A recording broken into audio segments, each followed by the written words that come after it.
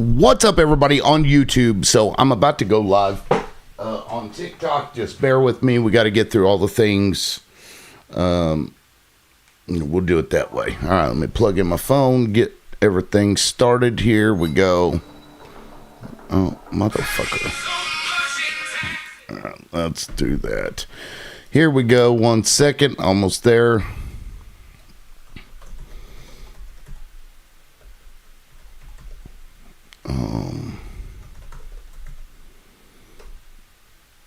Be the resistance. That'll work. Fuck it. We'll do it live. What is up, everybody? It's your boy, the Liberal Loudmouth, and we are back again. Today is it Wednesday? Thursday. Damn, it's Thursday already. Thursday the 23rd, and we're about ready to get started. I'm a little late, guys. My apologies. I was editing a video right before I went live, and it took a little longer than I thought. Welcome in, Sherry. Good to see you. Give me a moment. I got to do some things. I got to get myself going here. Lib Loudmouth. There I am. All right, I got to share the live out to all of my peoples. Let's see. You can have one. You and you and you and you and you and you and you. I'll just send everybody one. Fuck it. Debo ain't getting one, though. All right. We are live. Bam. There we go. All right, so once you get in here, just share the live out, do all the things you know how to do. Let me back out of here. I got to go grab my alt, and then we can get started. Put my alt on the... Damn, I got a bunch of notifications on my alt. What the hell? What's that all about? Oh, that's my group chat. All right. Almost there. Request. Hey, what's up, Chip? Good to see you, man. Happy Thursday. It is a Thursday, that's for sure. Let me bring myself up here. And there we go. Now we're ready to rock and roll. So today, don't necessarily have a specific topic in mind, but there's a video that I ran across that it just spoke to me. You know, we gotta do some things, y'all. Things are gonna have to get really uncomfortable in this country, because otherwise we're gonna lose, and then it'll be real hard to get us out of it. You know, it's better to get out of a situation early before you let it go on too long, and then there ain't a fucking thing you can do about it. I'd rather get, you know, it's like getting in quicksand and not trying to get out until you're up to your neck. And then you're like, oh, I better do something about it. But by then, you know, you're already fucked. Let's not do that. Let's get out of there before it gets to that point. Yeah. We got our legs in right now, so we need to start looking for something to pull us out of this fucking hole we find ourselves in. This shit is crazy. And now the video I'm going to play once I get a few more people in here. I did just do a video about it, but I'm going to play it once I get, you know, more people in here. And it really speaks to this issue. And it's pretty sad that Iran understands the U.S. better than our own politicians who are supposedly on our side. They don't even get it. Or maybe they do and they just don't give a shit. What's up, Renee? What's up, homie? How you doing? I'm all right, man. What you got? No, I'm with you that our politicians just don't give a fuck about us. Nope. I mean, we got some politicians that are like, yay, pro 100% Israel first, not America first. Then we got other politicians that are Somalia first or other countries first. But yeah, nobody here. Yeah, they certainly don't give a shit. It's just funny because, you know, the whole Make America Great Again, what a con, you know? It's just a big con. Like, I agreed with the premise. but the execution obviously was lacking. Now you were cutting out there for a minute. You sound like you're probably teleporting or something. I don't know. We certainly have to. Oh, here's dumb people. Well, you can come back up, dumb people, if you think you can control yourself. So I will say though, the fact that somebody says I hate dumb people and like that's your name, the fact that you watch my show, every day proves that I'm not dumb, or at least that you don't think, that I'm dumb. Otherwise, you wouldn't watch the show. I know you're dumb. You don't even know what a female is. I proved this last time. You wanted to act like a certain mustache man by silence your ops. You called names, and then you got disrespectful because you don't know what a female is. You never actually asked me what a female. No, you were talking to somebody else in the comments. Fine, I'll ask you. You didn't say that. What? We're not talking about that. I don't give a shit. See, you can't. A female is. Why is that important to you? What somebody has between their legs? Yes, we know. Why is it important to you? Realize if you don't know what a female is, the reason why we look at you. I didn't say I didn't know what a female was. Okay. Well, and see, this is why you get muted, because you won't shut up. I don't care. You muted me last time. Well, if you don't care, okay. So if you don't care and you're just going to overtalk me, then you can just go again. It's real simple, man. Hey, buddy, I'm going to drop off and then reset my TikTok and come back because my thing is fucking up. Okay. All right, man. Yeah, that's weird. But it's interesting. I actually got it to work. A guy whose name is I Hate Dumb People watches my show every day, and he does. So he, by default, I guess he's saying that I'm not dumb. So thanks, man. The feeling is not mutual, though. I actually wanted to hear what he had to say, although he just talking incessantly doesn't get the point across. You can have an exchange. Yeah, that's what he did yesterday. That's why he got dropped. He said, "You're a pussy. You're a pussy." He said that like 7 times in a row, and so I just dropped him. Yeah, I don't appreciate angled questions where they're like, "Say what a woman is," and it's like, look, that party really doesn't appreciate defining it that way. You know they don't. So for you to try to put them in a corner and say it's X, Y, even as a Republican, I think that's bullshit. I hate angled questions. I think they're trying to redefine some things. Give them the right to without being a dick. I do want to say this. As a Republican, the messaging that's going on in my country right now is confusing me. During Desert Storm and stuff, I would watch videos of thousands of missiles flying back and forth on the news. I mean, you could see what's going on. Now today, they've shown me a couple of black and white things that look like maybe a toy blowing up somewhere. And they say that they have obliterated everyone from land, air to sea. But Iran's decided today not to open up the Hormuz. And I'm like, wait, what? How do we claim victory and then say, would you please open it up today, Daddy? That the messaging cannot be right there. You can't say we've kicked ass and then say Iran decided to close it today. Right. No, I mean, that's a great point. A lot of people have pointed this out. Really, because if you look at every time that Trump has come out and made those statements, basically every single time that he's done that's then been contradicted, by Iran's actions or whatever. Oh, the flip-flop of, we're going to take you out. Well, hold on. So every time that Trump has come out and said these things that were contradicted later, somebody makes a big play in the stock market and they make a bunch of fucking money off of it. So it's like, it's stock manipulation. This can really go on for so long. Yeah. I mean, once could be coincidence. 2 times, I think. Maybe. Well, I think the 60 days 4 is times. Up. Yeah, well, he keeps extending it. He just said that he was going to extend it yesterday. There's a contract that you have to bring in Congress at some point, right? You can't just keep attacking. Yeah. So once again, this could have been a stock market play for a little bit, and now the 60 days are up, and he's like, all right, it's stopped indefinitely. We're done. We're good. Yeah. No, because he won't get it from Congress. Yeah. Hey, host. So I got something for you. Sure. So, what's up?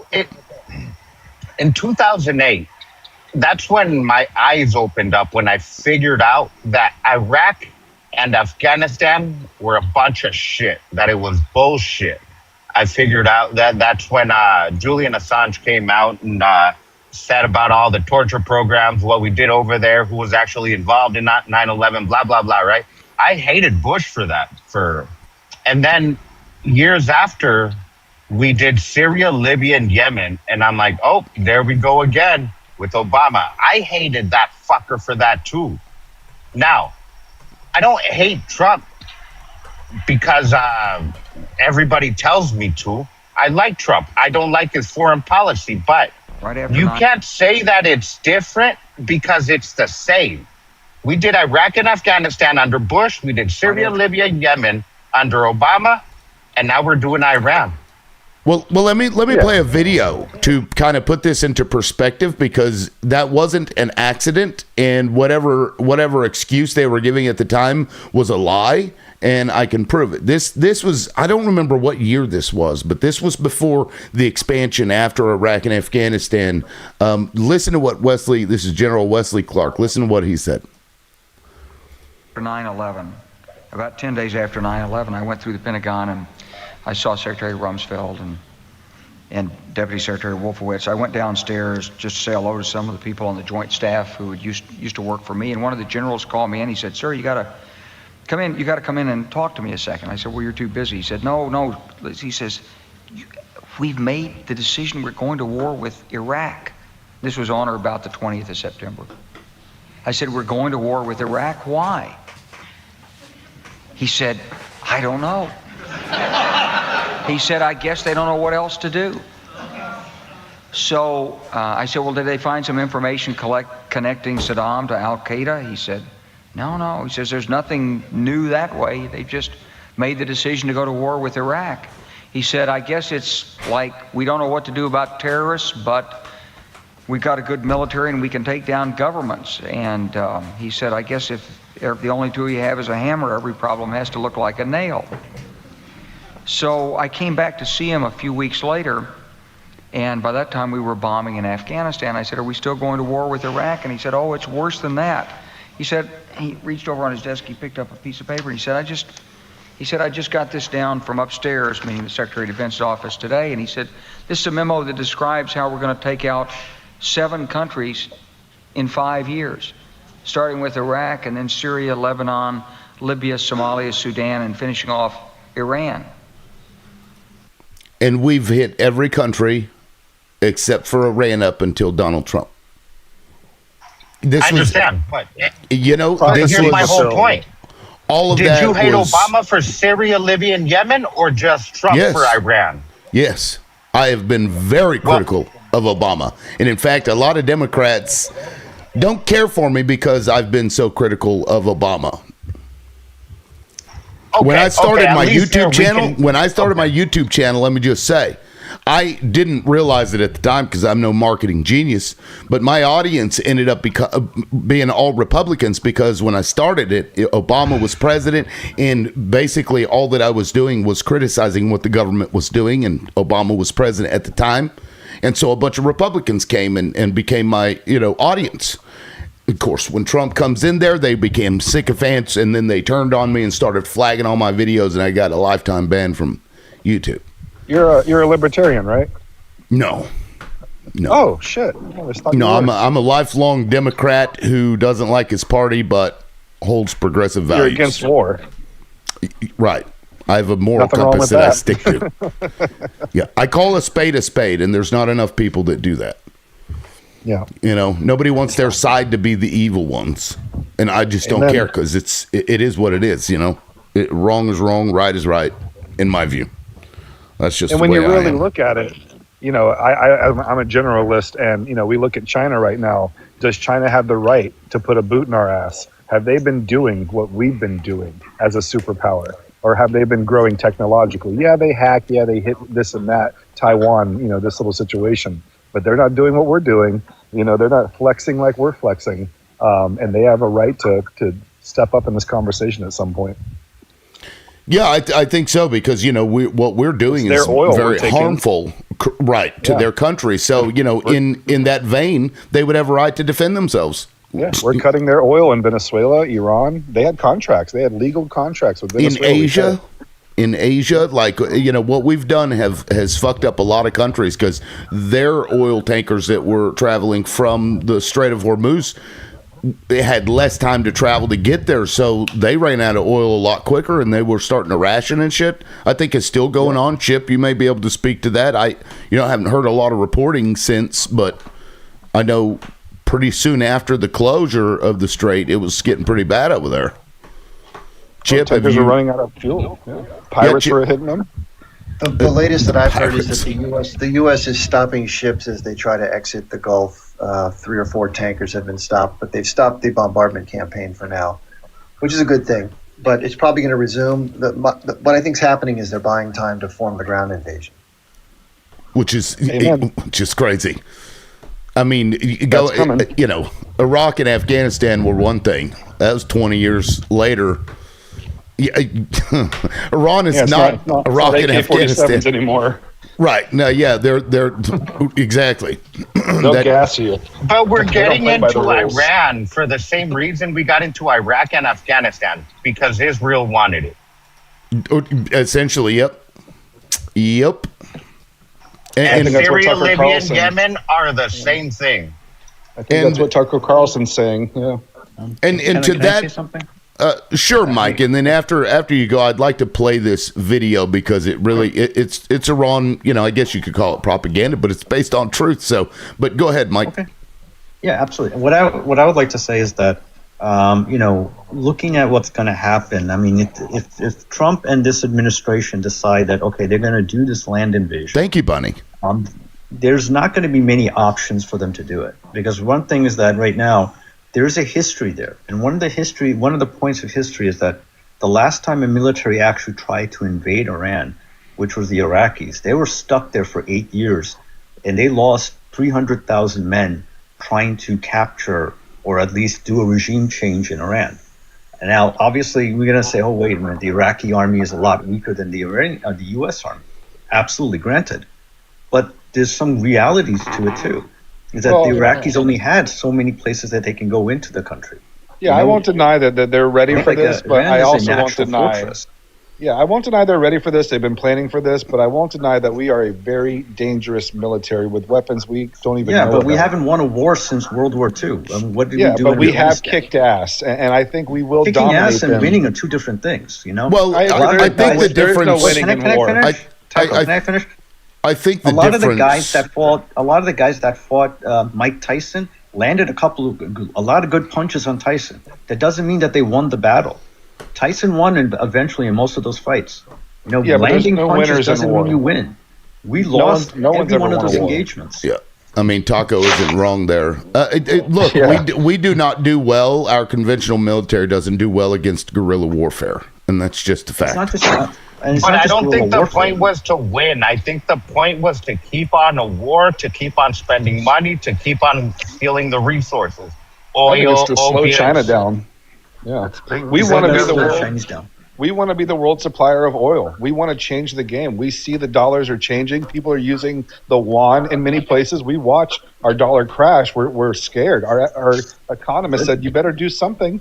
But the thing is that this is not the solution. Taco. I agree. This is not the solution. It really is. Is bankrupting yourself faster?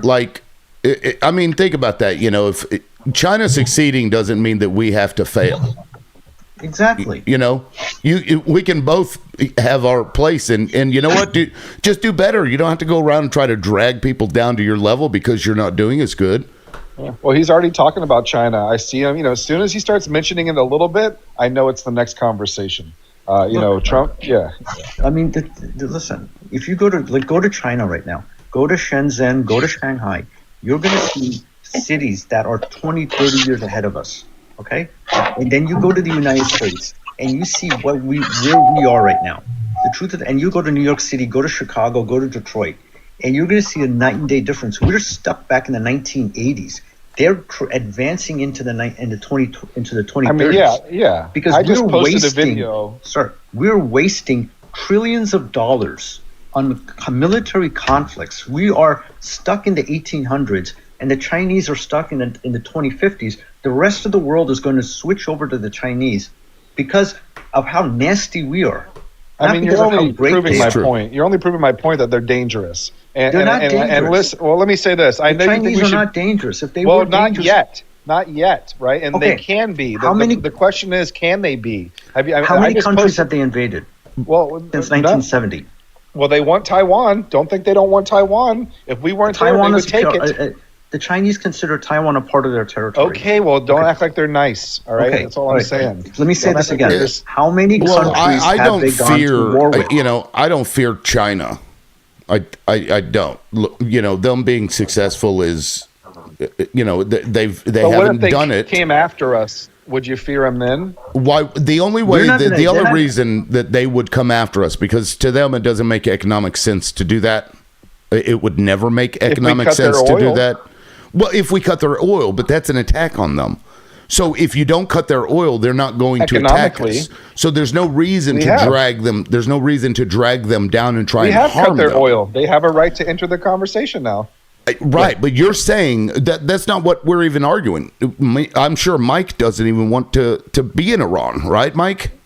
Absolutely not. There's no right. reason So to be we involved. shouldn't have The done reason that. is to slow their oil. And you admitted it, sir. Their AI is way ahead of ours. And it's all good if they're making So? robots to make dinner and stuff. So what? But I So? have a video posted of the AI soldiers they're making, the robot soldiers. We are between too. air, land, and sea. Yeah, but We are but they're too. nothing compared to theirs. sir, nothing. listen. They're not even close. Okay, So, we and are these are- producing those also, though, Taco. I know, And but our we've best one is deployed Optimus them- 3. We've deployed them into Ukraine. And in fact, they're stating that, Zelensky had stated that robots took land back without any, human. That's the next battle. soldiers. Yeah, you're, Right. So, but you Yeah. saying, well, China's doing it. Yeah, we're also doing it. So, like, we're not that even doesn't close. scare me. Oh, thank you, APEC. That's cool shit. Optimus 3 is our best humanoid robot by Tesla, and it compares nothing to China's army that does backflips and has sword training and weapon training. Yeah, and that's because of the Okay, fact that but we were I don't wasting- I don't understand the point though, Taco, because you said I that we have a should be video of it. afraid There's of China, thousands of them. that we should be afraid of Okay. China, yet we shouldn't have been. You said that the reason we should be afraid of China is because we cut off their oil. Had we not done that, would you be afraid of China? No. Okay, so we shouldn't engage in that. We should stop that. Yes. Well, it's too late, right? It's too late. No, I don't think Yeah, so. this is what I'm saying. Yeah, You I guys don't just think pull out it's. in the I don't think it's 1800s. too late. Okay, so I mean, with that, guys, Trump, let me. he's not You going to guys, pull out. you guys are stuck Let me- back in the 1800s. You're Trump doesn't pull proudly out. We're not. going into the First of all, this 1850s, 1800s thing you're saying. while the rest did of you the hear world what is we in did to 2050s. Maduro? The soldiers said we felt funny, we got sick, and then when we woke up, our president was gone. And then some other news chases reported about a weapon that has never been used before. Don't act like we're dummies over here. We have weapons from space that will laser you That if is we have to. BS. No, it That is isn't. BS. If we had Oh, thank you, weapons from APEC. space, Now, Of course we do. but so what? we don't. So what? Well, I just Listen, think we we're don't- highly more I mean, advanced than we ever give Okay, on to. We and are- so, but we don't need to go Can I- around can you what, Mike? Can I finish? Can you what, can I Mike? just finish? What? Okay, Mike. Forgive me. You would butt into everything that I would say, and then interrupt even Taco after you complained about it. I'm sorry, Mike. And I don't want to fight with you. This is it's crazy. Anyway, let me play this video, guys. This actually is really kind of got me going. Here we go. Lego. Oh, God, I just realized who that was. They told you this was freedom. They told you this was the dream. But from across the ocean, even we can see through the screen. Open your eyes, America. The brick is already cracked. Why are you paying so much in taxes? Where does the money go? They build their walls, they buy their yachts, but your bills just grow and grow. Why are you paying so much in taxes? Who's counting all your coins while you work 3 jobs to feed your kids? Somebody else joins the winning side. Wake up, open your eyes. Yeah. Wake up, open your eyes.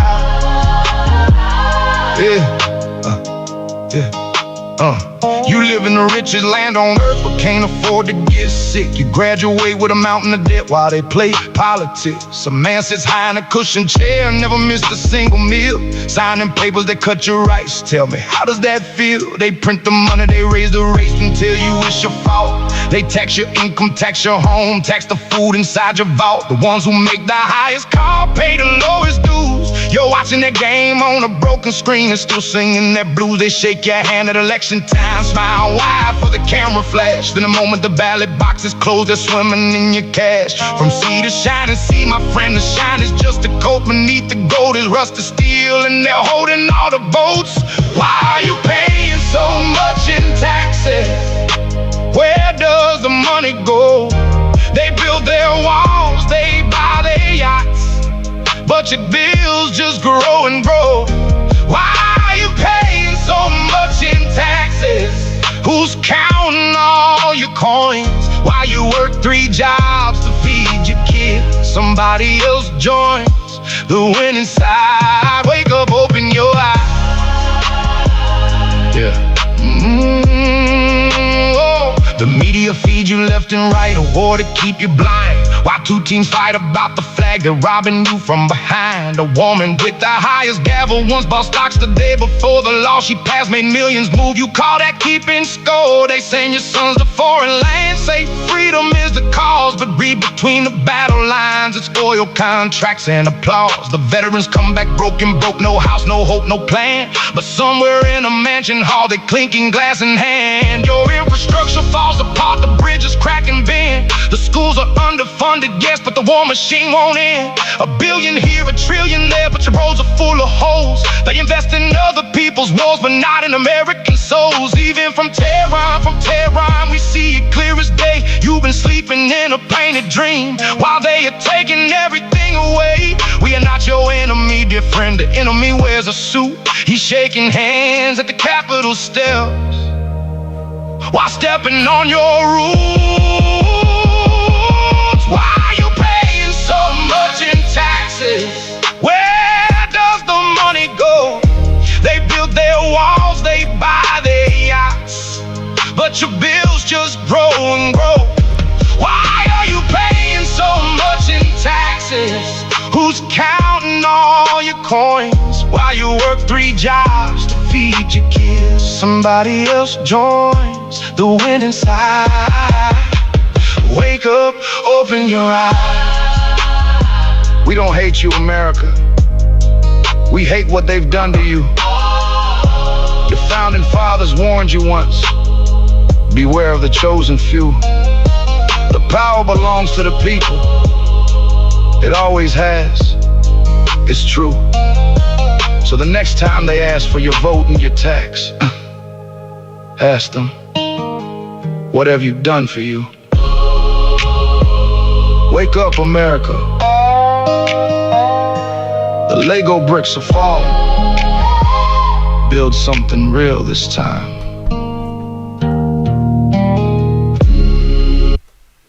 All right, so that video is actually almost 10 minutes long. I won't play the other half of it. It's just kind of more of the same. But I mean, we know what Iran is doing, but it's clever because there's so many problems here in this country, and this is now the colonialist empire of the world. Whereas it used to be Europe, now it's us. And I hope that resonates with people. Do you think that it will, guys? Yes, it will. I mean, they keep doing this. They keep attacking our psyche and saying the quiet part out loud because, we get banned for saying so or talking about it. We got a talking code over here on our version of this owned app, so, yep. But they can just say the quiet part out loud. So, yeah, I think so. Yeah, somebody said True Patriot in my group chat the other day and got a violation on TikTok. This shit's crazy. Get outside. I appreciate you being up here because Taco left. Did you want to, how do you feel about that? Because, we know that Iran is producing these and we know why, but it doesn't make it any less true. No, it doesn't make it. It doesn't make it less true. But the thing is, so then you look at them and their society. Is that the society we want?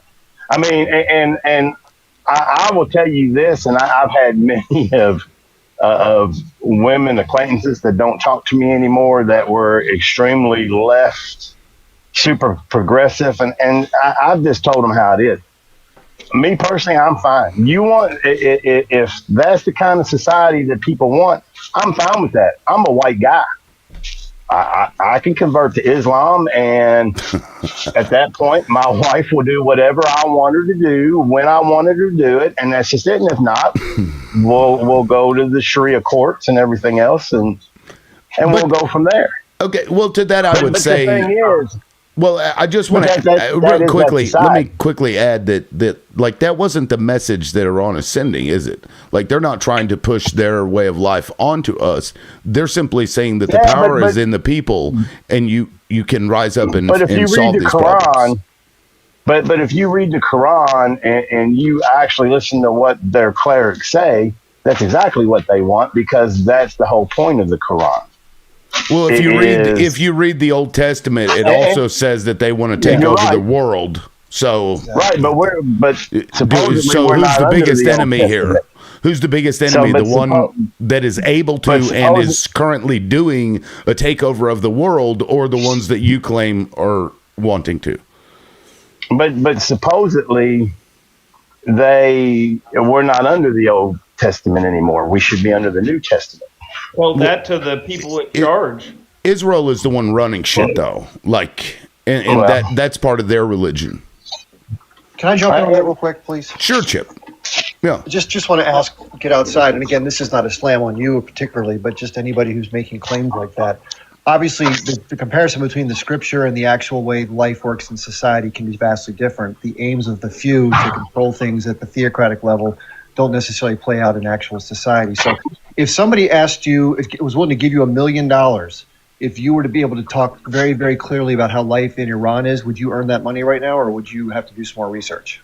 I would probably have to do some more research. Bingo. So before you make claims about Iranian society But being the thing is, the negative all right, so alternative. let me ask you this: is my claims that far off?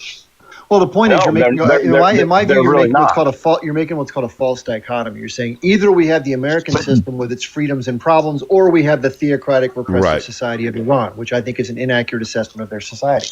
But have you been to It Iran? only counts in horseshoes and hand grenades. Get outside. You're either wrong or you ain't. I have a lifelong friend I used to work with for 25. I have a lifelong friend who worked for 25 years in my business who's from Iran, so I know a lot about the country.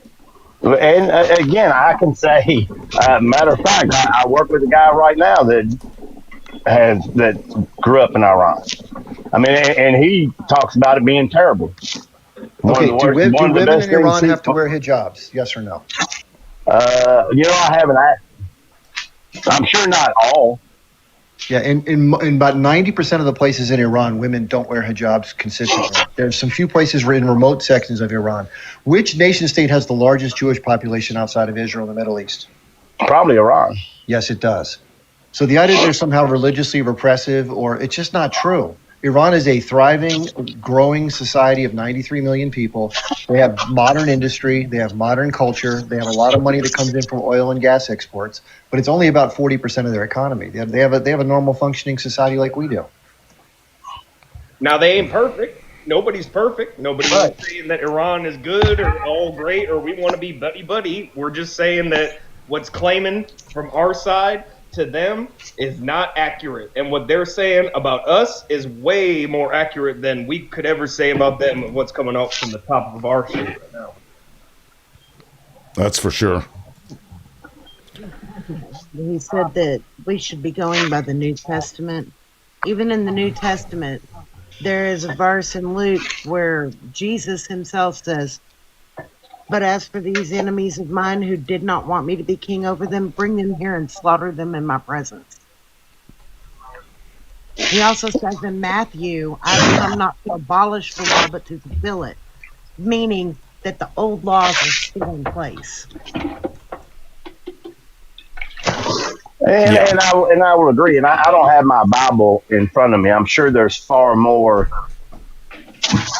before that verse and after that verse on both of them. So yeah, I'm at work, so I don't have my Bible with me. I'm at work. I got my Bible with me. What's wrong with you, man? No, look, but back to what Chip was saying, which I think is very poignant, is that it is a false dichotomy. You're saying that, either if we change our system, it has to be that one, and that's not true. What Iran was saying in that video is that the power is in the hands of the people, and you're allowed to put it the way it was supposed to be, or the way that the idea of the way it was supposed to be for white people back when they created it. So they put that out there for us, cause people in this country think. Is the power in the people over there? I mean, I don't know. I don't know, but them not having the power. Chip knows a lot. Chip knows a lot. Is the power in the people over there? Well, let's just say it this way: if them not having the power doesn't mean that we don't. No, that's not what it means. No, but I don't speak for. Well, I don't look. I don't speak for Iran, right? I speak for my country and what I want for my country. So whether they have the power over there doesn't change the fact that we should have the power over here. Well, but the power for us can be over here. We just don't use it. Correct. We just don't use it. We will vote somebody. We will vote somebody in like what? Who was it? Strom Thurmond. That was being wheeled in a wheelchair, slobbering all over himself, and they're still voting him in the office because they recognize his name and he did shit for them 50 years ago. And that's what people do. Real quick, Nikki, I missed that damned gift. I am so sorry, but thank you so much. And real quick, guys, Brianna and Nikki, thank you all for those gifts. I appreciate that. APAC, thank you for those Pharaohs. Bunny, thank you for the capybaras. And Jussie, I also missed your capybaras. I love that they put capybaras in there, by the way, as a gift. I am infatuated with capybaras. At one point in my life, I wanted a capybara farm because you can eat them. Anyway, sorry, go ahead, guys. Can I ask you a question? Get outside. Sure. Is Iran a sovereign nation? Yes, they are. Then why are we trying to dictate how they live? And again, I am not. I don't feel that this was the right move. Would you be okay? Would you be okay if another country said we don't like the way America treats its people? And they came in and just started dropping incendiary devices all over again, our cities. that's to me, that's a silly question to ask because nobody's going to like that. And I never said that I agreed with this move. I did not say that I agreed with this move. But you're defending it at every opportunity. Is the point. I have not defended it. I was talking about that video. And again. It just dawned on me. We get outside real quick because you asked me if the people in Iran have the power. They actually had a revolution more recently than we did. They had a revolution, 40 years ago? In 1979. That's right. 1979. And this is something that's happened, I believe, in multiple instances in Iran. So the people apparently there have more power than we do. And again, I would not disagree. Also, but again, we do this to ourselves over here. Yeah, because white supremacy does that to ourselves. That's what that does. Well, you know why they overthrew the government, right? Because the Shah that we installed, he was running he was they tried to nationalize the oil fields, taking all the money. Put in a guy. He was stealing. He was playboying. He was drinking. He was partying and womenizing, and they had enough of it. And they overthrew his ass. Here's the thing, and liberal can say I've said this a million times. You know what we need to do? Because this country has all the resources that we need, right? We've got oil, and we've got plenty of oil. We've got timber, we've got materials, we've got manpower, we got all the resources we need. We got military, we have it all. So why don't we just do this? We got one thing you didn't mention: 40 trillion in debt, and we have to maintain that debt. And a lot of the reasons that we've got that debt, how many trillions of dollars have we sent to other countries to do shit for other countries, right? Instead of taking care of our own country. A lot. I need to counter. I need to counter. So here's the thing. Why not? Hang on. Let me finish my point. So how about this? How about pull everybody back? No more foreign bases, no more anything. Pull everybody back. We're not, no other country is going to get another dollar of our money, none whatsoever. And we'll take care of ourselves, and the rest of you all can take care of yourselves and watch what happens. Because who was it that would not join Teddy Roosevelt? Wouldn't join the League of Nations? Because he said the League of Nations is just made to make a strong country weak. And we only joined with our current system after the war because everybody knew that the United States would have to be in it to make it work.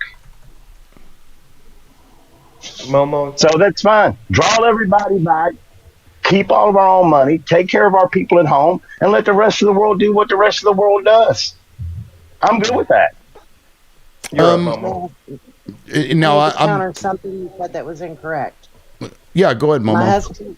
My husband works in the oil fields. Are you aware that in the United States alone, just the United States consumes 22.5 million barrels of oil per day, yet we only produce 13.6. We don't have plenty of oil. We would run out in no time. That is incorrect. There are certain because things we cannot. There are certain let her things finish we her cannot point. grow. Okay. There are certain things we cannot grow because we do not have the proper climate to That's grow true. certain crops in this country. So no, we do not have everything we need. Isolationism has never, not even once, worked out for the isolated. It leaves you all alone and an easy target.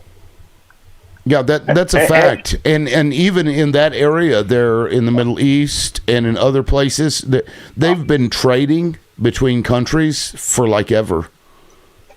And again, if you want to have trade partners, then that's fine. Let's have trade partners. But why do we have to give aid to all these other countries? We don't, but we do it. Why do we have to have our military in all of these other countries? We don't, but we do it. And as far as oil, we've got places where they haven't even come close to tapping the oil, and they haven't, like up in Alaska, up way far in Alaska, where 90% of the people can never even make. But we won't tap that. Out in the Gulf, don't tap that either. We shouldn't. And again, we shouldn't. Would there be would there be lifestyle changes for people? Absolutely. Again, something we've talked about on here, Liberal. Everybody likes their nice, comfortable life. Everybody likes to go buy a T-shirt for $5 or $10. You can't have it. You can't have it both ways. You can go back to the life where I guess I don't understand. What are you saying? What is your point exactly? Like you're saying, like to not buy cheap stuff or to not get oil. I don't know what you mean. We get to buy cheap stuff because of moves that were made, like free trade acts and everything else. You take all that away, you know what? You might have to sew up your pair of jeans instead of throwing them away when they get home. Do you believe in a free market? No, I do not believe in all the free trade acts. Well, do you believe in free market capitalism, though, where the market itself will right itself without government intervention? You believe in that? I do. Well, then if you believe in that, you actually should support trade with whoever. And again, I'm fine with trade with whoever. Yeah, I mean, because if somebody can sell a product for cheap for whatever reason, that helps but what makes people. Like for example, if businesses in this country could get a hold of the very cheap electric trucks that other countries sell, it would actually save businesses money, but instead they're forced to buy these, 100,000 plus trucks, for their fleets and stuff. And so that costs them more money. And so in a free market, they'd be able to just go wherever to get the cheapest, most useful thing. But now which I'm not even saying that I necessarily oppose. I'm just saying that's a free market. So, if you are opposed to that, then you can't say that you're for a free market.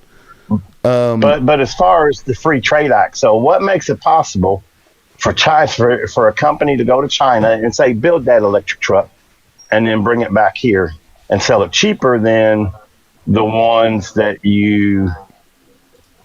because you don't have the extra cost where we were getting tariffed for stuff going over to other countries. It's coming back here for free, right? So let's. But as far and what, let me offer this to you. Get outside, and then I'd like to get to a couple of panelists like Chip. I think would like to, because earlier you asked him a question. I wanted to hear what he had to say, but I kind of interjected. But what we need to do is stop buying as much shit. As people, like, our culture needs to change in this way. We overconsume. We don't need a closet full of nothing but shoes, right? Or purses or wallets or backpacks. You know what I mean? Like we buy things, we throw it away. We don't. We're very wasteful in that way. And so that would. Me and my wife. Americans are not frugal with money. We're really not. We're really credit not. card in debt. Yep. That's right. They're paycheck to paycheck, no money in the bank, and they buy junk. That's what Americans do. I wear a uniform to work. Why would you go to Starbucks like and pay $5 for coffee when you can make it for pennies at the house? Right. I don't get it. I have like 10 T-shirts. That's all I need. I don't, and I get into an argument with my wife all the time. You'll notice I wear the same shit every week. Like I don't buy a lot of shit, but I mean, yeah, we need to change that. We certainly do, and that will actually offset some of that stuff. Thank you, APAC. But Chip, did you want to respond to that thing from earlier, or anything that's been said, and then I'm going to get to APAC because APAC's the newest person and hasn't spoken yet.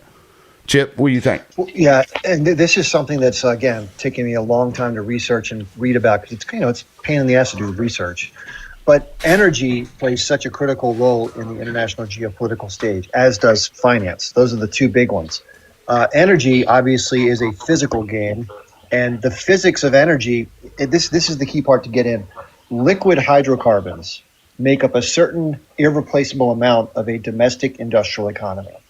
Meaning you can electrify to a point certain applications, which China is doing at a breakneck speed because of the pressures that they're under as far as liquid fuels. But some applications you just can't replace with electricity. And so the United States right now, and this is the other thing I want to point out, the nation states, their treasuries, their militaries, their societies, their manufacturing capacities, it's not us that owns that stuff. It's a small but very wealthy oligarchy that is transnational in nature. And so they don't look at themselves as, quote unquote, an American, even though they might be born in and live in America. They are trying to get return on investment for projects. And they are sort of, they're ambivalent as to who gets hurt along the way, whether it be Americans or others. So they use the military, they use the treasury, they use all the assets of the various nation states, including their political systems, towards their ends. And as George Carlin very presciently said one day, what do they want? They want more for them and less for us.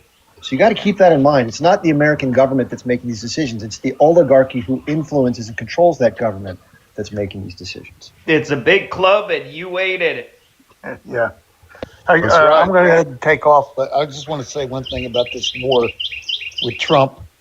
Trump, he's the only one that could turn something like this war into a fiasco, a clusterfuck. I mean, nobody knows what the hell he's doing. What is his objective? Nobody knows. He's just, he's just winging it, from his gut. I don't know what he's up to, and nobody really does. I don't even know. Is it still closed? Does anybody know if the strait is still closed? It is now. It is? It's on, off, closed. off. I don't even think the media knows. They're not even telling the media. It's real- Schrodinger's Strait is what it is. It's both open and closed. Oh, The closest accurate news you're going to get is from Al Jazeera because they're actually doing international reporting, unlike us, who like feeds it through this capitalistic filter feeder kind of thing to give it to Right, us. right. And if nobody got that, shame on you. Trump is the only one in the world could turn something into a I hate to say it, but clusterfuck. I mean, he doesn't know what he's doing. He don't know his objectives. He doesn't have a plan. And his cabinet, they're just whacked. I mean, all of them. But anyway, I'm going to take off and. Hey, it's the liquor cabinet. Yeah, thank you, Rocky. I appreciate it. But to respond to what you said, what he's doing is what Israel tells him to do, is my estimation of it. That's why it doesn't seem like he has a goal, because it's somebody else's goal. And I don't know that even Trump knows what it is. Yeah, exactly. Because he's being pimped by Bibi. Now, you talk about the king of pimps, which is Trump, being pimped by Bibi. That's, that's the modernizing. Oh my God! I'm so glad you brought that up. Hold on. I got a video. This is this might get me a violation, so be prepared to refresh and come back. I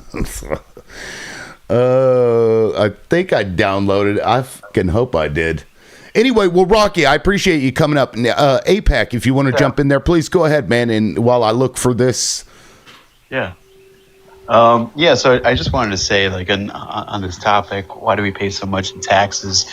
A workplace conversation was brought up as to whether AI agents should be taxed as people. Because, like, well, if corporations are going to be treated as people, then why don't we just, like, do the same with AI agents and then just pave the way to, people, like actual human beings, not paying, like, any taxes at all. So it's a controversial topic, in the workplace, because they're like, oh, well, you're stifling innovation, but I don't think that's a bad idea at all. So just wanted to hear people's thoughts on it. Yeah, you mean like no taxes at all? Well, maybe for people making under less than 400,000 would make sense. Fair. But taxing AI agents. Yeah, because it's point like I had one year I filed my taxes, and we would go run it through the software or whatever, and then whenever the refund, I think we'd got a refund that year, they kick it back. They're like, you filed incorrectly, so we adjusted it, and this is actually what you're getting, and it was less. And I'm like, okay, well then if you fucking already know what I'm supposed to get, why am I having to file anything when I'm not making like outside deductions? You know what I mean? Like itemized deductions. Like what the fuck? It's kind of crazy. Now, so you're wanting to talk about taxes, and so how would you? I mean, do you think that would impact us in any way? Have you run the numbers on that?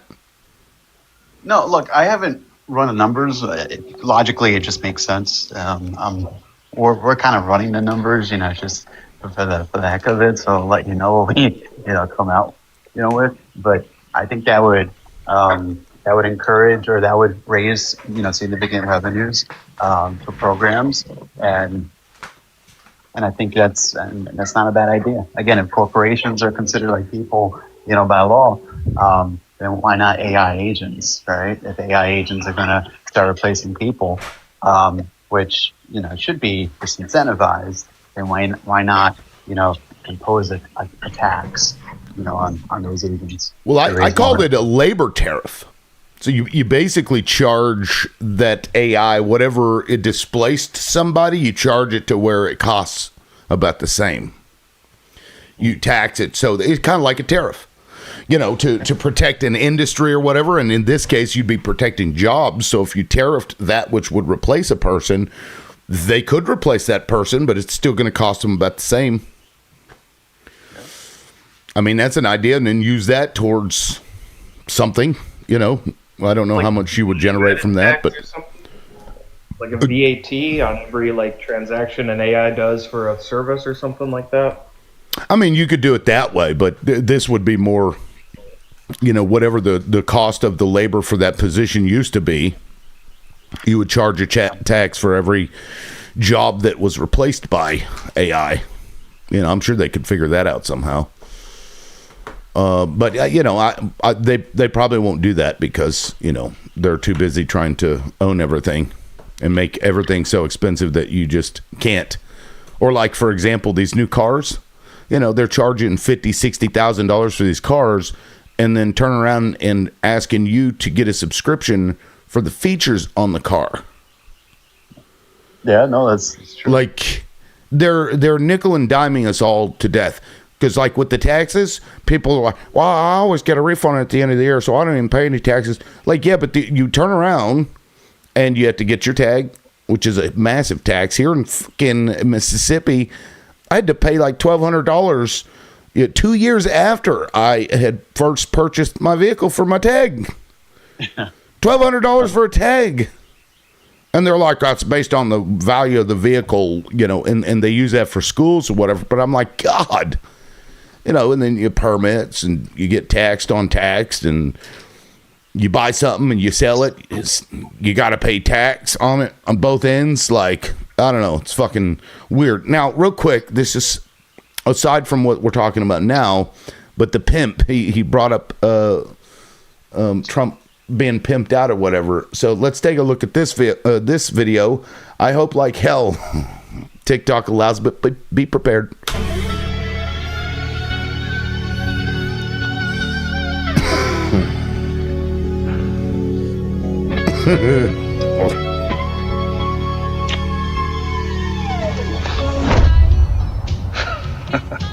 You like to feel like you're in control, don't you, baby?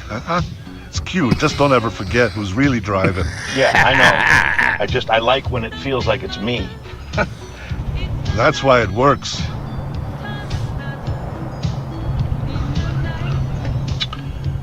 Yeah, it works.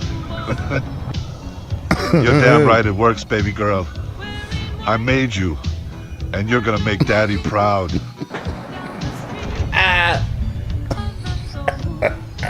This is the spot. Go make my money. Don't make me ask twice. He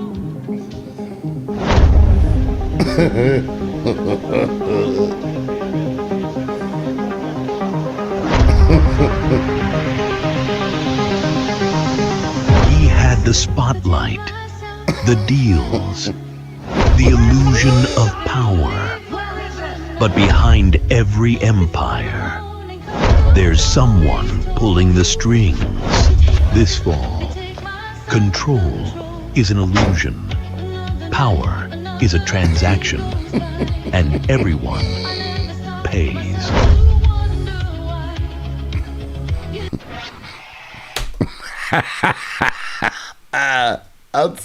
I saw that this morning. Oh my God, what do y'all think? The theater's called Wall Kissers. That's great. Oh my God. Not bad enough for me. I don't know if this is wrong for me to say, but with all this media coming out, especially foreign media, I mean, if you think it's probable that China's helping out with this, because I don't want to say that the Iranians aren't like creative people. I'm sure they have their AI models, and I don't want to cast aspersions, but I don't know. I feel like they're at least helping advance these things. I mean, they're effective. They can make awesome campaign ads. Just imagine like Lego ads for a political cycle. Just a thought. I mean, it's possible. Certainly. Chip, what do you think? Oh, Andrew, you wanted to say something? Go ahead. Sorry. That Lego Explosive Media is not part of the Iran National Regime Guard or anything like that. They're just an independent group of well-read historian, journalists, whatever kind of people living in Iran or wherever they're living that are just exposing stuff. That's the official Lego. Everything else is kind of an offshoot. That's what I've at least seen. Well, now that one, I'm not sure. I don't think that came from Iran. I think they came from the U.S. I think somebody in the U.S. made that one. That was I'm not exactly sure who made it. It says I have a symbol on here. At Where Forbidden. I've never heard of them, but I think it's somebody from the U.S. But either way, it's it's pretty hilarious. Oh, Get Outside! I was actually wanting to get to you, but I guess he has to work. But Chip, what do you think, man? I want to switch gears. Just has anybody seen the more recent videos, like that guy Professor Jang, Jiang? Have you seen any of his stuff? Yeah, I've seen his stuff. I have. Yeah, what specifically?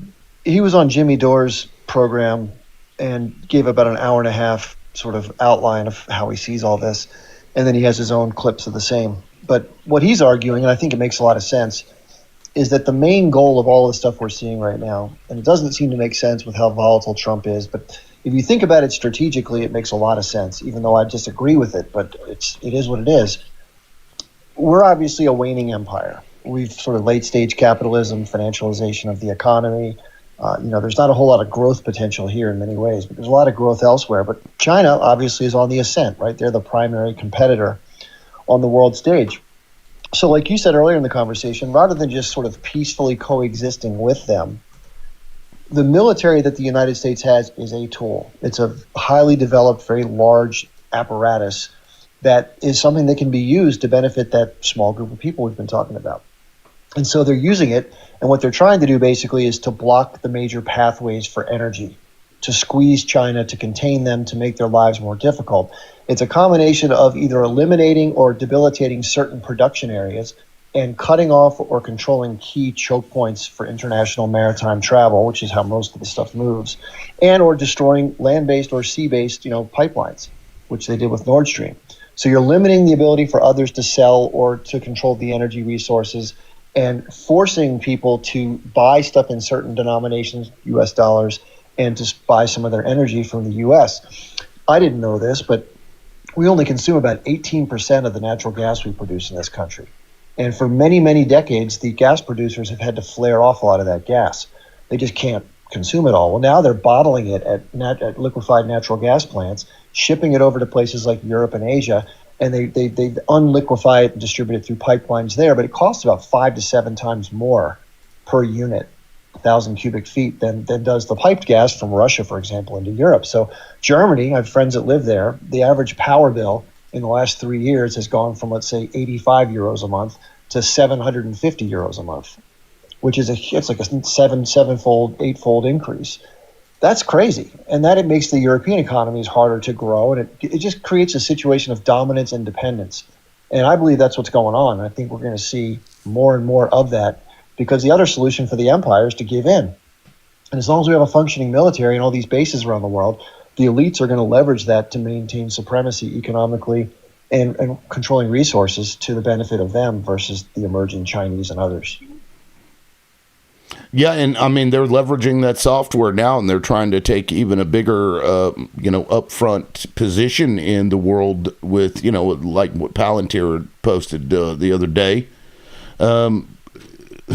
It's not good for humanity, if I'm being honest, because they're trying to wrap the entire globe under their control, which I don't know has ever happened yet, where one entity just controlled everything.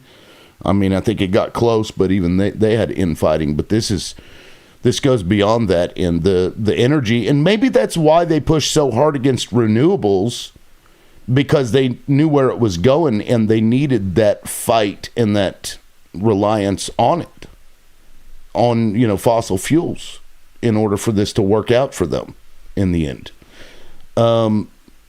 Because this, I even had a MAGA concede, it wouldn't have been so bad had we stuck to, renewable energy, like solar and wind and such.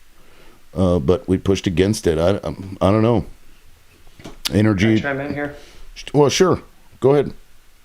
So I agree, Chip, with what you're saying, like the stranglehold that we're trying to. So there's a lot at play. It's like a spider's web. So there's a few things here. One, don't attribute malice what you can attribute to ignorance, right? So, but I think the idea of being supremacist nation based on like, you know, some kind of heritage that you like chose and labeled and assumed, like that kind of like being white YT or whatever. So the oligarchs all believe that kind of thing, right? And they believe that because they have the money, they're chosen by divinity or whatever. They have some kind of racial superiority because they're there, right? It's confirmation bias at its highest. So within that, you have the oligarchs, the energy barons, and all that stuff, and they don't like China because they're not YT. And they are, one, they're threatened by the ability for China to move at scale quickly because America can't. We can only kind of haggle out a few oligarchs to, you know, do these corporational moves and, you know, mergers and, you know, buyouts and stuff like that. But it takes a while. It's a lot of legal paperwork and it's annoying. But China can just move one direction, change 5 degrees because they have a very hierarchical structure based on political structure, not corporate structure. America seems to be run on corporate hierarchy, and then political or governance is under that because it seems that we are subservient to corporations. So within that, you have China, who's becoming a bigger major player and just kind of out-lawyering America everywhere. Every meeting, every UN, everything, they are there with 10 to 15 lawyers to be able to outwit the US. We are no longer just the benefactors of being the winners by just being us, which is how our oligarchs see themselves. So now that they're losing, it seems that they're moving all the military positions into place to get us to turn on China in some major way so we can become some kind of leader again, as in World War II, which will not happen because we are so behind. And we have been gutting our own country to make them richer, and China hasn't. They've been building, and yeah, I'll leave it at that. Yeah, and even just culturally, China has benefit to them over us because their people look at each other as a unit. We don't. We see each other as individuals. It's me, mine. Collectivism versus individualism. Right. And so getting Chinese people on board with something is a lot easier than it would be for Americans. So, you know, this notion that, and it's weird because, like, why do we drag people down instead of just doing better? You know, I don't get it. APAC, what do you think? Sorry, I had a chicken nugget in my mouth. Yeah, so I mean, I think because people mistrust not just government, but increasingly each other. I mean, Dan, think about it. If you're struggling to make ends meet, then you're going to become more isolated with the world. Also, if you're immersed in technology and you don't have a means to kind of like deter you from it, then you're going to be even more isolated.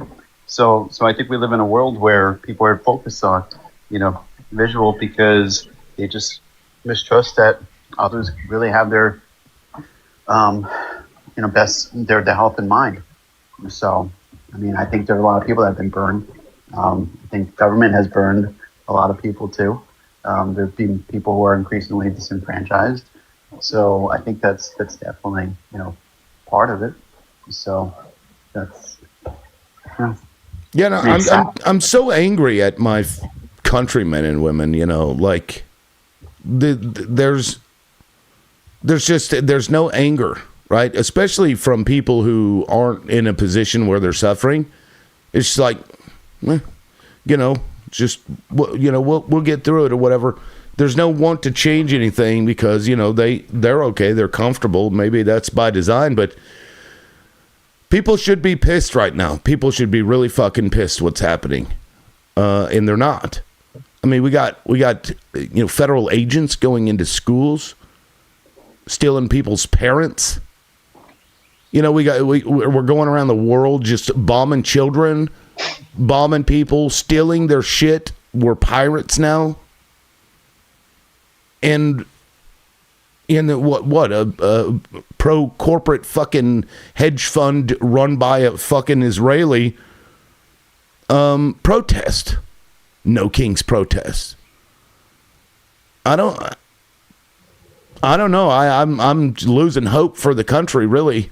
Except for when somebody torches a fucking distribution center. You know, in solidarity with that, people should buy a lighter. I'd say everybody should carry a lighter. Carry a lighter with you wherever you go.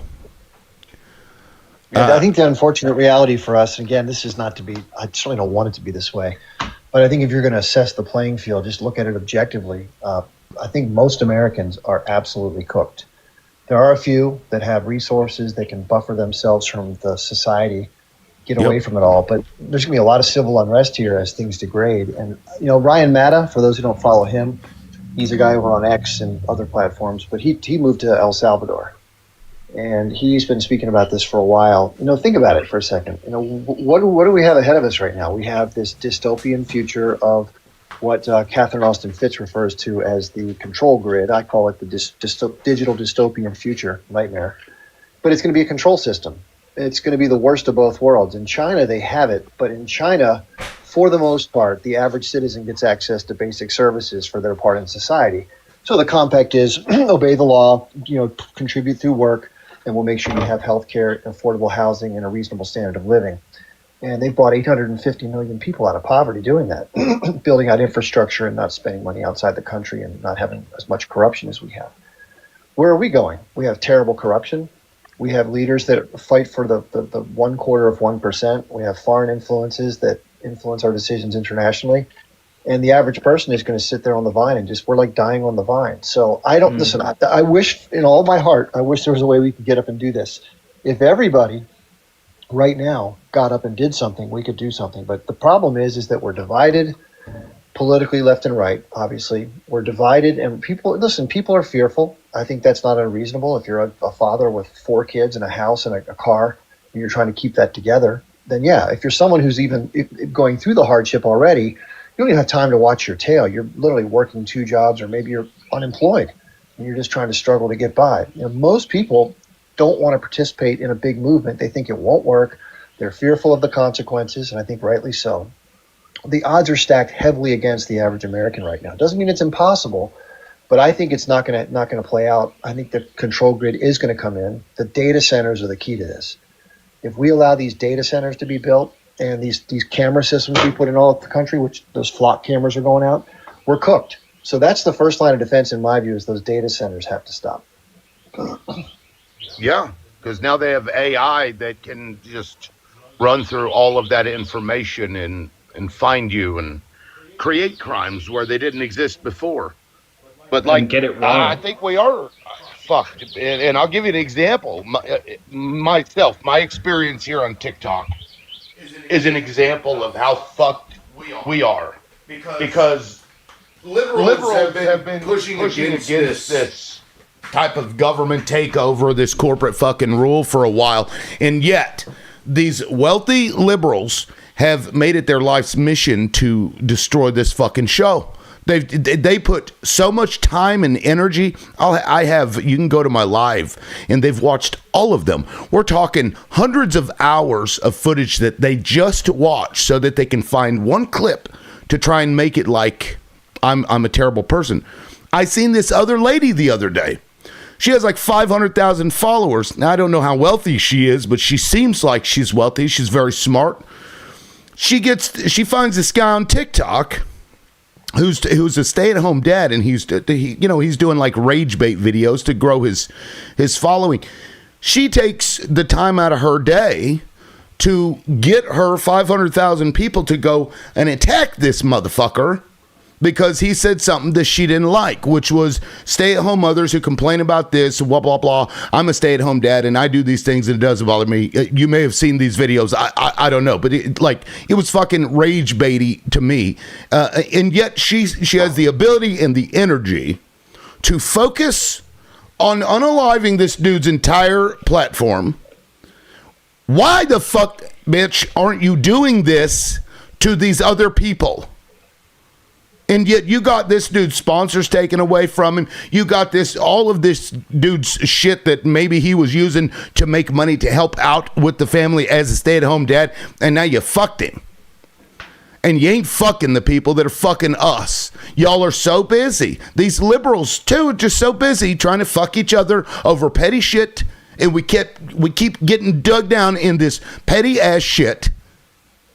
And we won't focus our energy on the people that are really fucking us up. I don't get it. And it pisses me off when I see it.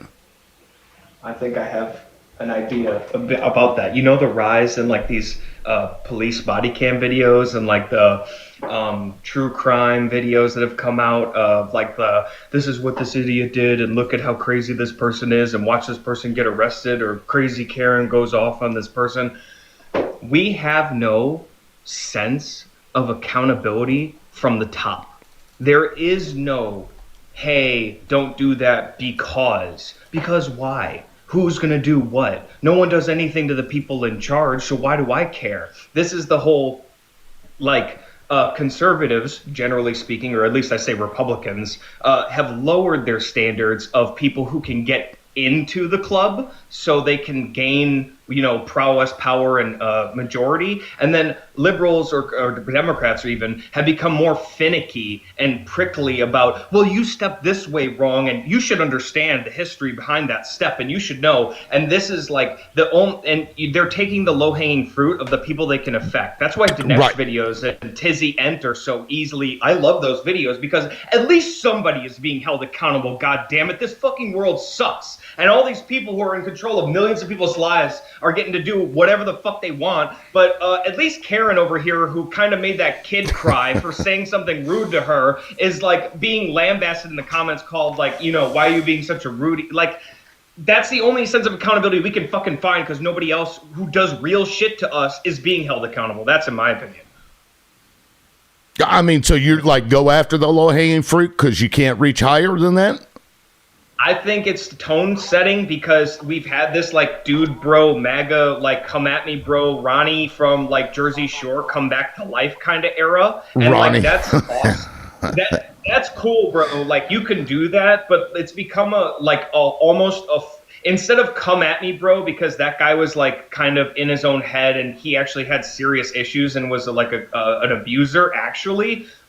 People have taken that lifestyle and just glued it onto their personality for either rage bait or whatever. But at some point in a video screen, you can't tell the difference. It doesn't matter to a 12-year-old. You're saying the thing.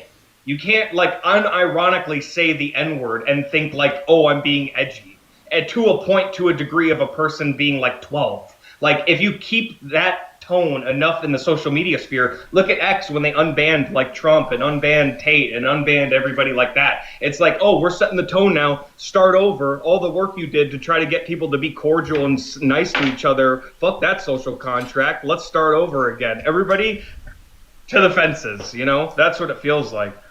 So, I mean, like, go after the people who are clearly out of their mind to just course correct. There needs to be social shaming. But to what degree? I don't think you should be in a position of power if you're showing signs of bias in a race format. Like if you're a manager or something and you say something racist or something like that. Well, Andrew, out, right? Why should I be socially shamed?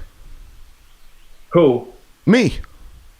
Okay, would you be? What happened? I mean, people have a platform. Okay, you've been up here several times. What do you think that I've said that requires social shaming from liberals? Can you tell me? From liberals, their perspective wouldn't go as far as you. So obviously they're jump at the like, oh, look, we're not that extreme. We don't want to be that. It's like what they do with okay, what is it that I'm extreme about that you think that I should be socially shamed? Because this is what I brought up, and you're talking about the N-word and things where people are trying to hurt others, but that's not what I'm talking about. Well, you said, oh, sorry, if I'm not using you particularly as an example. I'm talking about the general idea of social shaming and the advocacy of. That's what I'm see, but I'm not talking about calling somebody out who called the child the N-word. That makes sense to me. That makes perfect sense to me. But a guy who's making a video cooking food for his family, saying I'm a stay-at-home dad, and I'm able to do all of this work. So anybody complaining about not having enough time whenever somebody gets home, that was what was stated. Oh, that's just bait because, like, obviously women. That's my point. With And yet, these people have time in their day to go out of their way to take their energy and use their power to do that. And but then it really ends there. Like, if you have the ability to do that, why are we not? Well, that's another thing. You've got liberals that know that somebody is having a mental breakdown, and they will just keep on until those people unalive themselves. And then walk around. That makes me feel powerful. It does. And so we have this thing where. So are we fucked or are we not? Like, when that is what people are doing, do you think that speaks to a society that is going to be unable to get rid of and slough off their, the people that control them when that's their focus? I think it's symptomatic. It's not a core. That's not the virus there. It's like Trump isn't the cause. He's a major symptom, like a cyst, right? So it's like, what really happened to get us to that point? Why is that lady so focused on, oh my God, is it because she has mental health issues individually? Is it because societally she feels that women, have had to stay at home for so long, and why does this guy feel the need to post that? Like, if he feels it's easy, why does he feel the need to post it? Like, all that could be said, but going after someone to the degree that maybe there's something personally, mentally, right? And that's kind of hard. It's like, fame is a poison. This is fame right now. You are famous, quote unquote, right? You have fame to a degree, right? People, if they get online, they show their face. I've showed my face online. I can get lambasted for something random or something like that. That's fame. I'm That's almost infamy. famous. I exist in that space. You're good. So it's like we are all if we put ourselves out there, we're gonna instantly. It's like walking down the street. You could meet someone has a mental episode, and oh my God, is that the societal cause for? You know what I mean? It's like, are they a symptom? Is that just what happened to them? But this person isn't mentally. At least the lady that I'm talking about, I have no indication that she has mental problems. My point is that we find, and you said low hanging fruit. We find that they will use all of their energy to do that. And yet we can't seem to come together and have people move their money into a fucking credit union out of a regular bank, or we can't get them to really do anything else. And there's no push for that by these people who have the ability to get their followers to do whatever. I don't. It's weird, and it signifies that we're really kind of fucked, because even while all of this is going on right now, they're still delving into that petty ass shit as like their focus. I don't know. It's not good. APEC, what's up?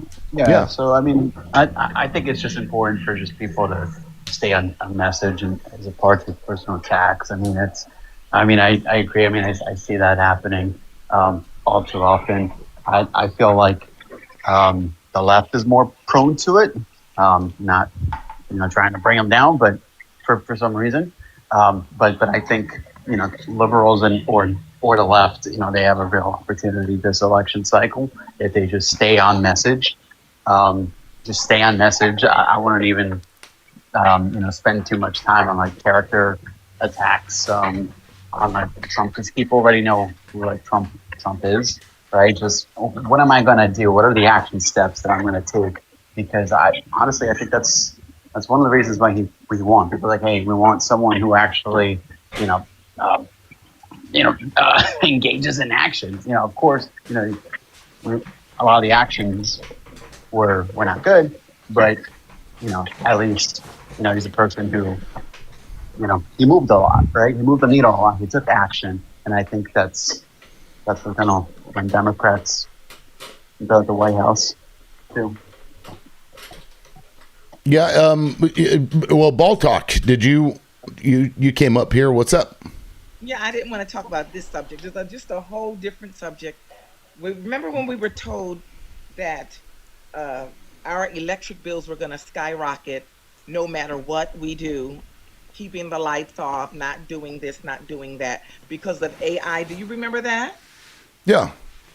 Okay, I just had a bill of over $500 for a fucking little tiny box that I am in, and I'm trying to figure out why is this bill always so high?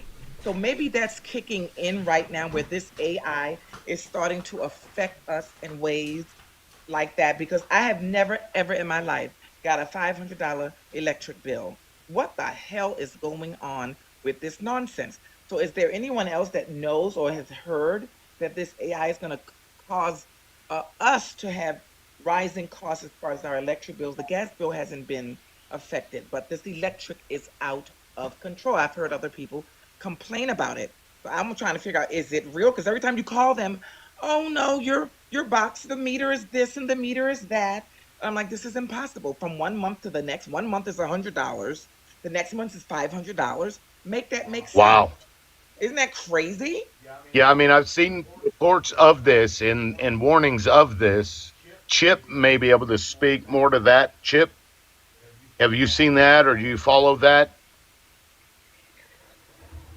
It's isolated to those areas that have had the data centers approved, built out, and they don't have enough power capacity in the grid. I heard that in Ohio, they're building a new data center that's so big that it uses as much as a third of the power of the whole state. That's going to drive bills up tremendously. So again, I'm in California. I don't think there's any data centers here. This is just bullshit. Yeah, and Bunny just said Bunny is in a rural town, and she says hers is close to $300 a month for small two-bed. This is ridiculous. This is happening all over the place, and people are starting to complain. I can't even get a human being. You know how you can get somebody to talk to you? This AI shit won't let me get a human being. I can help you, and I push 0, 0, 0, 0. Agent, bitch. And it used to give me, they won't even give you a human being anymore. This is insane. Yeah. So, and I can speak to that, Bill Doc. So sometimes when you're generating electricity, oil is used to power those power plants too. So when oil goes up, electricity will go up. But also, there could also have been a change in policy with like peak hours, off peak hours, where not only did they maybe change the rate, but maybe if you're using electricity more between the hours of like 3 p.m. and 7 p.m. Or something's kicking off, then you're being charged basically a premium.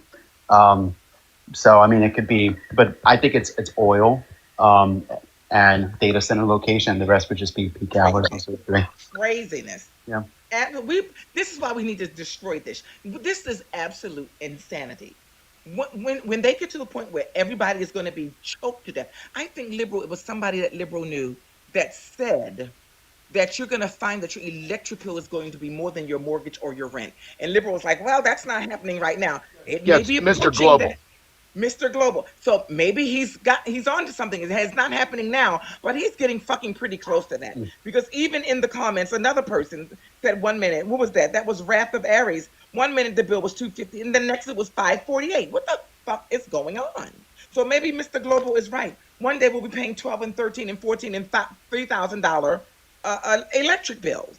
This is insanity. Well, now to the rebuttal of what I said to him, because he actually did a video about my comment. Yeah. And because I was like, I find this to be an extraordinary statement. Because he said everybody's electric bills are going to be over, more than their mortgage. And the average mortgage, I think I looked it up, was like $1,600 or something like that. And I'm like, I don't think that that's going to be the case everywhere, because like here, my bill hasn't changed. Wow. But if a data center gets put in, I guarantee you it'll go up because that reduces supply. Instead of like requiring that those data centers have their own generation of electricity, whatever that is, these cities are allowing them to come in. They're giving them tax abatements for 20 fucking years. The city is losing out on hundreds of millions of dollars in some cases. The people are going to these meetings and they are fucking flipping out over it. They don't want it. Yeah. And in one case, in one of the cities, somebody went and shot at either a counselor's house or the mayor's house Good. 12 times and left a note. Said no day centers. Good. They put it in there anyway. Of course they did. Of course. They don't give a fuck. This government doesn't give a fuck about what you want. It's what they want, and they're going to get what they want, and people are not realizing that. And listen, we just have another person in another state saying that it's happening there. So we have 4 different people saying that this shit is happening, and we're all over the country. This is unacceptable. It's disgusting. And it's for, think of it this way. It's like an insult to injury. Because not only is it going to drive your water and your electric up, they also are using that to surveil you. So you are paying more so that they can watch everything that you do and hear everything that you say, so that they can take your fucking data and turn around and sell you shit and or put your ass in jail for any slight, because you can't say anything against this government. These motherfuckers, or Israel for that matter. Yeah, well, I'm just going to say this, and this is going to be as delicate as I can say it. All this gobbledygook talk about midterms and how we do things peacefully, fuck that. It's time to lop off head and steal and take this government back, take our country back, and it's only going to be through if we see Mark Zuckerberg as a monument somewhere. That's the only way. These people don't give a fuck about us doing something peacefully. And every time I say that we need about 40 to 50 million Luigi, we need 40 to 50 more million of that person who had that lighter for that warehouse. We need that for these people to take us seriously. Otherwise, they're going to be doing shit like this where they're just slipping in stuff. Next thing you wake up, the next time you wake up, you're going to have $1,000 electric bill. And they're going to say, oh, well, everything's normal. No, it's not. Something's wrong. Right. We know that something. And then they'll turn around and tell you, well, just stop drinking coffee. You went out and you bought a cup of coffee this week. It's your fault why you can't afford life. It's Don't they buy that blame new you phone. for the shit they do that makes your life untenable. Crazy. Don't Sorry, you buy Andrew. that new phone. Just for the record, for PSA, when shit starts to happen and people start to get attacked, don't clutch your pearls and say, why? Why are these people doing this? Right. You're literally pushing millions of people to go out and act violently because you are choking them with your knees on our necks, our backs, our and our cracks. Enough is enough with this bullshit. Our and our cracks. That's right. I remember the first time I played that song at a bar. It was weird because I'm so used to doing weddings, and you don't play stuff like that at weddings unless they're very explicit. And I don't know, it was an awkward moment, but everybody loved it. So grind on the dance floor, y'all. Get it. Sorry, totally unnecessary story. Get outside. What say you about all this? I'd love to hear your thoughts. I think he went outside. He may be outside. Well, like yourself, I live in the southern state where I'm not seeing that. I'm just not. My electric bill stays about the same as what it always is. My gas bill stays about the same as what it always is. I live a little bit further north than you, but I'm still in the southern state. Tennessee. And all these other people that a little bit higher than Tennessee. I live in Kentucky. Oh, okay. That's where I live at. And all these other people that are complaining about their states, I would like to see exactly where they live at and what particular states they live. Because I wish I could remember this guy's name. I could probably teacup and go find him. He puts up all kinds of like tax related stuff that they're doing in California. And I know that's where Ball said that she lives at.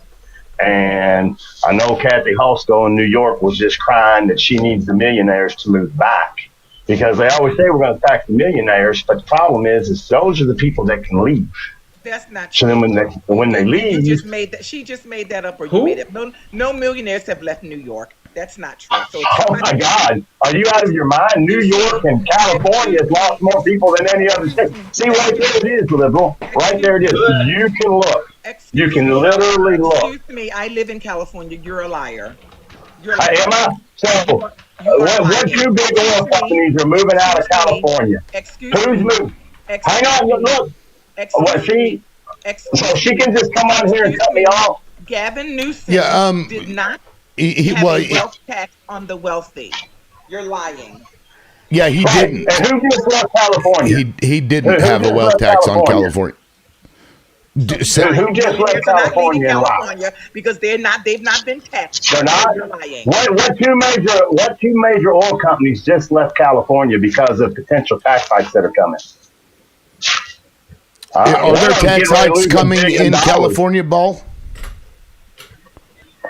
Say it again. Are there tax hikes coming? Because I know that Gavin Newsom refused to increase taxes. This has been twice now he's refused. Right. He refused to do anything like What? that. Right. Excuse me. He's for big business. He's for the wealthy. He is. Billionaires. They wanted to do a 2% tax on billionaires. He said no. So you are lying. Nobody's fleeing California. Really? Excuse me. So the lady from In-N-Out Burger that started their company there didn't just leave to go to Tennessee because of taxes? Excuse me, Kentucky. What I'm saying Valero is moving out of California. I'm just asking a question. Is Valero moving out of California or not and potentially losing $1 billion in the process? Excuse me. Is that true or not? Is that true? Okay, so to what? Like, what's the point? Okay, because companies leave states all the time for a variety of reasons. Because of taxes. Because in general, there is way more expensive in taxes in California and New York. Let me ask another question. It's not. Get outside. Get outside. It's generally not true. One of the things that causes companies more so to leave is like shitty education. And they'll even say it themselves. They're willing to pay more taxes if they get good education, because the better the education in a state, the more applicants that they can have that are going to be able to do the jobs that they need. I'm gonna bounce out of here real quick because I'm at work, so all I have is my phone.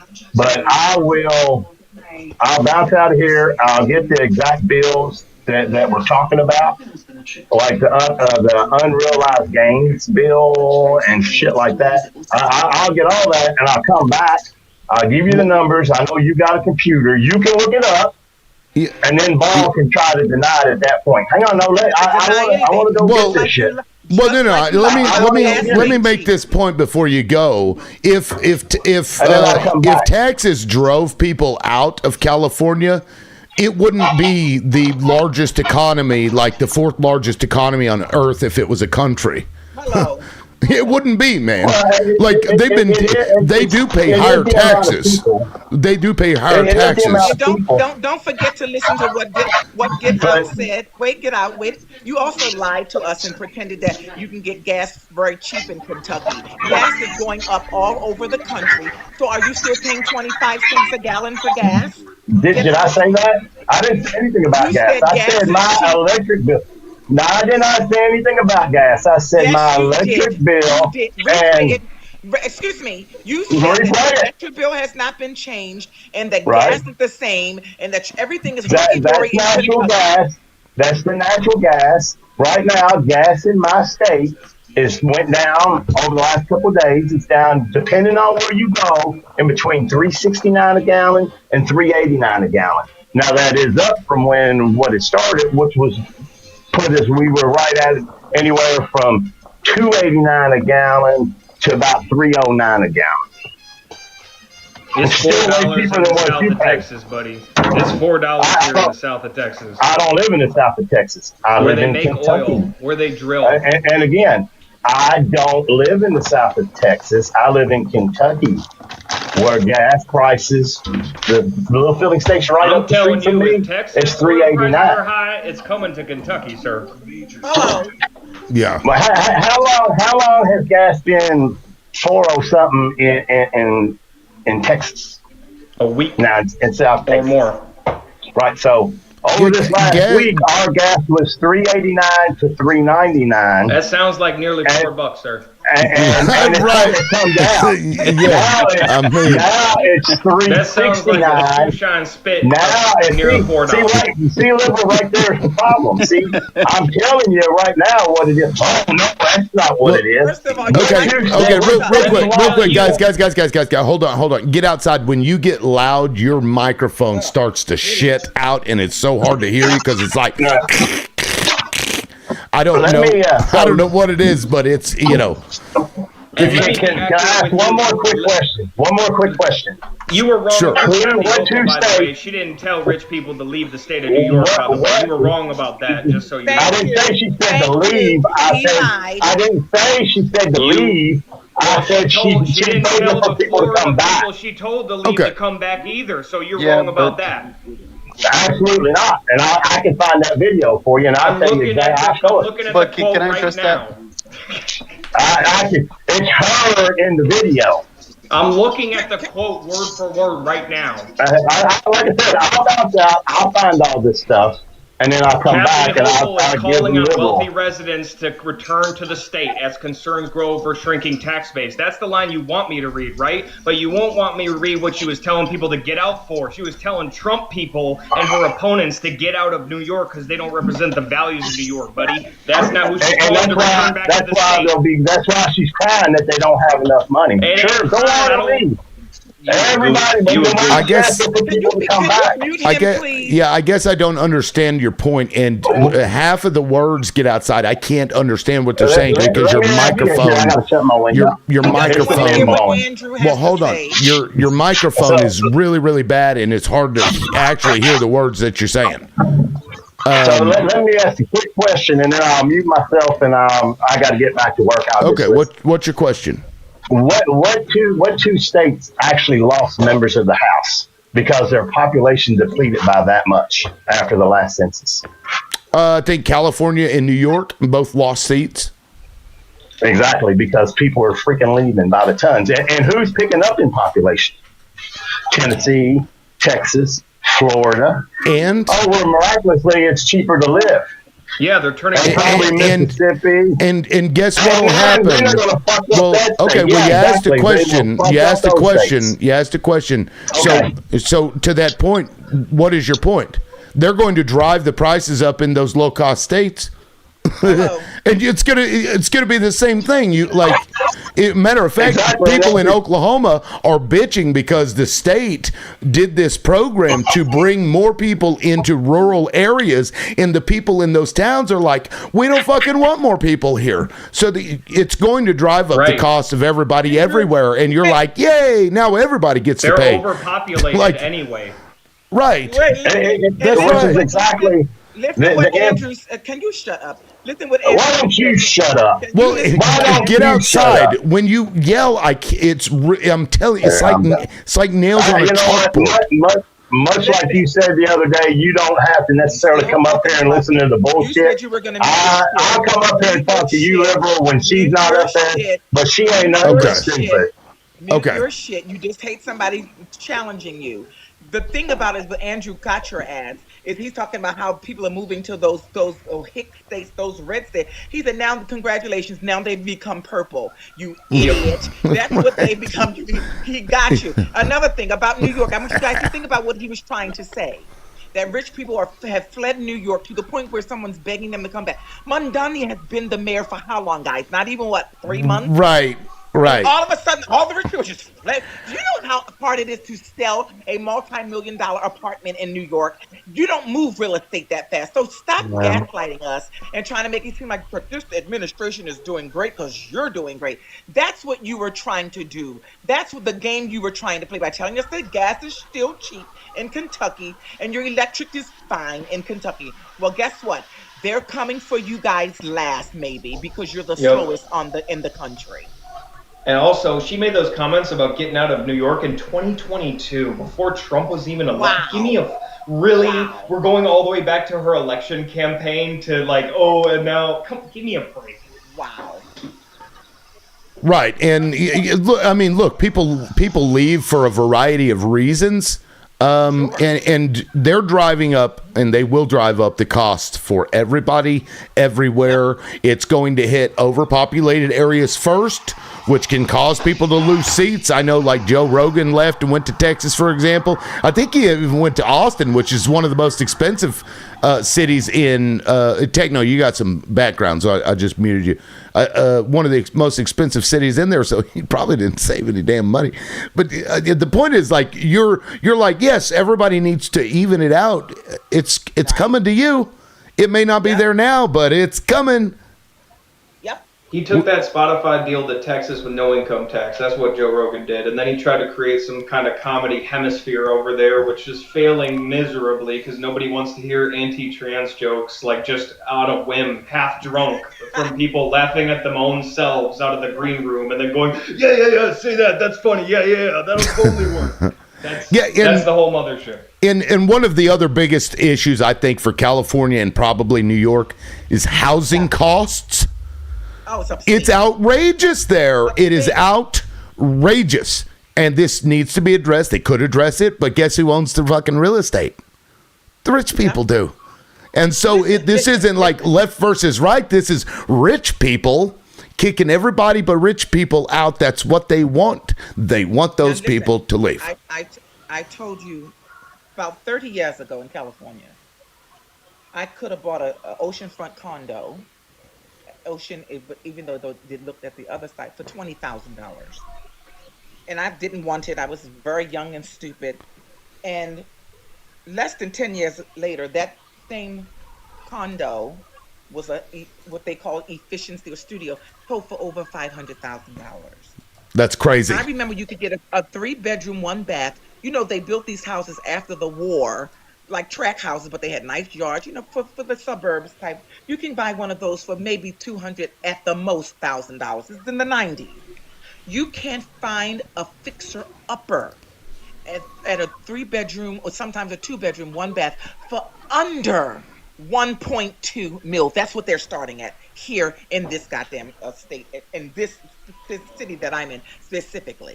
Yep. So the cost of living is obscene here. It is. Right. It is outrageous. Yeah, it really isn't the taxes that's driving people out. It's really there's a lot of other problems that they have there that self-inflicted and purposeful. I hear somebody who is that Andrew? Andrew. Sorry, go ahead. Okay. Cool. If you had something to say, I Well, apologize. occupation. If we're gonna move occupation, I don't think you said anything yet. Occupation, were you wanting to jump in on any of that? Occupation may not even know that they're on. Okay, let me go ahead and drop them. If they want back, they can come back. Anyway, go ahead, Andrew.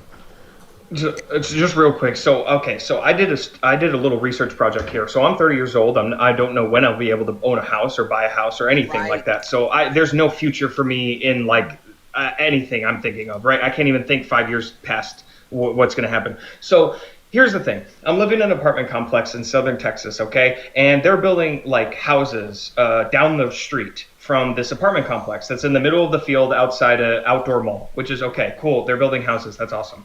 I look and see who's selling the houses. It says Zarate Homes. And I'm like, okay, I start Googling and start doing some research on Zarate Homes and stuff like that.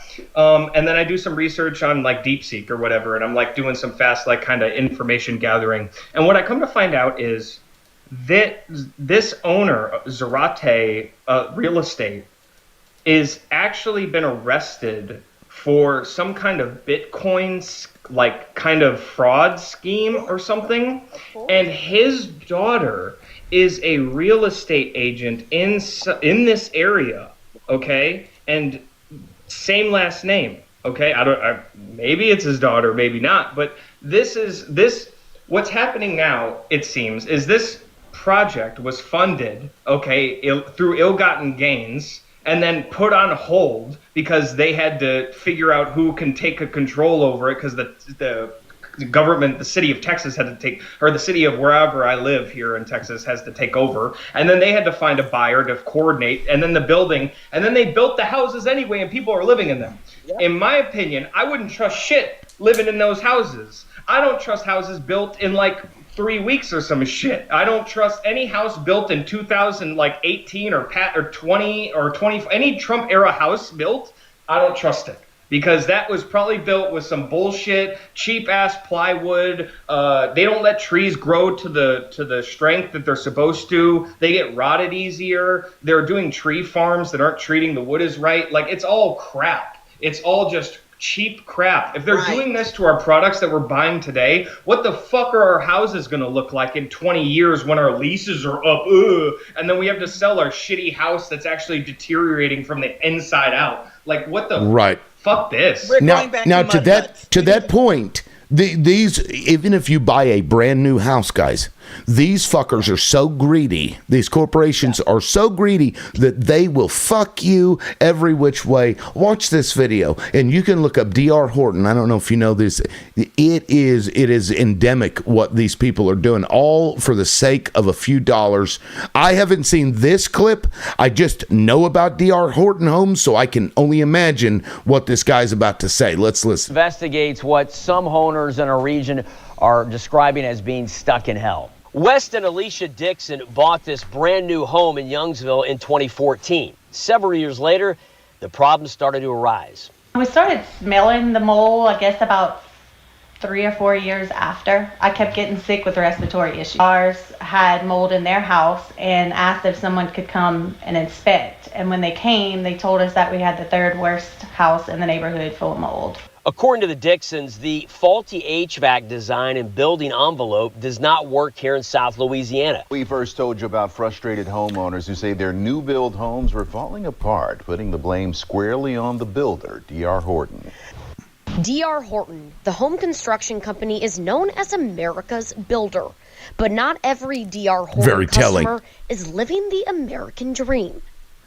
I could not look at that house and not see a time bomb. That is what my fear is, that D.R. Horton's just going to haul butt and leave us stranded with this nightmare. We received dozens of messages and emails from D.R. Horton customers located all throughout the nation, sharing their negative experiences from Georgia, Florida, Texas, and even as far as Nevada, Arizona, and California. They're building these houses as quickly and as cheaply as humanly possible. Sure.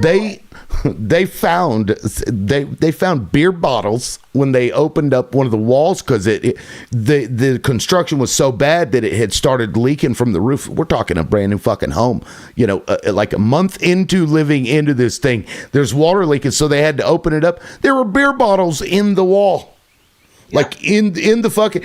So they're just slapping these. Did they find a sandwich with the beer bottles so that they were having lunch? Right? It's insane. Great. So you're talking, these aren't, $100,000 homes either. Some of these are $500,000, $600,000, $700,000 homes, guys. These people, it's all about the money. They're and it still cost an arm and a leg to get them. One of them was structurally so bad because what they'll do is they'll send their own inspectors out that they've paid. And because you're buying a brand new home, a lot of people are like, well, it's going to be fine. It's fucking brand new. What do I have to worry about? Everything. Oh, yeah. Disgusting. Anyway, kind of a side point. The real crime is there's no fucking recourse. You can't go after these people in these companies and these crooks, because they hide themselves, or the system allows them to get away with this shit. That's right. 6 months later, you'll find them building more complexes, even though they have the shitty ones down the road. It's ridiculous. Yep. It's fucking ridiculous. Entire communities. Yeah, I saw one was so bad, the foundation, when they built it, was fucked up. They had rebar that was in one of these houses. The fucking rebar was sticking out of the concrete because they didn't put it far enough away from the edge of the concrete, and it chipped it off, and the shit starts sinking. It's But that, that just speaks to, it epitomizes what America does. And is anybody going to jail? No. You have to fucking go to court forever. They give you these warranties and then find ways that that wasn't us, and then so you have to fight them, and it costs a lot of money to do so. That's another racket, the court system. That's right. It's a fucking racket to screw us over. And I thought about when you think about attorneys and how they charge $4, $5, $6, $1,000 an hour.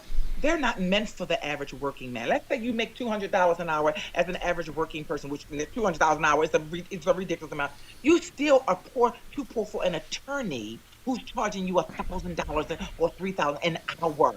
That system is not it's crazy. For the working average person. That's right. Yep, and they're like, you can just take them to court when they fuck you over. It's like, oh, no, well, you can join a class action lawsuit. Oh, great. And then recoup none of my money because all of it goes to the lawyers. The attorney. So you get $1.50 in a bus pass. Yeah. I remember getting like, it was like 86 cents or something from a Facebook settlement. Insane. And I'm what the, I don't know, I'm just going to trash this. I don't. Yeah, it's insane. They almost got Karen Reed. Mm-hmm. Karen Reed, what happened there? Oh no, the Karen Reed trial. You don't know the small town police that John O'Keefe, the police officer that died in the yard unexpectedly because she unalived because the Karen quote unquote backed up into him apparently because she was mad at him. She reversed and then hit him and then he was that's the one that was cheating. Was that the one cheating on her?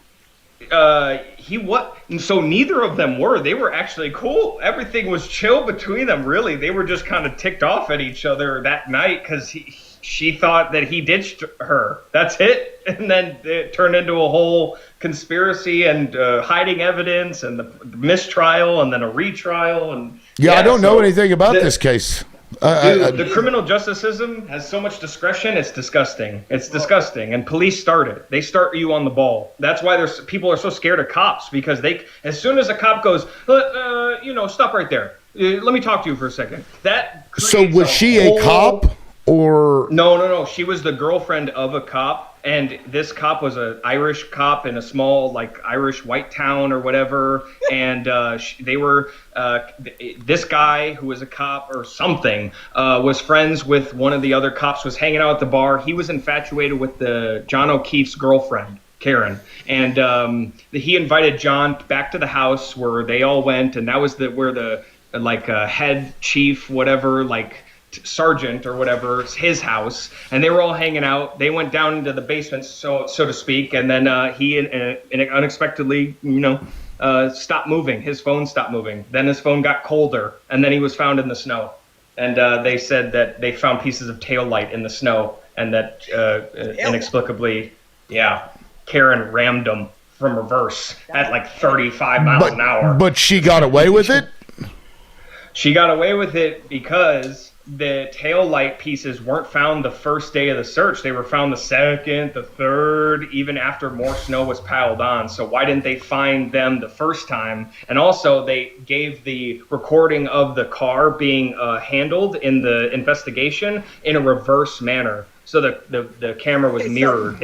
So what you're saying is that it's a house full of police officers with a Karen. Yep. With a Karen whose real name was Karen. A literal Karen. And he ended up cold, room temperature, and they tried to blame. She never went in the house. Apparently, she could have been one of his other police friends. That's exactly the case. That's exactly the case. So they were trying to frame her, is what somebody said. Okay, being drunk. Mm-hmm. Okay, I'll have to look it up. I'd never heard of it. Look up Microdots on YouTube. Microdots. He does an inexplicably good 3D rendition. Got to this topic. Because of the justice system, I think is. Justice system. Yeah. Very good. That's right. Criminal justice system, judges having discretion, being able to sentence whoever, whenever. They tried to Afro Man. Down. Afro Man. That was so funny. If he wasn't wealthy. You think he would have won? Yes, that's right. Probably not. Right. Probably not. Those poor. Oh Yep. my God! He sent me lemon pound cakes, guys. My No, I like the one. I hurt like my them feelings. Lick 'em, When Lick 'em Lisa. When Lickamlo Lisa was crying on the stand with her butch crying, it was so That was funny. so bad. Oh my God, that was pretty You know brutal. she was getting clowned on at the precinct for that one. You know. You know. She's like, I don't eat P word. I don't. No, Don't she knock lick it 'em. till you Don't try eat it, 'em. Lisa. She lick them. She look low. Anyway, we can move on from that, I guess. Either way, like this country is really fucked. We're done. We're really fucking fucked. I mean, that's kind of the point here. If we don't want to fight, we're done. Yeah. There are no nice ways to Ball, I'm with dismantle you. this shit. If we don't hold them accountable, like if the Democrats get in power, right? If the Democrats get in power and we get a Democratic president and it all goes seemingly right, and they don't do shit, bro. I watched every hour, every minute of the impeachment trials. I watched. Andrew, they're not going to do shit for us. If they don't do anything, I give up on America. Like, You for real. have to. Let me tell you why you need to start right now. Yeah. Because all sides are beholden to another little country. They're not fighting for us, we the people. They're all beholden to another country that is controlling everything that's happening. They're not. I don't care if every seat was filled with Democrats and we had the presidency. They in the Supreme Court they still would not be doing anything for we the people. I just have to come This to is the blowing my realization. white little mind.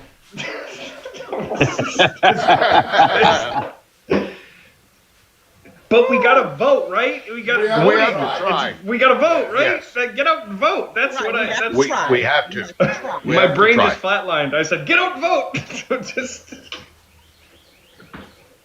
White people don't have any other escape but voting. While you still can. While you still can. You still can. And don't Liberal, be shocked, what's your name on Andrew. Discord?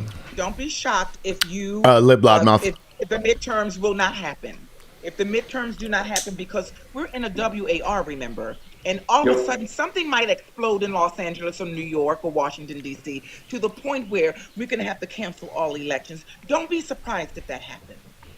You know, they only need to close down certain precincts, right? They only need to close down like certain hubs, certain area cities with high Democrat turnout. That's all they need to do, really. And then call mail-in ballots fake and say it takes forever for them to be verified, and then say that it's a process. But we have a war, so we're dedicating time to that, so we can't really affirm the election. It's like, oh, dude. I'm just saying, I hear a lot of people, Democrats or liberals, just holding with bated breath that the midterms are going to do something. Don't be shocked. Don't be shocked if it doesn't happen. Don't be shocked when you get your Democrats in there and they still are doing the bidding of this little country and nothing happens for we the people. At this stage, when you really think about it, and Trump has been a blessing. I want you guys to hear me. Trump has been a blessing. He's peeled the onion of bullshit away from us. We should have had universal health care, paid family, all that shit should have been done in this fucking country. But guess what? They do not want us to be able to live a healthy life. They want us to be miserable. They want us to be poor, literally homeless.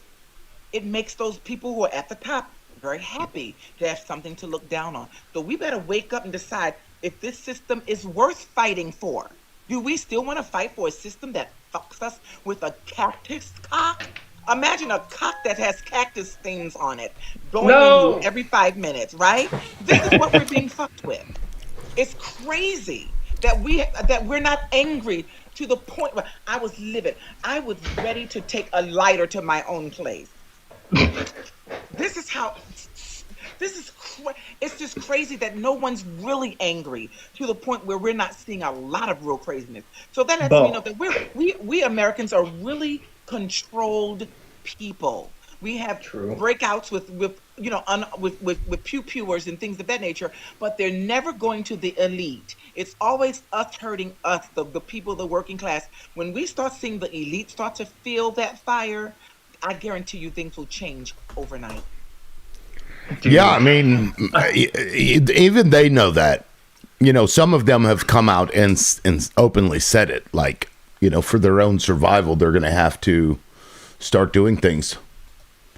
Matter of fact, I may still have that video. Let me see if I have Look it. at Mom Donnie was just like, hey, guess what? $5 million penthouses. We're taxing those a lot if you don't live here. Guess what? It's like, wait, it was that easy? Good for him. Wait, Right. you could just Right. do that? Right. What? Where's the light rail? Where's the public transit? Where's the universal bus routes running 24/7? Where's the what's like what? Why do you have to wait half an hour in the suburbs for a goddamn bus? Here we go. You need a car. I found it. If you own assets. This is fucking oh god, what's his fucking name? I can't remember now. Whatever. Doesn't matter. He's just another billionaire. According to that video I played, that's true. Yes. Here we go. If you own assets, like we do, the four of us, we own stocks, we own real estate, we own other assets. As the dollar devalues and everything inflates in value, our asset prices go up. And we get wealthier and wealthier and wealthier. Yeah, The Friedberg. majority of Americans do not own assets. They live off of income. And they do not benefit from the de-dollarization like asset holders do. And this is what is ultimately fueling populism in the United States. And I fundamentally believe that much of the unrest, the civil unrest, and ultimately this divide in this country is driven by the fact that de-dollarization, because of excess government spending, ultimately leads a majority of people in this country to feeling oppressed and left behind because they're seeing a few people in the country accelerate their net worth, like all of us here, and there's no way for them to catch up because they don't actually own assets. So I'll be honest with you guys and make a confession. I was at the gym this morning on the treadmill. You were at the gym? Yeah. And while I was there, I was actually thinking about the wealth tax stuff that's going on in California. And I wonder if it may be an inevitability in order to keep the United States from going into civil war. I mean that very wholeheartedly. Like, I just don't know if there's a way of solving this fiscal problem without a functional redistribution of wealth. And the question is, can you do it violently or non-violently? And if there's a non-violent path, I think that's probably the preferable path. Yeah, but listen to how he tries to remove accountability for what they've done, because he's like, the reason that this is happening is because the government spends too much money and there's de-dollarization going on. It's like, bitch, that is not why we were in this situation. It's because of people like you.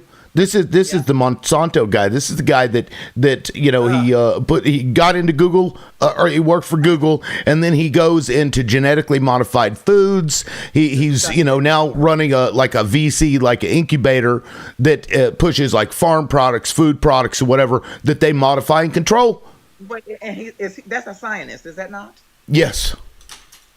Demonic. Very good. Yep. Okay. I'm sick of those motherfuckers too. And I'm not going to be delicate with it. But when they're openly saying that, the light bulb's starting to go off. And you're right. So he knows that there's going to be a violent unrest because people like Gavin Newsom, that piece of shit, refuses to put a wealth tax on people who are billionaires. You want us to go and snap on you collectively. And I'm going to say, who's he hanging out with?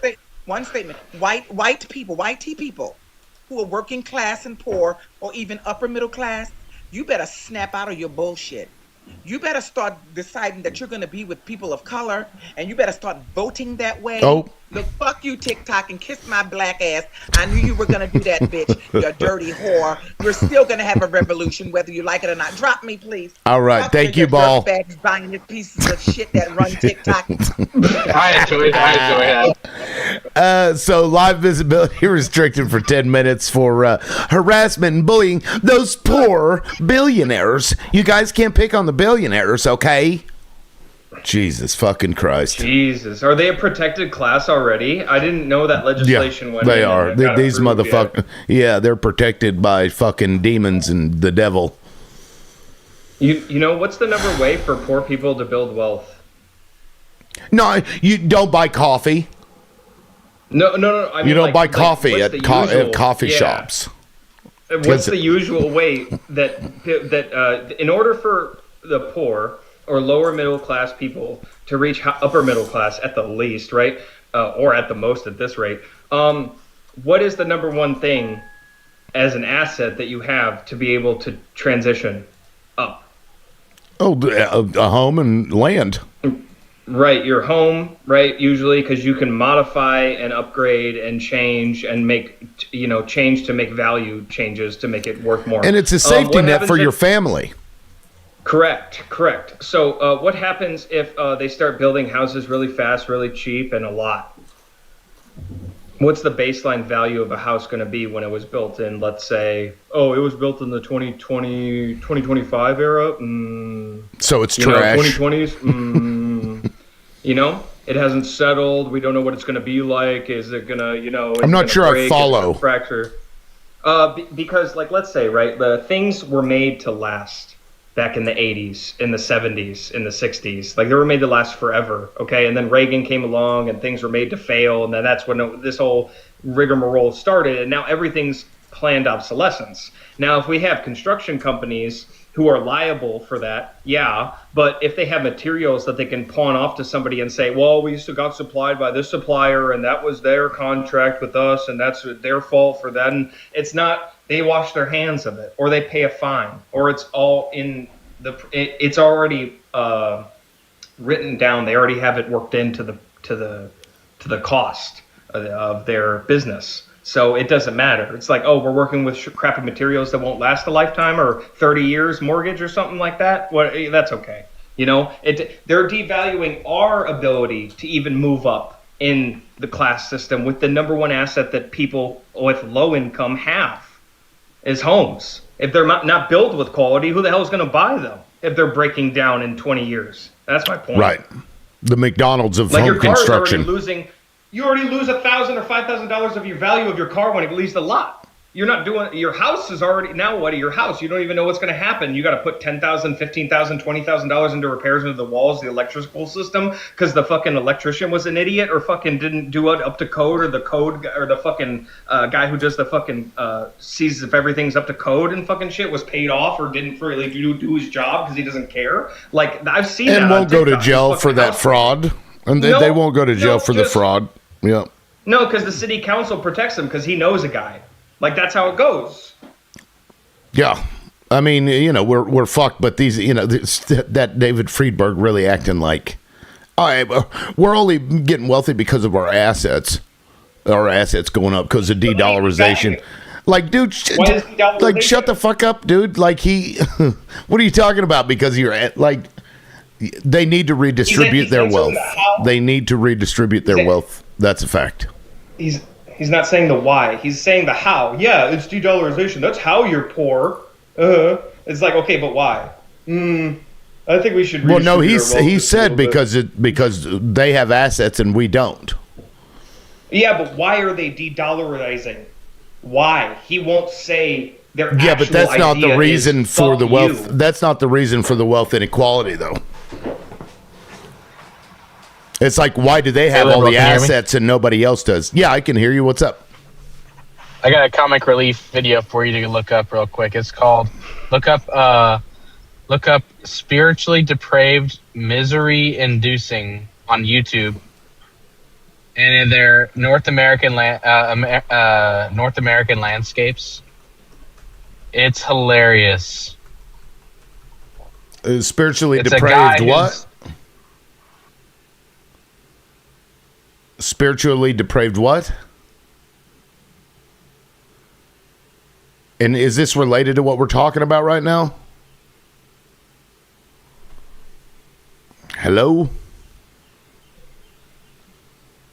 Can you hear me? Yeah, I can hear you now. There you go. It has to do. Yeah, no, it has to do with how, how industry is destroying the planet and how, even if you walk outside, it's a guy in South Texas, and he goes around and he takes video of properties that are basically that used to be beautiful landscapes of America, Texas, and one of the hottest parts of the country, and they are putting blacktop parking lots and nasty like commercial buildings, putting in brand like homes. Like he's like, he wants to live out. They're building new homes where people want to live here. You should look at it. It's really spiritually depraved. What? And misery.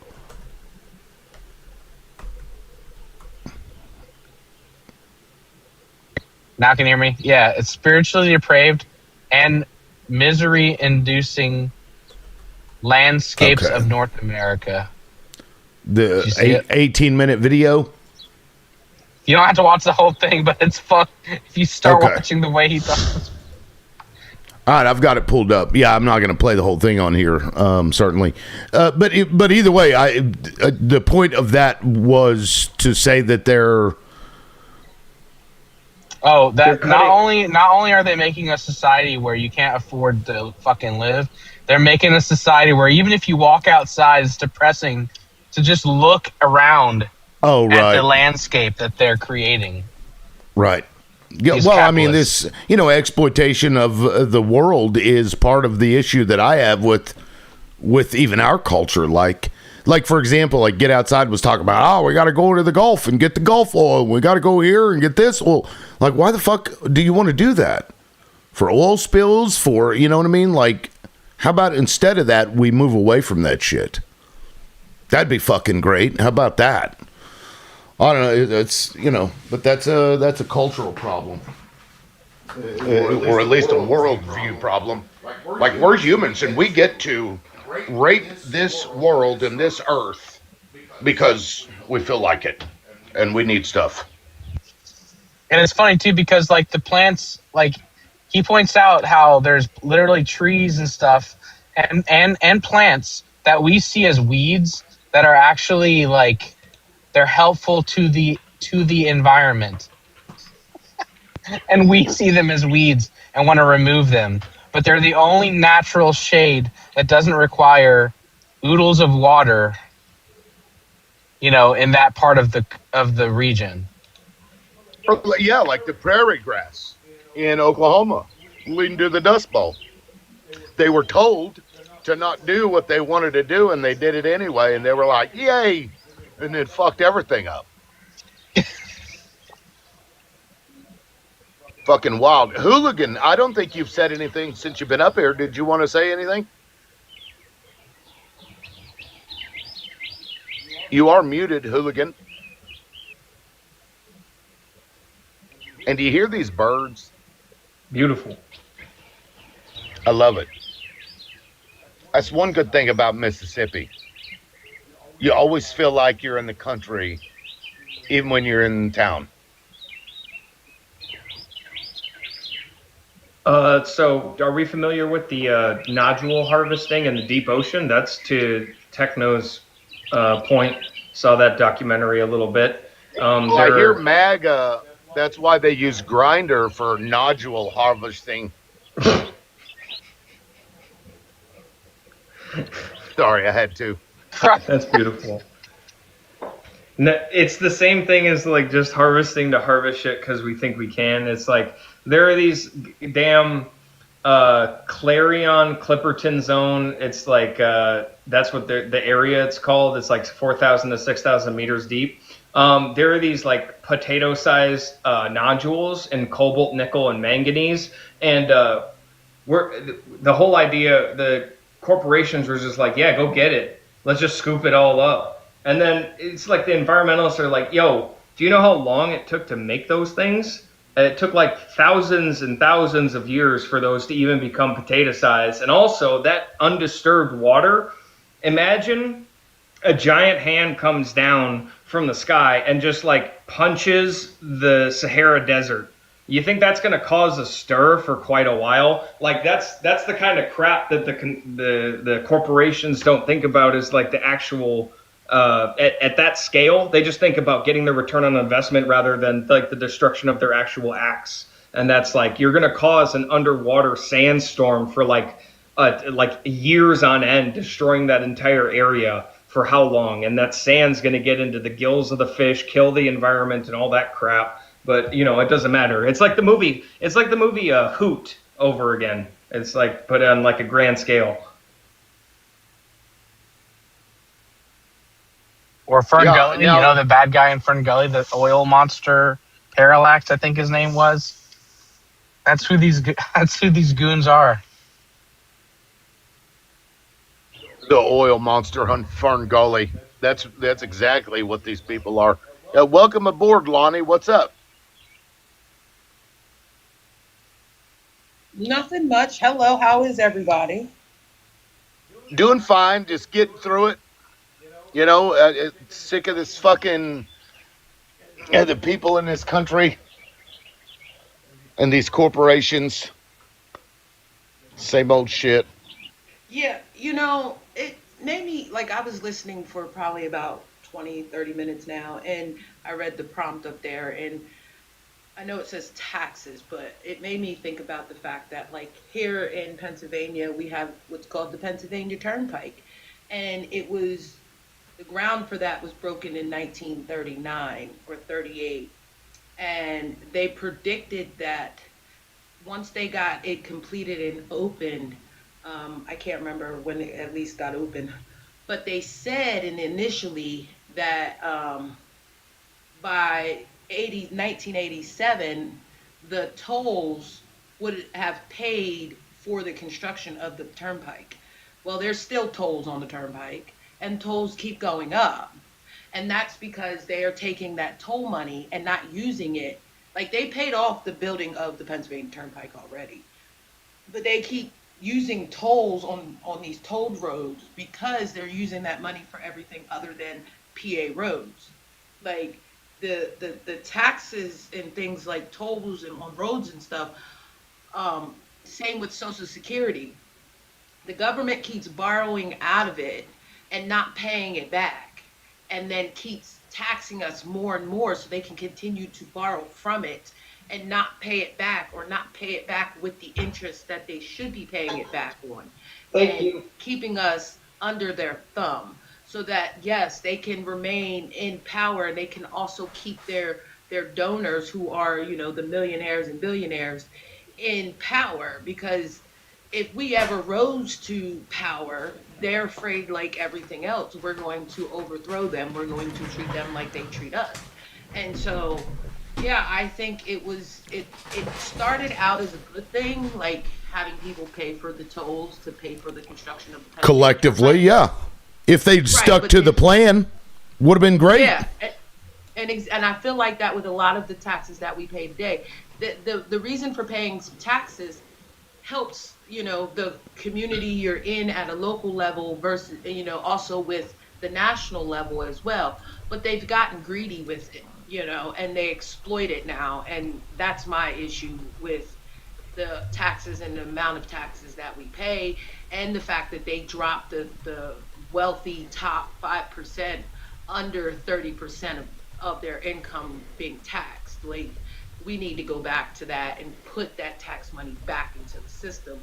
And number two, like I always say, pay people enough money to be able to live, and they won't need government assistance until closer to the retirement age. You know what I mean? Like, within reason, less people would need it if less people could afford, while also simultaneously putting in rules and regulations for these people who are renting or selling homes to a degree. You know what I mean? Like, there shouldn't be no, oh, you need to make 3 times the rent, while the rent is $750, $1,000 a month. Like, everyday people aren't making $3,000 a month for you to be asking for to make 3 times the rent.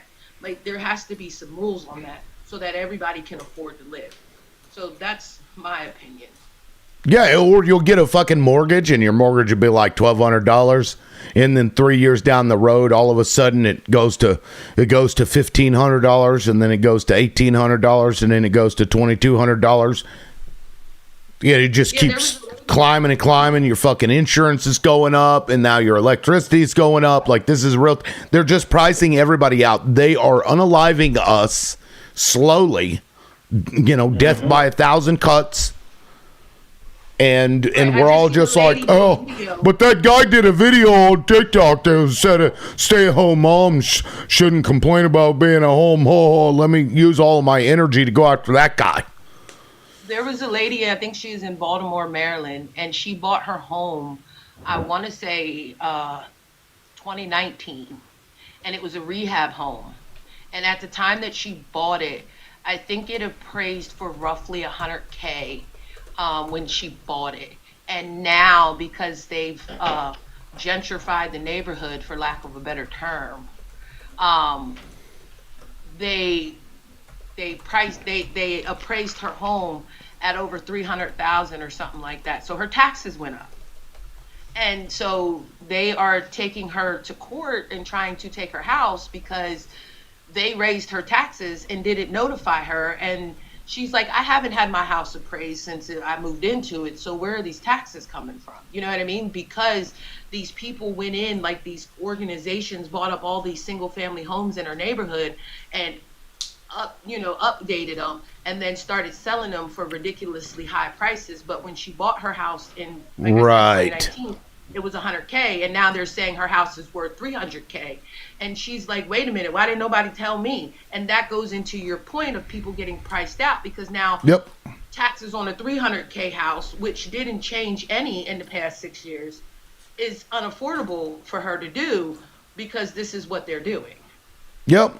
Yeah. Why were they able to do that?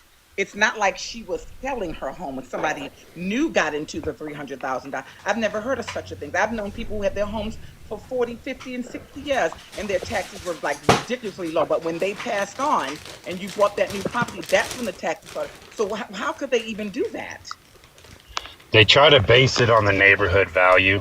They take general bullshit from your neighborhood houses and the one around the corner, and then just try to generalize the price and make that whole block is now a $300,000 block, you know?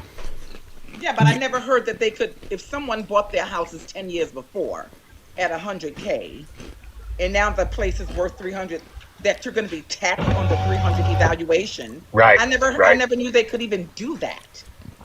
Yeah, it's pretty fucking. Yeah, the appraisals is what when the county comes out and they appraise it and that appraisal shows a higher value, they'll raise your taxes. That's outrageous. I never heard of such a thing. Yep.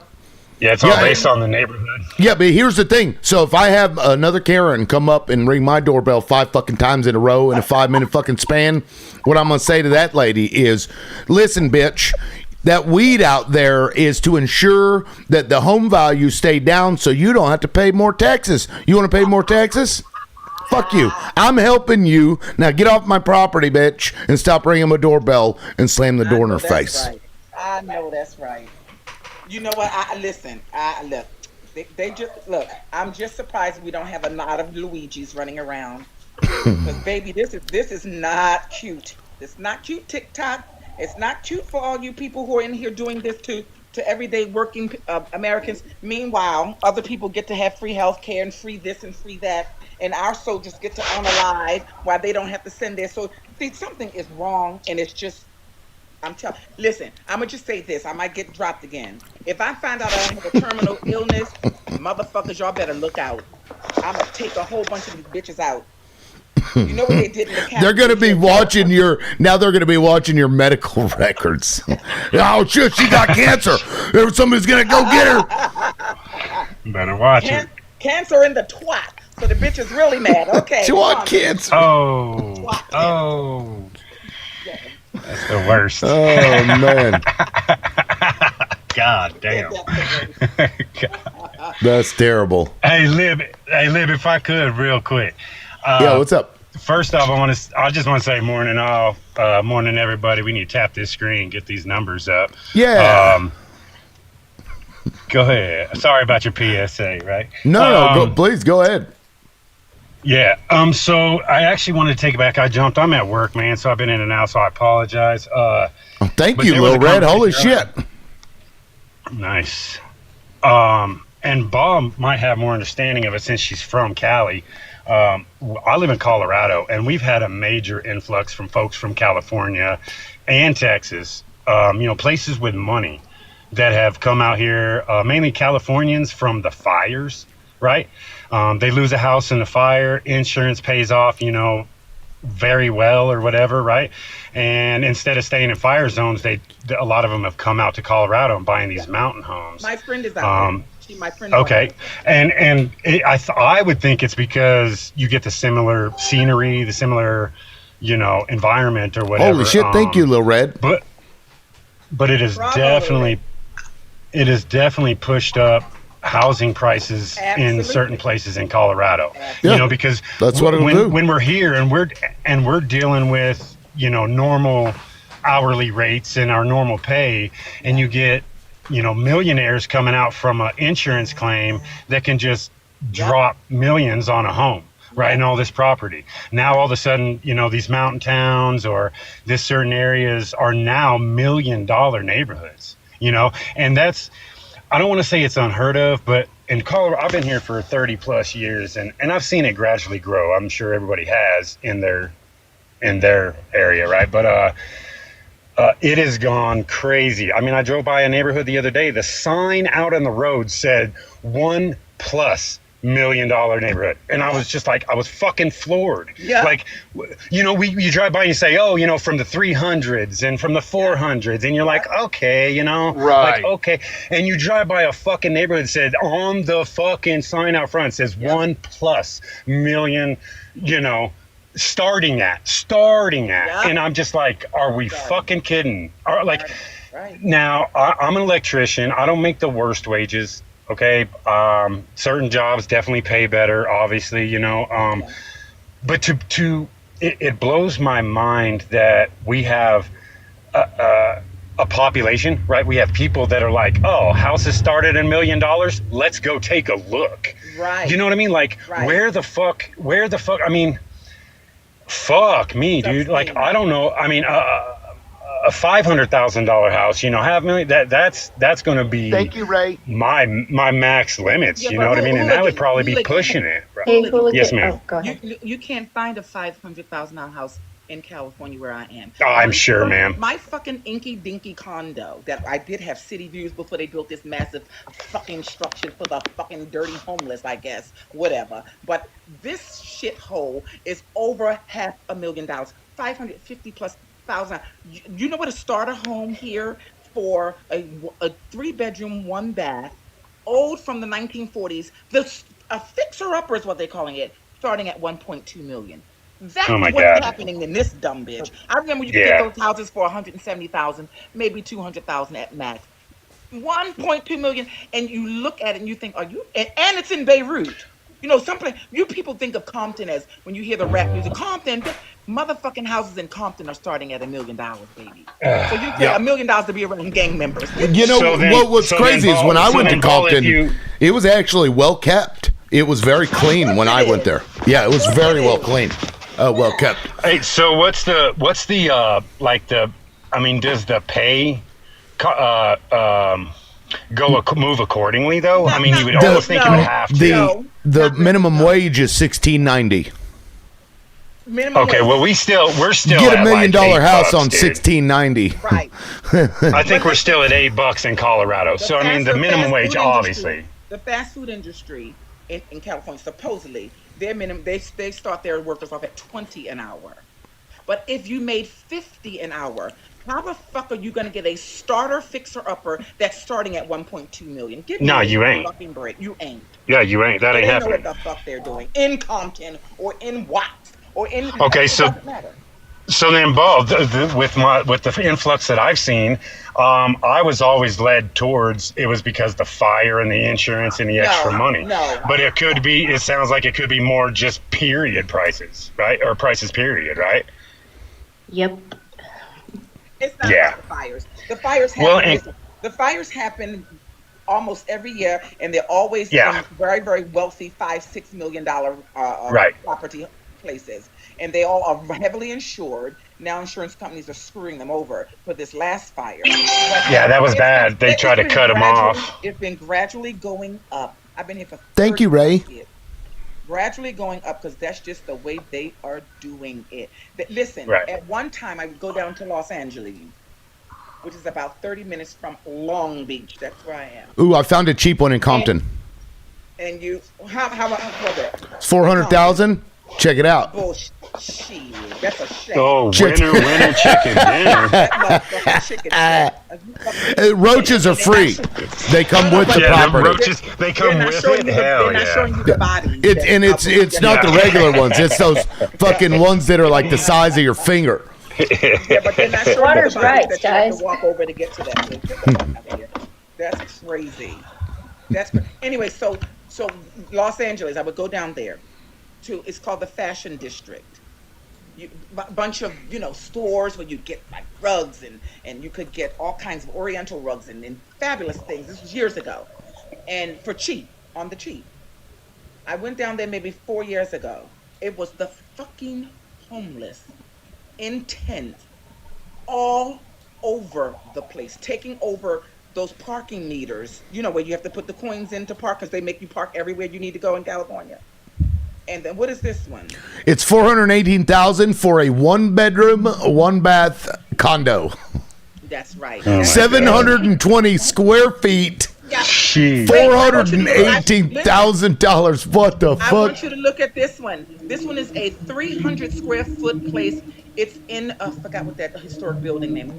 The Wilmore, something like that. And Wilmore. Those won $500,000 for a fucking 300. Listen, that used to be baby. You used to get your head bashed in walking down that area. Now they want 500 and 600 for a fucking closet.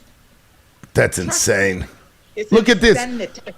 Oh wow, this is 17 bed. What? Somebody said they grew up in Long Beach on the west side. Cool.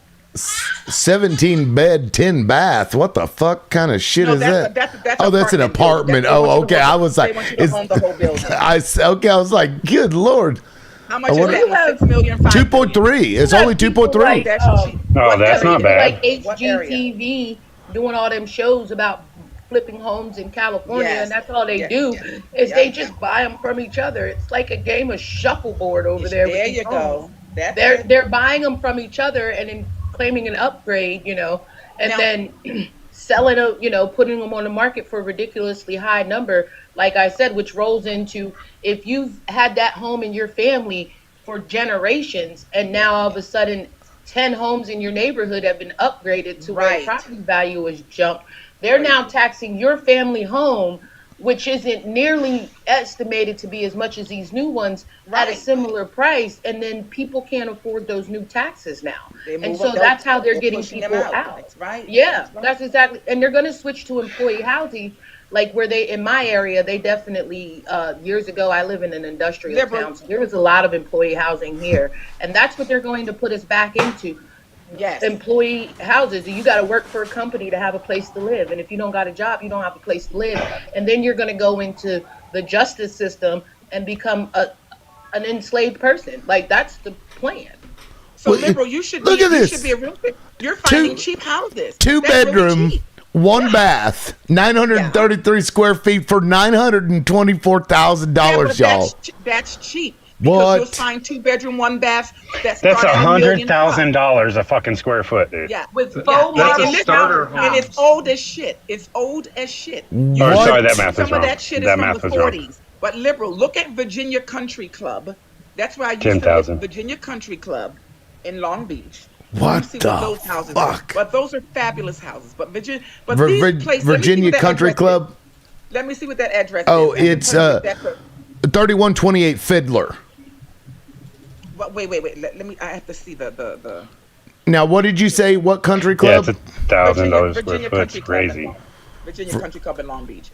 Virginia. Well, and I know Country. some people out here, and some people out here, what they've done is if you see the guy across the street got to sell his house for X number, you just get it in your head like, oh, well, he was able to do it, so maybe I can too. So there's not to say the corporations aren't fucking up this whole system as well. You know what I mean? But you see your neighbor, oh shit, he got 500 for his, man. I bet I could get 510. Cool, and when you say 500, what I mean? I can't even compute that because like he just showed you that 2-bedroom dump for almost a short, and with the taxes included and all that, it's going to be over $1 million for that. Now the Carroll Park, is that? I've heard of Carroll Park. I'm right near Carroll Park. It's Carroll Park. All that is, and it's in the urban part of the city, and all it is it's a maybe a several block radius of houses in a round, so to speak.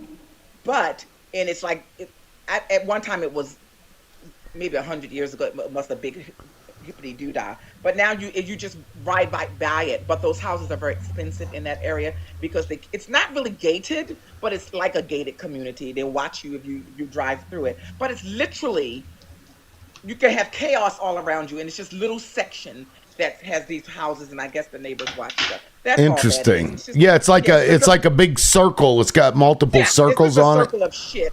Yeah, I can get on video for you and drive around that bitch and be out of there in 5 minutes. That's all it is, and then go back to the main thoroughfare. Yeah, they're averaging 1.2 million. Yeah, for that shithole. And listen, and next to it is a fucking homeless bread. Oh well, look, this one's 380,000. What the hell is that? It's 1 bedroom, 1 bath, 652 square feet. But they got a 3D. It's in Carroll Park. Let's see. No. Oh, that's in Carroll Park. That's cheap. That's cheap for here. Is that owner, seller, or is it an agent? Let me see. I think it's an agent, Beverly and Co. Beverly and Co. That's really cheap for a 1 bedroom here. That's crazy though. $2,500 a month, y'all. You could own a closet in Carroll Park. What's the HOA? What's the HOA's where they right. Let's see what that HOA fee is. Low HOA of $138, which includes water really and building insurance. Yeah, wow. But look up the Villa Riviera. Now it won't let me search areas. So give me a street. No, that's the historical building, Ocean Boulevard. Ocean Boulevard. Okay, let me look. Riviera. Villa Riviera. Now these places were built in the. Now is that Long Beach? Of course. Okay. Built in the 1920s, a huge, massive building. It's very famous. It was some famous. I think one of the Hearst men bought it for his mistress to live in. It was a hotel or some shit. Anyway, you know how they convert those to apartment. These fuckers. First of all, they were always expensive. Even 30 years ago, they were very expensive. It has a round where they were just trying to sell one condo. I think it was a 2-bedroom. It had its own balcony. This only place in there that had a balcony. And I think that was $2 million. So that was $2 million. But the place is so fucking old. The pipes in the HOA is over $1,000 a month. Just for the HOA. That's insane. But that's all these buildings on Ocean Boulevard. Let me see. Is this the one you're talking about? This big building? With that green top and it has gargoyles on it. Yes, sir. Oh, that's cool. I live near here. Mm-hmm. 938,000, 2-bed, 2-bath. What year was that? It's current. Yeah, it's current. Let's see. Built in 1928. Yes. Penthouse level, oceanfront living at the iconic Villa Riviera. Yes. Wait, but that's dirt fucking cheap. Just show me what that is. Oh, but here's the thing. It's on the National Registration of Historic Places, so you have to get everything approved before you can do anything to it. You can't scratch your Oh, look at that, y'all. Coming to look at you. Yeah. Dude, look at that. That's fucking cool. See if it's the ocean. See if that apartment has the ocean view. If it's on the ocean side, it's going to be way more. See, this is looking towards the city. Let me see. That side, that picture Let you me just see. showed. But the other side. At least they're not charging you for access to the website to look at the photos. I mean, it's really nice. Holy shit! Look, okay, so it does look at the ocean. You can see. Okay, right. That's dirt cheap. So something's wrong. Look at the HOA on this one, sweetie. The HOA may be even $1,200 a month. Look at this. Look at People are that. moving out. Oh. Yeah. They can't afford it no more. Them people are leaving. I closed it. They leaving because they got to pay for all that shit. And Damn it. Listen, the taxes on it alone, Lonnie, is going to be up your ass. The HOA added to the taxes is going to be up. So you're going to pay about $5,000-$6,000 just in property taxes and HOA fees and everything else that they nickel and fucking dime you with. I gotta say, this is gorgeous. Look at the interior in this thing. Sure. Wow. Sure. Look at the HOA home. That's not even their first. That's their second. God, look how skinny this kitchen is. Oh, baby, let me tell you something. In person, you look like you're smelling old pipes when you walk in that old motherfucking building.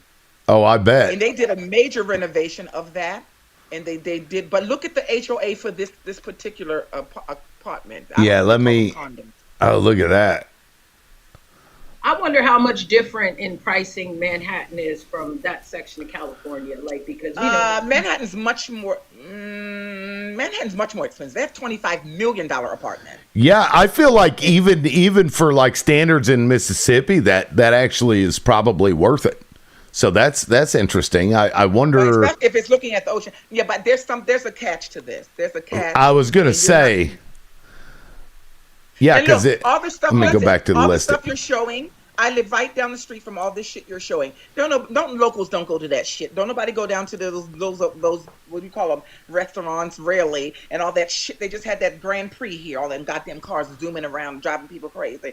That they do all this type of stuff. But when you live in this shit, those people are never home because they're working because they gotta afford this shit.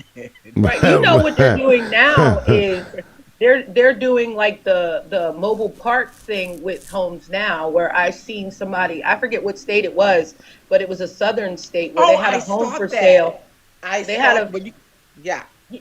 a home for sale, and the house, like it said like $200K, right? And you're like, oh, that's a steal of a deal. But the fine print said that's just for the house. You have to buy the land for another $100K. Yeah, but that's you cheap just though. Buy the house for $200K. Like, but HOA fee, $1,337 a month. There you go. There you go. Like that's they're nuts. selling people homes now and charging them to live like sort of like they do in mobile home parks, where you have to pay a lot fee. They're doing that with single family homes now. They're selling you the house and then charging you a lot fee unless you want to pay the extra couple $100,000 for the land. Like, this is what they're doing, and they're getting away with it. Yeah, but we technically should be able to, once we buy our house and pay it off, should be able to be free and clear of fucking taxes and all that other bullshit. That's now, how they continue to now, Ball. This may blow your mind, but this is Gulfport, and this is right on the. And look, Mississippi. And so look at these prices. So $470. Fucking God. Yeah, right on the ocean. My brother lives in Gulfport. Gulfport is really nice. This actually looks like that would be cheap for me, but that's Louisiana. I mean Mississippi. Sorry, I can't do it. I'd rather live in a closet here than be in a mansion in Mississippi. Yeah, see, look at this: 3-bed, 3-bath, 1,800 square foot condo. For $470,000. And you just showed us a condo here for $400,000. It was a 1-bedroom. It was right. For 700. Less than 1,000 square feet too. Yeah. This one's nice. Yeah, look at that balcony too. I think this actually. And see, look at that. You told me they have tsunamis and shit down there. Hurricanes. Yeah, they do. They do get hurricane. I love it. Look at that. You only have to pay $1,200 a month. I bet the HOA fee is pretty ridiculous there too. Oh, check the HOA fee. Yeah, let me see. That would be interesting. I'm gonna guess it's gonna be like $750. Yeah, it'll probably be around that. Well, damn. Yeah, let's see. It probably won't. Oh, $1,000 a month, $1,028 a month. They're competing to this one. They're competing. That's insane. That's because it's on the water. You know, God. It's not. If it was more inland, it'd probably be a little bit more cheaper versus being on the water, because that's where they definitely jack up prices. When $3,700 a month. Yeah, when you're on the water, you get storm damage that your HOA reassesses just about every year. $3,700 a month is what you're going to be paying in California. So that's nothing. But I mean, of course, look, it's. You go inland and shit does start getting cheaper, but even Mississippi's prices are getting out of control. Yep. Well, and by the way, it's important to know that what you're looking at there in Mississippi, that's an Airbnb. So they're renting that place out on a weekly basis. Right. Yeah, well, I actually stayed in one on my 25th anniversary. Yeah. We went there and we got one of those condos. It was like 4-bed and it had a balcony looking right at the ocean. It was fucking gorgeous. I mean, it was really nice. It wasn't cheap, for the Airbnb, but yeah, I mean, look at this. This is $250,000 right here. This is so many people went out and bought Where's homes that? to put on Airbnb, and now Airbnb is cracking down on them for not actually owning the home as their single family home, like buying a second home. And see, They're cracking down on them. They need to, because that's bullshit to waste crazy. something. Yeah. So this is 3-bed, 3-bath. This is in Gulfport, but it's not on the ocean. It's more inland. That's cheap, In town, though. 250,000. Yeah, 1,500 square Oh my feet. God, that's so cheap. Look at that. Yeah. Now, square footage wise, this is actually a little pricey for Mississippi. Because 250,000 should get you over 2,000 square feet. Well, how much does it have an acre of land there? Let's see. Let me go back to let me look through these pictures because. Yeah, but you're making me jealous. I can't look at this shit. 'Cause anything's gonna be better than what the fuck I'm paying. Let's see here. It's probably got like a small yard. I don't imagine it's got a big yard. Let Fucking old me. for a big yard now anyway. All Let's that fucking- see. I love plants and flowers, but child, who needs? Oh my God, you got mosquitoes down there, don't you? They have them here. Oh God, the mosquitoes are fucking atrocious. They hate me. They love biting them. Lot size is 9,100 square feet, so it's not big, but it does have a shed. That's pretty. He said that's not big. Come here, for here it's big. Well, right, yeah. You go to Baltimore and shit, and they got those houses that they're like right up against each other, those little tiny ones, and then they have like I know those. They're row houses. They their call them backyard row is like it's like a fucking They're row houses. Yes. yeah. Okay, I had so a family in Philly. A family in Philly that's how their house was. It was like 3 stories tall, Yes. but the thing was only like 12 foot wide. And like when you went upstairs, you had to go like through a bathroom to get to the second room and shit. Like it's pretty fucked up. Yeah, but in New York, those same style homes are in the multiple. Bill Cosby had one. Those are Yeah, the the multiple brown millions stone. of dollars. yeah. Right, See, yeah, right. check it out, Zio. This is the yard That's right big. here. That's yeah, huge for me. This one is larger than I thought it would be, That's but yeah. huge. Yeah. Yeah, it's That's pretty lovely. good size. That's I mean, lovely. it's because the thing is the larger your fucking yard is, the more mowing you have to do. And the Fuck more that shit. taxes they charge you. They tax you more taxes. Fuck that shit. I live in Pennsylvania between Philly and Pittsburgh, and we have a lot of row homes up here. And a lot of our Yeah. row homes are 100+ years old right now, but they're Yeah. decent size, home. You get a 3 to 5 bedroom row home up here, but like I said, I'm in the lower part of Pennsylvania, so the section I'm in isn't quite as pricey as like Philadelphia. I'm more west of Philadelphia, but not quite west enough for Pittsburgh. And so it's a decent area to live over here. That price that he was showing for that house in Gulfport is roughly average for where I'm at in Pennsylvania too. Same lot, same house size. Like that's roughly the going price here too. And a lot of people $250,000? for years come here. Like people that live in Maryland, they live on this side of Pennsylvania because it's cheaper for them to work. They get paid more to work in Maryland, but it's cheaper for them to live over here in Pennsylvania. So Yeah, there's I a lot know. of people that cross the line because it's cheaper to live in Pennsylvania. Because if you get a house like what he just showed and you're working in Maryland, that's a steal of a deal. You know what I mean? So, but yeah, everything is getting more pricey. Up here, back in 10 years ago, that might have been $100,000 house instead of $200,000. You know what I'm saying? Right. That's going up. Every Uber driver I've met in DC lives in West Virginia. And I can't fathom how they can possibly make any money making that drive. Now all the time. look at this. This is 289,000. This is in Vicksburg. pretty. Vicksburg is full of these guys, these gorgeous homes that they built. Yes, and I mean, and you can snatch some of these up really fucking cheap. Yeah, but anything that's called Berg, my black ass doesn't want to go there. Anything with a Berg at the Oh, facts, Vol. The Stanton House. Not with your attitude, especially. Look at this be a time for a staircase. good old hanging. No, thank you. Ooh, that's so cool. Look at this. Yeah, no shit. Yeah, because when we moved here, we were actually gonna go to Vicksburg because of all of the architecture in that city. Wait, is this on the market? Yes. Gorgeous. Yeah. Yep. And it's actually one of the more expensive ones But in see, town. But look at that molding, like in But see, I think one of the the things- original flooring. Yeah, it's fabulous. It's fabulous. One of the things that we got to keep in mind, though, with all this, though, is it's all like climate, not controlled like that. But you know what I'm saying? You got to deal with different climates. That's yeah, true. you might have and I'm from Oklahoma City, bro, and I could go back there and find a house for $200,000.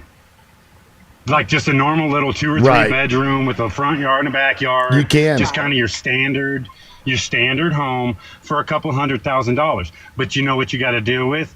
90% humidity, Yes. triple digits during the summer, the bugs, Right. the tornadoes. Yup. Okay. Now talk about Mississippi. Anywhere in the Southwest, there you got It's hurricanes, bad. you got humidity, the bugs. You right now. What about Cali? Look at Everybody's that like, claw Cali, tub. You got somewhere. Climate, Sorry. Temperate. It's all right. A different climate, right? But then you worry about what earthquakes, and the price of everything. Hooligan.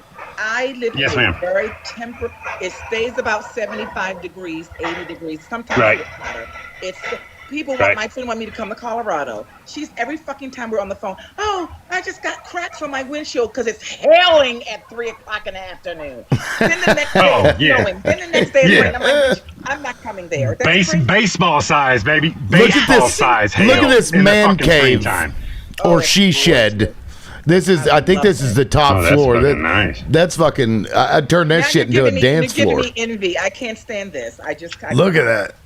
Wait, where is this? Can I again? speak to this for a minute? Oh, Well, look at the attic. Where is this again? This is Vicksburg, Mississippi.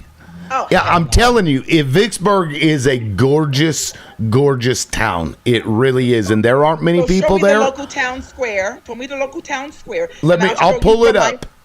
I'll pull from it up. I'll show you from my lived memory how many of my people were hanging from that. But Right, because I was gonna say bio talk before you go over there. You know Mississippi still got them old school laws. Like Mississippi just in the 2000s changed some of their Jim Crow laws. So Oh my God, you know.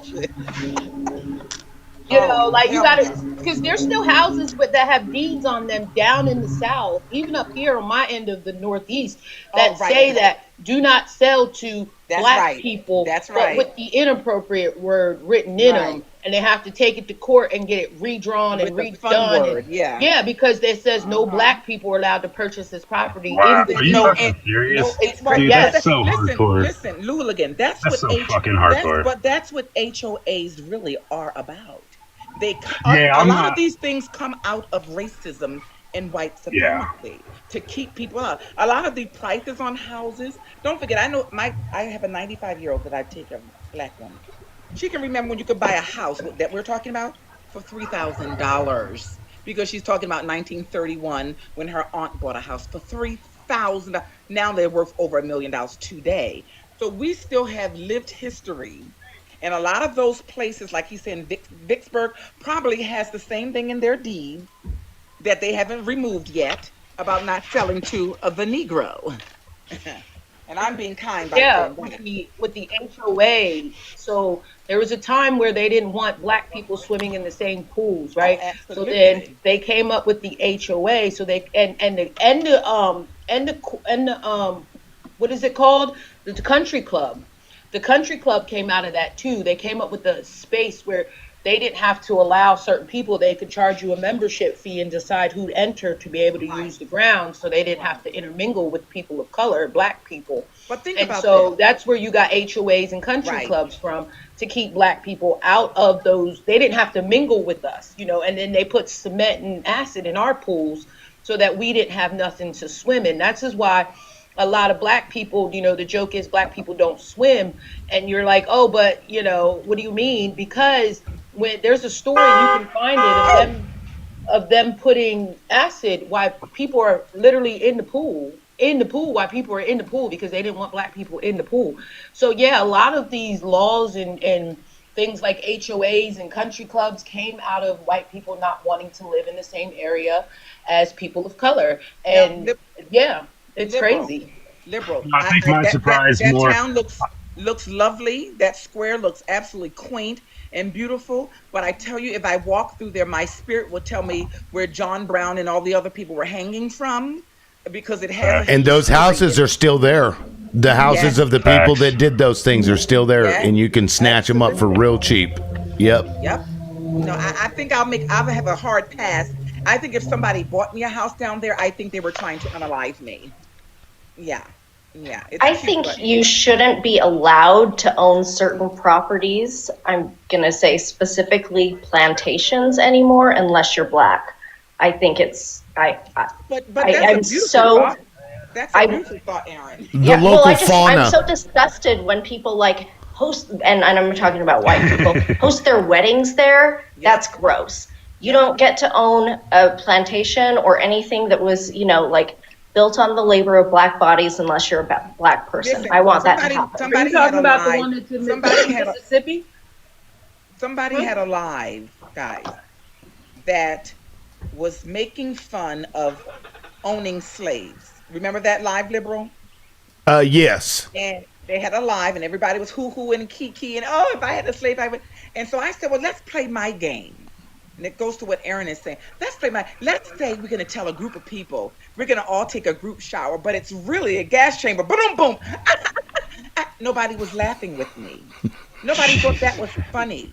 But when you're making jokes about black people and slavery and things of that nature, it's just a belly laugh for a lot of people. So you're absolutely right. Why don't we start having the Airbnbs at the Jewish camps? Let's go to Germany and turn Auschwitz into an Airbnb and have people have their weddings there. Don't you think That's that a would be great cute? point, No. actually. Right. It would be grotesque if people would be Right. up in arms if that happened. But yet they do the same things for people who have been enslaved in this country. They even have slave quarters where people want to take pictures and sit on the porch. They don't take our pain and our Holocaust seriously. They never did in this country, and they never will. So, but Aaron, that's a good thought. Speaking of which, my son just Tuesday went to DC to go to the Holocaust Museum, and I was like, "That's the only place you went?" And he was like, "Yeah, that's the only place we went." And they gave us, a passport for the one of the survivors or one of the people that might have, been harmed in that situation. I'm trying to be TikTok friendly. And I'm like, they didn't take you to the Black Museum down there? Like, they didn't take you to nothing else? And he's like, nope, that's the only museum we went to. And I was like, see, they keep perpetuating this thought of that situation is more prevalent than even taking these kids to the Black Museum that is in DC. They just took them to the Holocaust Museum. And I was like, this is why it's important for me to teach my kid about our heritage, because the school system isn't going to do it. They're still, perpetuating this, atrocity that happened to those people. And while, yes, it's sad, we should also be able to recognize the atrocities that happened to my people too, especially on this land, because that stuff didn't technically happen on this land as much as chattel slavery happened on this land. And that's part of the issue that a lot of us are having with this education system. Well, and this administration hasn't helped with the changing of the names of the bases and all these other places and the statues and the stuff taken out and changed in the museums. You know what I mean? Like, this it definitely isn't helping, like, advance our knowledge, you know what I mean, for the future generations. But they and want us I to- think they that's want us to I be mean stupid. that's a minute thing that I'm saying about this administration, right? But just all the same, you know what I mean? That's some shit that should never be done. That's our history. That's shit we need to learn from and know what not to, what led us there and what not to do. You know what I mean? Like, that shit's fucking, But I don't know. white tea I don't know. supremacy doesn't work that way. White tea supremacy wants people to be ignorant and not to be able to read and write and things, and it wants you to be absolutely gullible so that they can feed you propaganda. That's well, and I gotta be straight, ball. Like, I don't know, how old you are, but like with my gen, I found that a lot of us were actually trying to not get past slavery, but like get past these walls. Like, I'm not racist. I know every white person says it, right? Like, I got black friends, but like, I've got black a niece. friends. Yeah, but like, seriously, like, I got 2 nieces and a nephew that are black. You know what I'm saying? So like, but listen, I can tell you so that I mean, as far as my tie to any other community, black or brown or any shade has never been like an issue for me and most of my friends. But that's not right? what it's about, Hooligan. It's not about you and your personal experiences with different people. It's about system.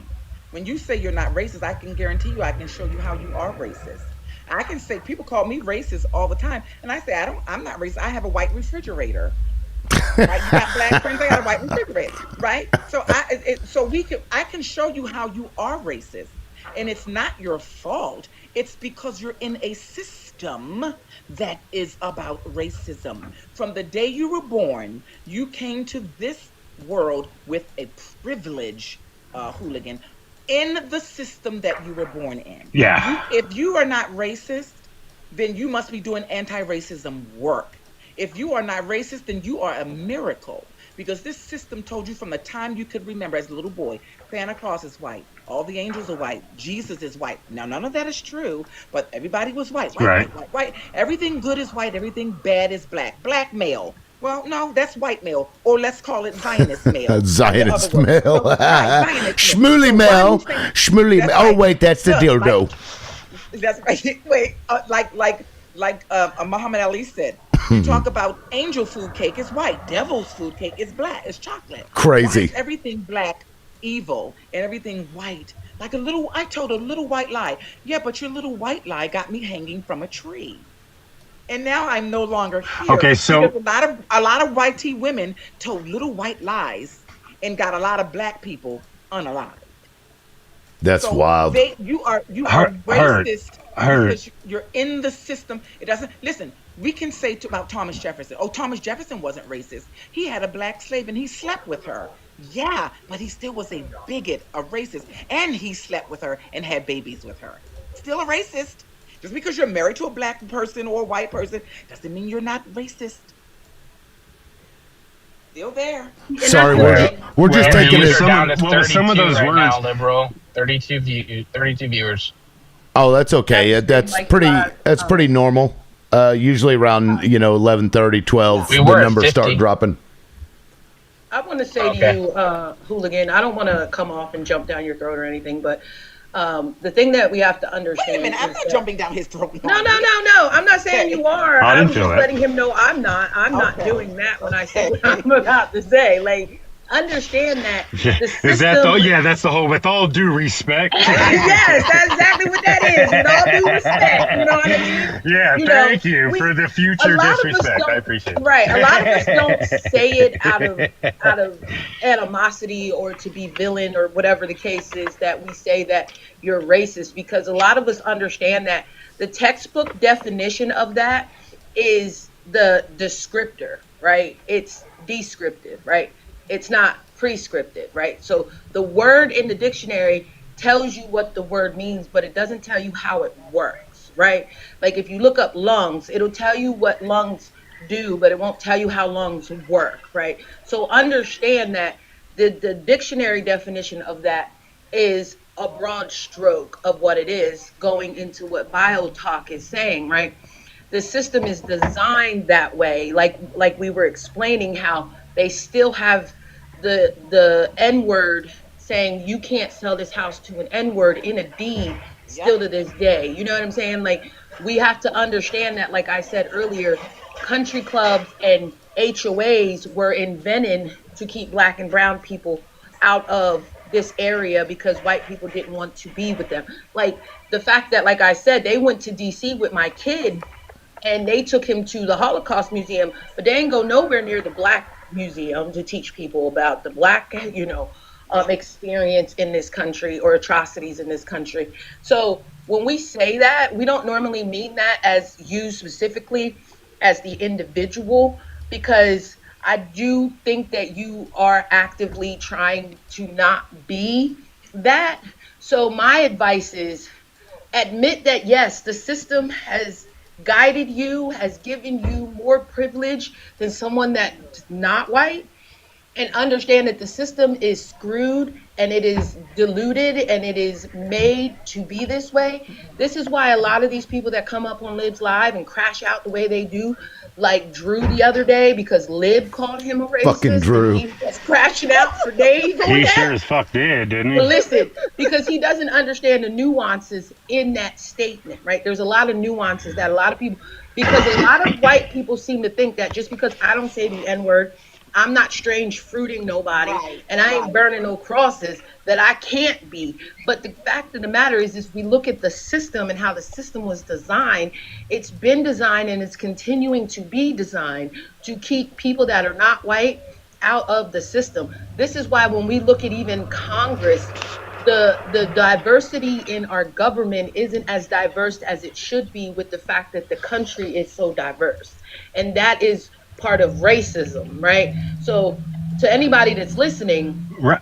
you get in your feels when we say that, because you think that we're calling you somebody that was part of keeping black people enslaved when your ancestors might have been one of those people. But understand that if you're actively listening to understand, and you're actively calling out the BS, and you're actively saying, no, my work buddy should have been up for this promotion over me. This is the person that taught me. I don't understand why I'm making more than him when he's been here twice as long as me. This is wrong, because his skill level out exceeds mine. Like, it's stuff like that, like calling out the disrespect in a way that is still respectful, but you can still call it out, just like Lib was going back and forth with Drew. He did it in a respectful way by calling him out, but also, you know, being respectful to the black people that were in the room. You know what I mean? Like, he wasn't doing it in a way that was harmful to us. He was trying to get Drew to understand that even from his perspective and his understanding of what racism is and what it looks like, Drew was hitting all the buttons, stuff and things. And so I just implore people that if you are truly actively working on not being racist, then don't take it to heart as Thank you, Dylan. If you're actively doing that job. If you're not, if you're And doing thank you, what Drew Hecate. is doing, then you need to wear that shit all the way to the bank and hope they give you a check, because it's crazy. So let me Okay, so let me say this for the people. Can I rebut just a touch? No, I'm not. It's not about that. It's gonna be 2 seconds, because I'm gonna Okay. I'm gonna do this for Lib. Since you like Mississippi so much and you're looking at it, let's say we get some black people to come down there and move in, and we have our own community. Are you going to be the spokesperson for us when those crackers come and try to tear our little community down, Lib? I mean, I can't be the spokesperson for anybody but myself, but I'll be there beating the shit out of somebody trying to take everybody's that's shit. what I mean. Are you going to take up arms when those saltine crackers decide that they don't like that we're living on our own and we have our own community? Because you know that every time you get together, Why do we got to get like that? Huh? Well, of course why I do we gotta would. get like that, Bob? Wait a minute. Say it again. I think that's a personal Hooligan. thing for me. No, Yes, but ma'am. hooligan. I'm saying No. that because hooligan. I'm saying that. I know, but because now that- they all of a sudden wait, now all of a sudden, you know what I mean? Like you I mean, we sit here and we talk about how the racism is deep, and then you flip around and say some shit like that. Like hooligan. I don't understand, hooligan. love. You're feeling, sweetie. I'm giving historical fact that every time black people in particular get together and have a community, but people of color get together, have a community. Wait a minute. That you're not listening. You're trying to get in your field. Whenever whenever we did that, pulled ourselves up by the bootstrap, had our own banks, had our own supermarkets and things of that nature, our own schools and school board. Guess what happened, hooligan? People with pale skin, Europeans, decided that this was not going to be on. We must destroy them. Not one, not two, but every I understand. single one. That's where that came from. So why would you be in your feelings about me saying that? Well, this kind of goes back to what I was going to say, you know, with Lonnie. Like, I think there's a lot of shit that we talk about that doesn't always that doesn't reference all of us, right? And I'm talking about white people. Okay, so yeah, we did some fucked up shit. White men have done the most fucked up shit ever. And women, okay, and women. I don't And women, and women. excuse me, Okay, and women. yes, ma'am. Yes, ma'am. Yes, ma'am. Okay, I have never denied that, and I've seen it, right? Like, and I don't fucking support that, right? The issue I have though is like, we can't forget it. We have to do something about it, right? So I have actively tried, like, I don't, okay, so that sounds bad, but like, I don't have a problem with any other races. I love the fucking Latin race. I love the Mexican people. Well, and I see, think I it's don't. fucked up what's, And well, I I don't. do. Okay, well, I do. Okay. I love their fucking culture. I love their food. Oh, that's okay. I wasn't asking you. Okay. I'm just saying, right? So for me, I've tried to open my eyes. All right. baby, And I'll tell you this, if I What you hear just somebody did- out here running, listen here a second. Hooligan. If What I you hear just did- somebody out here Wait, running hooligan. slang, What you just did, excuse me, what you just did, we're talking about black people, and you brought in Mexicans. Why? Because they make you feel more comfortable. We're talking about the black and white tea I have relationship, not- not okay. Mexicans. Lib, check your request, Lib. Check your request. okay, so check it out. So I see your point, and I will take it back. Okay, you. I haven't had a whole lot of African food. Okay, We're my not experience, African, darling. We're not African. Ma'am. We're black Americans. We're not Okay, African. so well, I've had plenty of black culture. Okay, so I thought that was I mean, that's a given for me being an American, right? Like, I'm in Colorado Springs. We are a very diverse community here. All right, not to say that racism is everywhere, but I grew up in a very diverse community. All right, I had What does black that mean? skateboarding. What I does had that black mean? I had skateboarding friends that were black and Mexican. I had rocker buddies that go to the shows with me that are black and Mexican. I grew up like, these are friends of mine. It wasn't about Can I offer race, this, right? and then I'm a shot. I'm only pointing out Hooligan. personal experience, though, man. Let me offer All this right? to you, hooligan. This is not about your lived experience, about just. It's absolutely, why Listen, not? This is but absolutely about hooligan, my lived. hooligan, I'm only trying to explain hooligan. some shit. But you're in your fields, and I know you feel like you're being attacked. But when you say you're from a diverse community, I guarantee you it was not diverse. I guarantee you the school board was all white tea. I guarantee you that all the elected officials in that community were Sure, white tea. sure. So it was not diverse. You just had a few black friends. my who didn't neighborhood wanna was. skateboard with you. My neighborhood was. let me give an example. The town that I live in is like 80% black. All of the school board members but one are white. The city councilors white. Yep. All the people in the town are black, but all the people that run everything are white. And so, like, maybe that's the point that Ball's trying to make. Like, it's Well, no, you know, I can I can understand Ball. I understand. It's still wild where you're because, coming like, from. it is a it's white weird. driven system. You know what I mean? And I understand that. All right. And so I don't negate that. Right. But in my eyes, I was trying to explain my personal view on the whole racism thing is I don't like it, period. I don't like a white dude doing it. I don't like a black dude doing it. I don't like a Mexican dude doing it. Doing what? Okay. Okay, hooligan. Real Being quick, real racist, quick. being racist. Hold up. Hooligan, Being I gotta ask racist. you something real Black quick. people I gotta cannot ask be you one racist. thing. Hold on, I gotta say this to you. If I say men are dangerous, are you automatically gonna start telling me how you're not dangerous? Right. Or are right. you going to understand that when I say men are dangerous, Spot that on, you Lonnie. and Liv don't apply to that? Like, Spot on, that's the spot on. difference of what's happening right now, right? Right. We're saying that yes, there's 10,000 snakes that are venomous and 1,000 of them are not. We're not going to take our chances in that in that snake pit because only 1,000 of them are not venomous. Like, it's a similar thing here, and you're jumping into defending you as an individual when we're talking in the sense of men are dangerous, but we know that you're not included in that, so you don't take offense to when I say men are dangerous. You don't go explaining to me how you're not. So in this instance, we weren't talking about hooligan or Lib being dangerous or Dylan or whoever it is being dangerous specifically.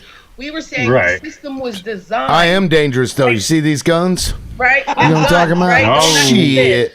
But the system in which we all live in is catering more towards white than it does any other ethnicity, especially black, right? Okay, so I thought I get where acknowledged you're that, coming and I from. do see that. Right. So calm down, friend, calm down, relax, right? Okay. We're So not can I tell you? Can I attacking tell you when I got in my feels though? Can I tell you exactly when I got my feels? When Ball Go ahead. used that C word.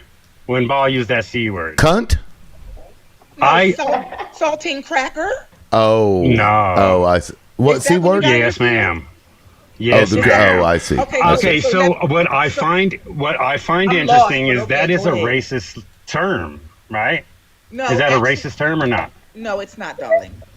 Cracker also- means. Well, That's not a honey, I racist think we term. know how you Hooligan. meant it. That's a Hooligan. job title. Saltine a also job starts title. with And an it S. comes from Hooligan. exactly. It comes from the whip crackers, Well, right? Hooligan, you I don't know want where to- the you fucking don't- word comes Hooligan, from. You don't want to hear what Yes, I'm saying ma'am. because you keep cutting me.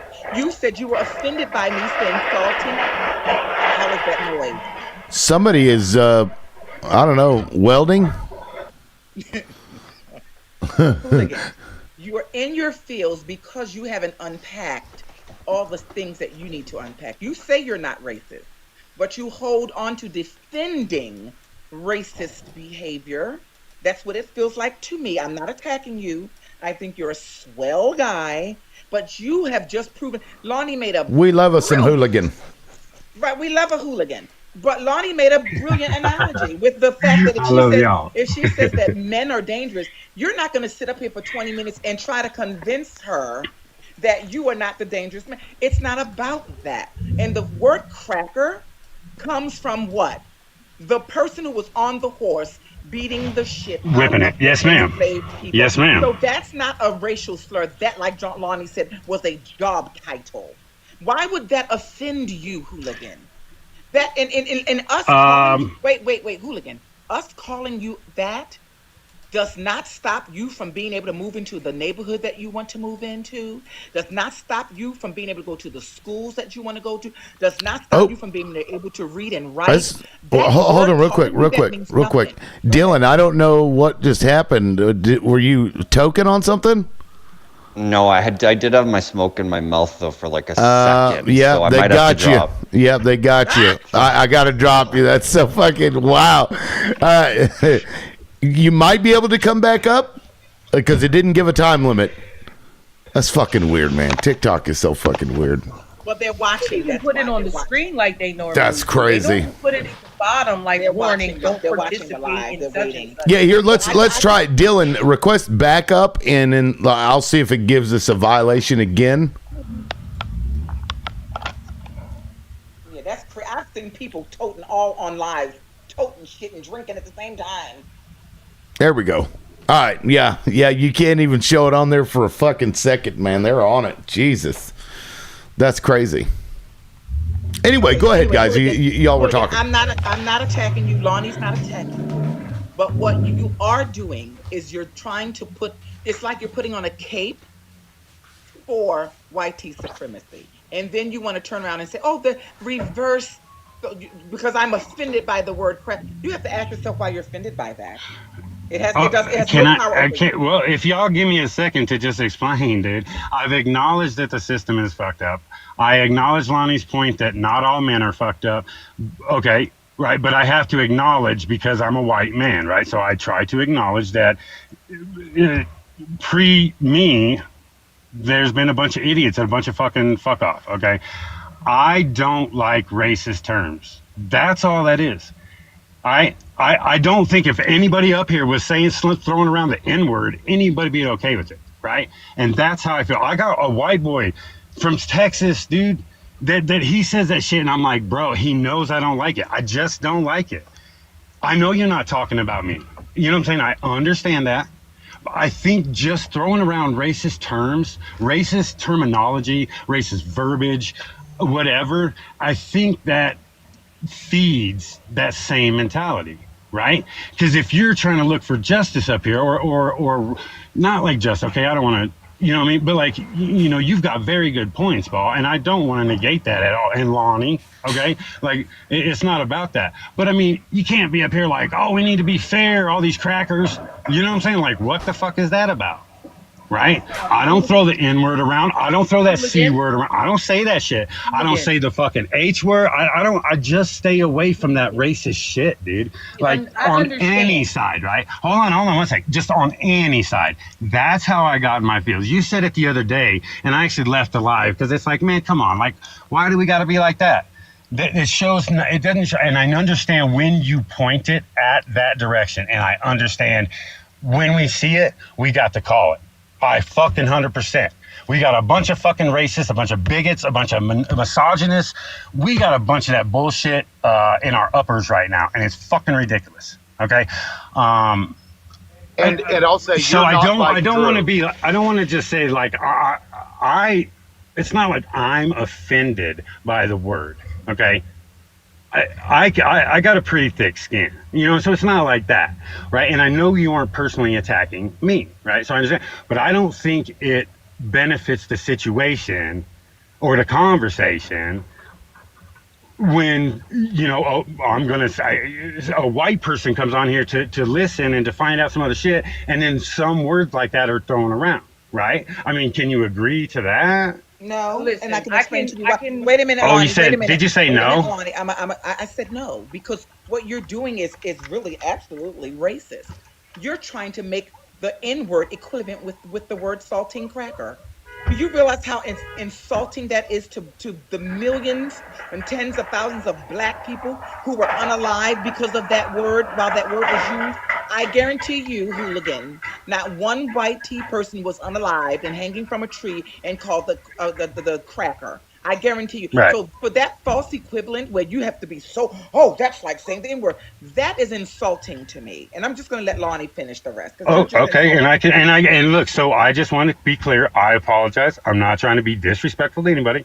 I'm absolutely not. Okay. As far as I am concerned with myself, I don't see myself racist. I was just kind of pointing out one little thing that I find interesting. That's kind of about it. That's kind of about it. So I get that, and I understand where you're coming from. Trust me, I completely understand where you're coming from, friend. But this is what I would like for you to do is to, for a moment in time, detach yourself from those other white people as the individual that you are, right? And you told us why you feel that you don't belong in that category when we say the word cracker or we say the word, you know, white people are racist. Like what you have to learn, like Pyre wouldn't do the other day. You have to attach, because you are sticking to your guns like Pyre was sticking to his brother being a police officer. You were sticking to that white side of your life, like of who you are as a white man. You belong to the white community and you're going to fight for them no matter what. Similarly to how Trump supporters stick themselves to Trump and we get up here and go back and forth with them on policy and facts about the government and why Trump is so bad. You're sticking to this like Pyre was sticking to the fact that his brother's a police officer and this is why he's pro-police, right? And just like I said to him, I'm going to say to you, and I just said it a minute ago, and you said you understood. So I really need you to dig deep and understand, right? We are in a pit of 10,000 snakes, and 1,000 of them are not venomous, and the other 9,000 are venomous, right? So you, Dylan, and Liv at the moment, maybe even Aaron, might be one of those 1,000 snakes that are not venomous in that pit of 10,000, right? You cannot expect somebody of my you can't expect anybody, no color attached to this, to walk through that pit of snakes knowing that only 1,000 of them are not venomous. You would be okay with them having some type of like caution about going through that pit, right? And this is how we as black people view white people. Now, we found a snake in that pit. Oh, cute. Not that snakes can be cute, but I think some of them can be. And they're not venomous, right? But they are constrictive. And constrictive can be just as dangerous. But we take that chance and say, oh, you're a cute little constrictive Burmese, albino Burmese python. I like you. I'm going to bring you with me, right? But we also still have to be cautious because you could constrict yourself around my neck and I'm done. So that is the lane I want you to look at that when you hear us have these conversations about race, right? We're not talking about you specifically or Dylan specifically. Like BioTalk was saying, you have to really unpack why it is you feel the way you feel about these terminologies, right? Because this is what was instilled in you as part of the system, right? I'm not blaming your folks. I'm blaming the system with which you were raised in, like Liv said. he is in a community where 90% of the residents are black and 90% of the government is white. And they have control over all of these black people, and they are treating them unfairly with the system as the power. And like that one old lady, Right. she like helps me pick out clothes for my daughter. For like a fucking hour, this the sweetest old ladies could be, sweetest. And then my daughter grabs these jeans that have these like billets on the pockets that were like golden. She's like, I don't really like those. That's what the black people wear. Or, no, she used the N-word. And I'm like, looking at this bitch like, what the fuck did you just say? Like, I'm like, we're out of here. I ended up spending too much money. But it's like, they exist among you. They pretend that they're not. Right. And it's wild because just out of nowhere, this fucking like 80-year-old sweet grandma, it's like, I got my rope in the trunk there. I'm ready anytime we gotta go. Let me say this, and then you can drop me after I say this. I just want you all to notice. Look at the comment. Now, Techno Pagan said, if saltine, which I said saltine cracker, is just a made up non-meaning word, that's not racist. Can we make up a word? Well, you guys have all the words, baby. So now you want to make up another word for black people. Wait, is Techno the one? Is Techno the one that? No, I know, but is he the one that said that I was down to like 30 people? Is that him? Yeah, I can't. I don't remember who said that. But he wants to make up another. See, Hooligan, this is who agrees with you. A person who's obviously in his fields, but now he wants to make up another word to call black people because they can't use the N-word, and that we can say cracker and honky, which does no harm to you people. And that's what I'm trying to get you to understand. The word that you use on us caused harm, physical harm. It made us be redlined and put in different places and enslaved. But you guys are in your feelings about us calling you certain words, that this person wants to make up another word just so you can have something to call us. Make that make sense. Yes, you Techno. Yeah, Techno, like, were you the one that brought up the 30 people, that we were down to 30 people? Was that you? Yeah, that was me. Oh, okay. Okay, well, that makes sense given your comment. What word do you want to use for black people, Yeah. Techno, since you're into new words? And like, what did you mean by that? I mean, don't they always use the words, the N-word with each other, like as like a ha ha ha, yeah, what's up, my, like they say that all the time, so they can say whatever the hell they want. But if white people say a word, if white people speak too much in a live and don't let the other people talk, it's like you can't even get a word out. Wait. It's Okay. frustrating. Let me tell you something. That's not for you. That's for them to reclaim their power. That's right. And white people have owned all the fucking words, Techno. You're telling me that the black people were allowed to use certain words when they were enslaved? They are now, and now you still want to tell them what they can and can't fucking say in a system that benefits you and not them. So you're just continuing this shit to a degree, are you not? Yeah, but the thing is, how is it different, Techno?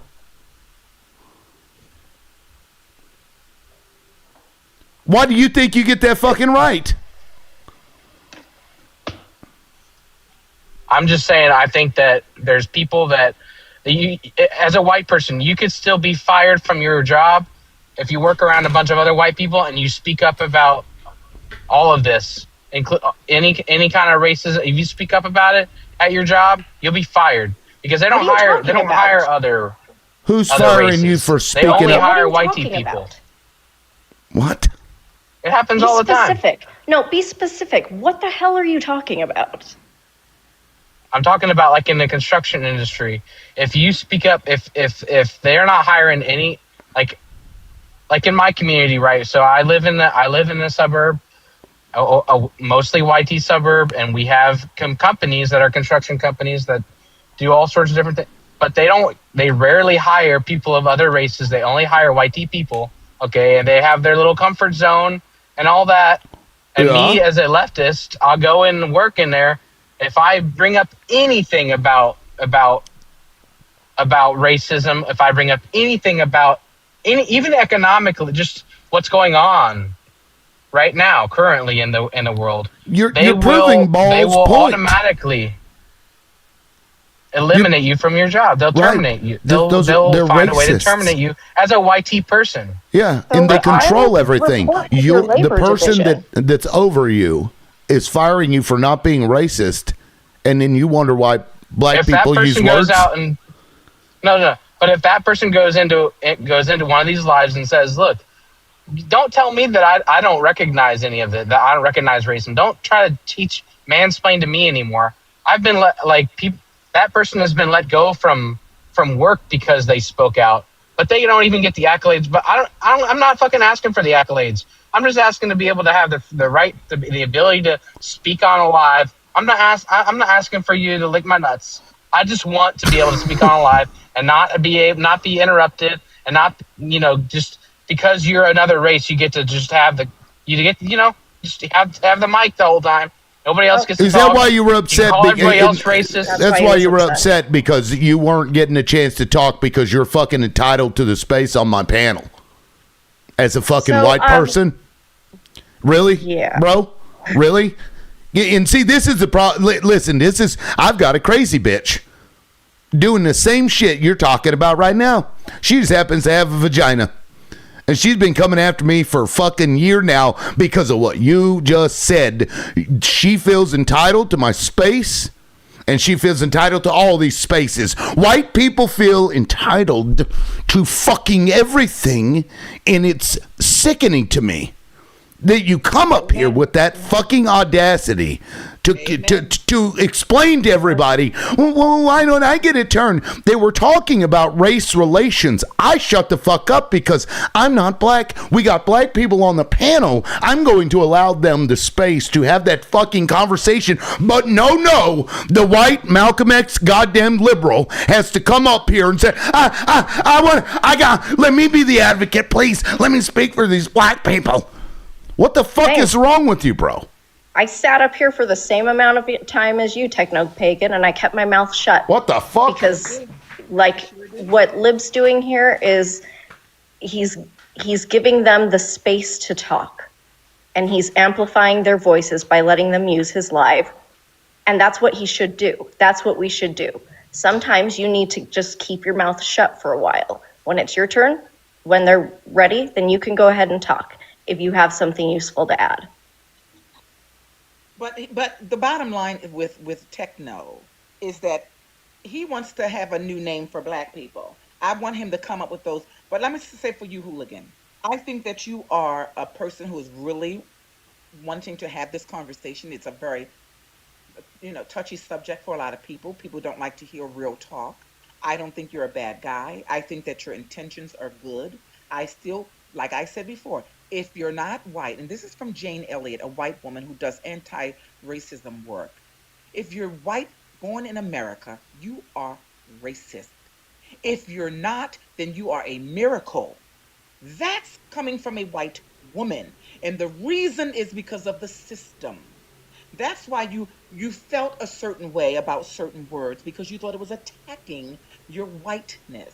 And what I'm saying is that we can continue to have this conversation, but we have to be truthful and unpack what name. So you want to equivalent to the N-word. There is none. If you can find an equivalent to the N-word and you tell us what it is, let's go through its history, unpack what it has done to people, and then we can compare that way.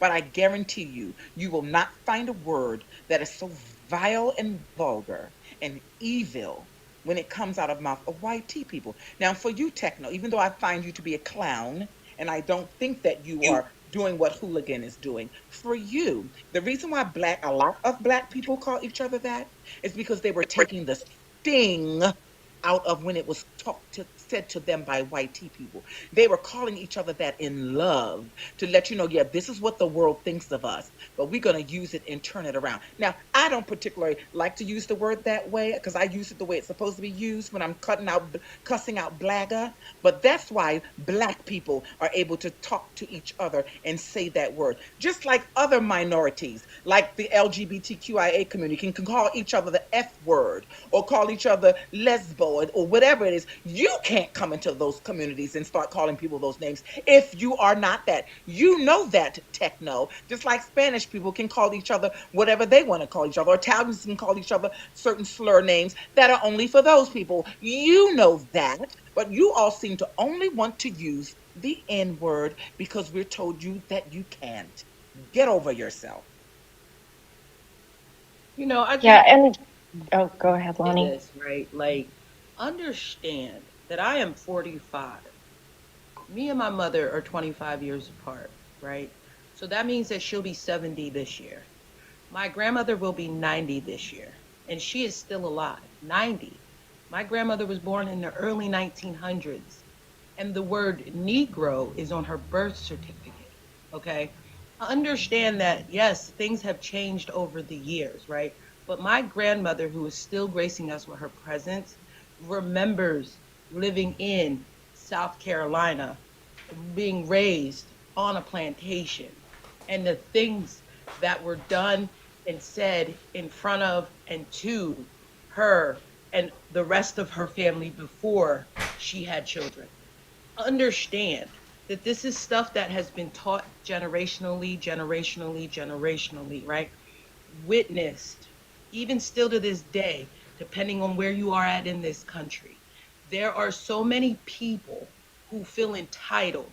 And I just seen a story before I got on this on this live, where a YT man followed a black man driving a FedEx truck, claiming he'd hit his car, stalked the man to his job 40 minutes away, waited for the man to get out of work, followed the man in the man's personal vehicle. When the black man finally got fed up and confronted the white man pew-pewed him and claimed self-defense after he followed this man for hours, right? Yelling and screaming profanities at him, right? So the stuff is still happening, and it's resurfaced at a higher level because of the administration that we have in office right now, right? So for people to get up here and act like, oh, and this isn't to Hooligan at all, because I think Hooligan gets it. But this is to anybody else that don't seem to want to get it or want to be acting like it doesn't happen. It's still happening to this day, right? And the fact that that word is so detrimental, right? If I found out something about you that you could not help, because you will not walk up to a person with a sort of mental disability, physical disability, whatever the case may be, and call them a specific word. The R word for certain mental disabilities is not allowed to be said. And so many people respect that word when it comes to those people. But it is so hard for you to respect the N word when we didn't get to decide what skin we were born in, right? We didn't get to decide it. You didn't get to decide it, right? We were born with this color skin. So for you to feel the need to want to say a word that is just as dangerous or just as vile as saying the R word to someone with a mental disability just shows how low informational you truly are. And if you are still calling those people that R word, then you are not educated enough or in a space where you are ready to have this conversation about racism in the United States. Because it is wild to me that your issue is that you can't say that word. Now, I give it to Hooligan because Hooligan says he doesn't want to hear that word. He's not going to use that word. He doesn't want to hear the other word, the C word. In his life, those words he don't want to use, and that is for him and his family to not use those words, right? He understands that word is not necessarily as vulgar as coming up to someone with a mental disability and calling them the R word. Is very equivalent to coming up to somebody that looks like me and calling me the N word. And yes, we say it amongst ourselves, but not all of us say it. I don't use that word in my everyday vocabulary. I don't like that word for Afro myself. Man doesn't either. Right. So that's that, right? So to understand that you will always have outliers, right? There's always going to be a group of people that may be okay with that word. Those are the people that you then need to stick with, right? Because some of us don't use that word in our everyday vocabulary because some of us don't like it because we know what it means and we know what it's turned into.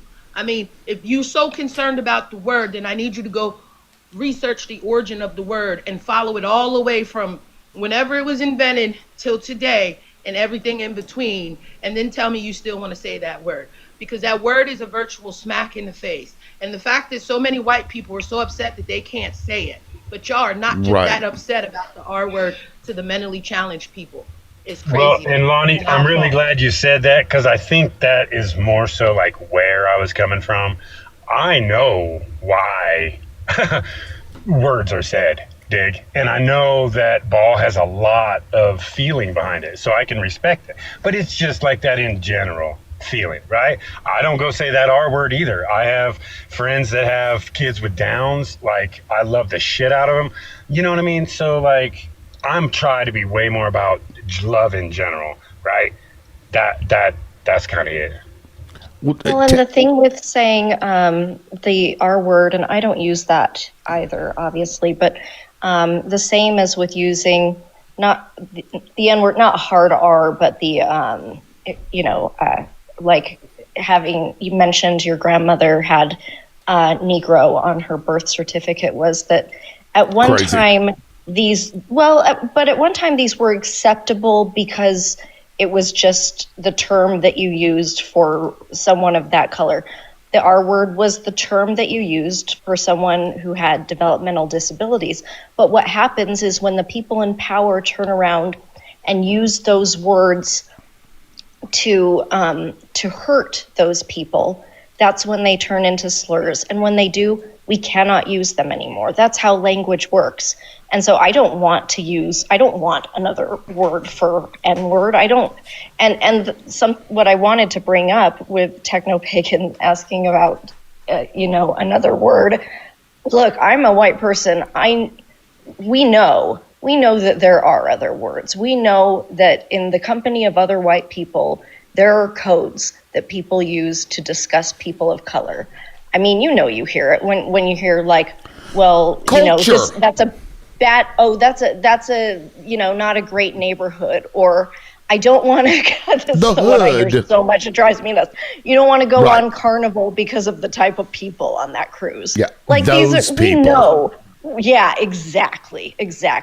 So don't act like that's not already happening. But the point is, it shouldn't be happening. You shouldn't be using any words. If you want to be a racist, like, don't couch it. Own your stupid racism and let everyone know what you're doing.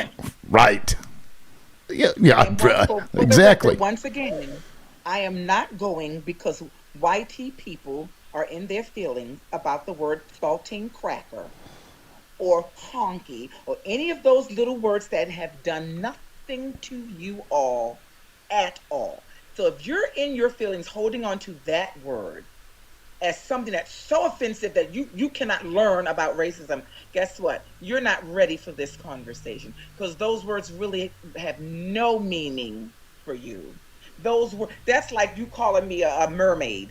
That means nothing to me. It has no effect on my life. So me calling you those words, that doesn't harm you like the N-word has harmed black people. So for you and Techno to say, then don't use that word, you're full of it.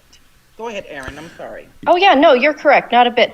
And actually, I wanted to kind of go back to something a little bit ago, but we were talking about how, systems of power and how essentially, like, yeah, if someone calls me a saltine cracker, I might feel insulted for a moment, but ultimately it still doesn't dismantle a system of power that belongs to white people. And I mean, it would be great if it did, honestly, but like it doesn't do anywhere near the damage that the N-word does. So yeah, but I get it. Like, I don't think that anyone should be using any of these words, and I don't call people that sort of thing. But in terms of, like, it's not as those words aren't as violent to people, They're right? not. They're They're not insulting, at all. but not Like, violent. yeah, it's not associated with a history of violence. It's Right. about, like, it's historically about classifying the hierarchy of people and saying that, some white people aren't as good as others. Like, I don't care. Whatever. It doesn't really do anything to me.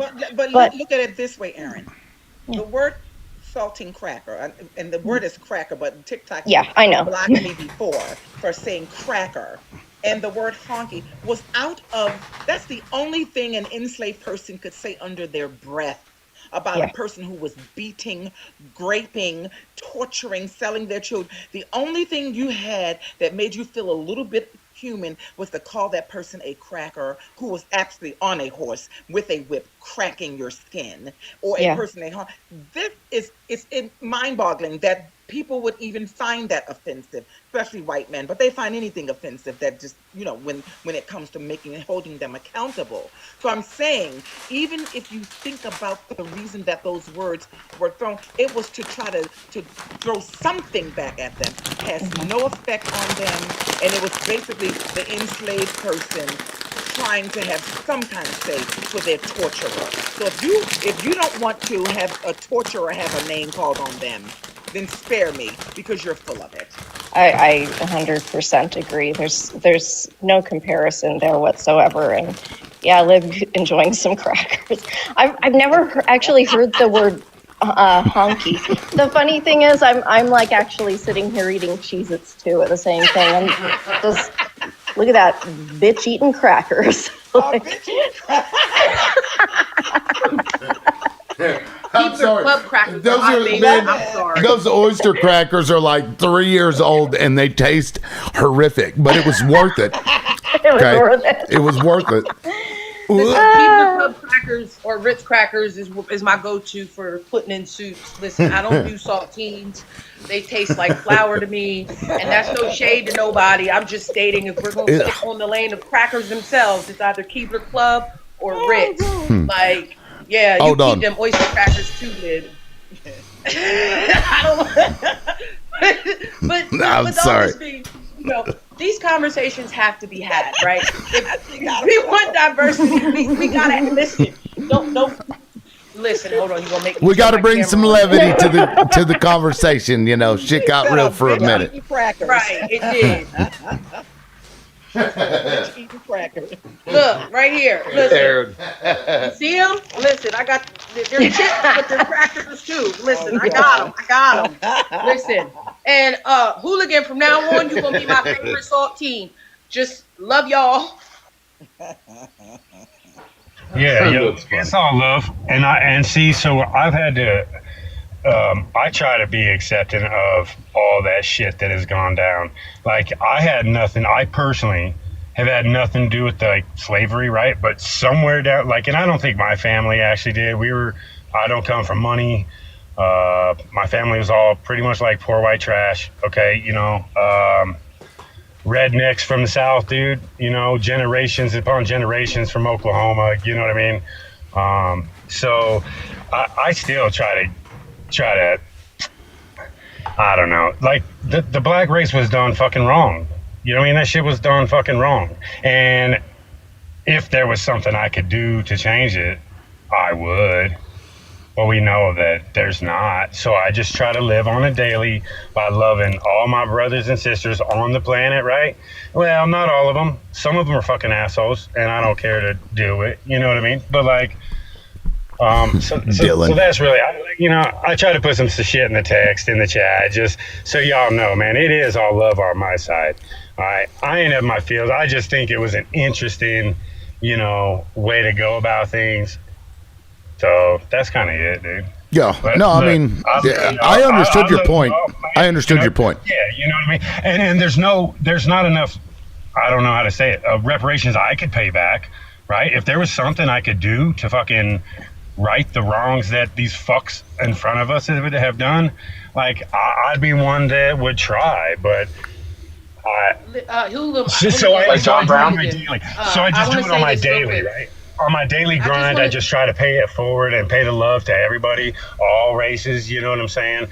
Because I think that is how I try to make the world a better place. That's how I do it. Right. And can I say this real quick? Understand My that world is all about me, bro. I'm sorry. the reason that you're That's suffering, why majority of white people are suffering, is the backlash or the overflow of the racist system that they have put in place to keep black people down. Like, this is why we have to pay so much for higher education. This is why we have to pay for healthcare. And this is why more white people did grow up impoverished, because of the system that was put in place to keep black people out. Now, they had to change the Jim Crow laws to say, we don't have to cater to black people specifically, right? They just said, if you're below this tax bracket, then we can give you the shit end of the stick. And so a lot more white people fall under a certain tax bracket and get part of this shit end of the stick, versus it just being completely just no blacks allowed in our country club. It's nobody making less than X amount of dollars a year can join our country club. So I need you to understand the correlation where, yes, you are impoverished. Yes, you went to trade school. You got your trade. You are a electrician in your field, and you're probably really great at your job. I don't know you to I don't want to discredit you. Well, he's still here, so he must be doing something right. Right, as an right. electrician. So You make a mistake as an electrician, it doesn't go well. Black people can be electricians too, right? But black people can go and be electricians too. The difference is that if someone's name is, Tyrone, and your name happens to be Joe, then Tyrone's application got chucked in the trash, and your name is Joe, so they picked you because of your name, because they could say it, or if Tyrese, or if Tyrell, or whatever the case is. I don't deny any of that. And so that's the difference between the two. We're not saying that white people aren't suffering. We're saying white people are suffering because they want black people to suffer, because black people were being discriminated against, not that you're not at all. It's and that because, goes to Techno's point. What Techno was saying earlier is exactly what you were saying, Lonnie. Sorry, go ahead, Lonnie. I just wanted to make that connection because it's been a while since you said it. That's a lot of the disconnect when we have these conversations, is that we're not saying that you guys don't suffer. We're not saying that. We're saying the reason you're suffering is because they don't want us to have a chance, right?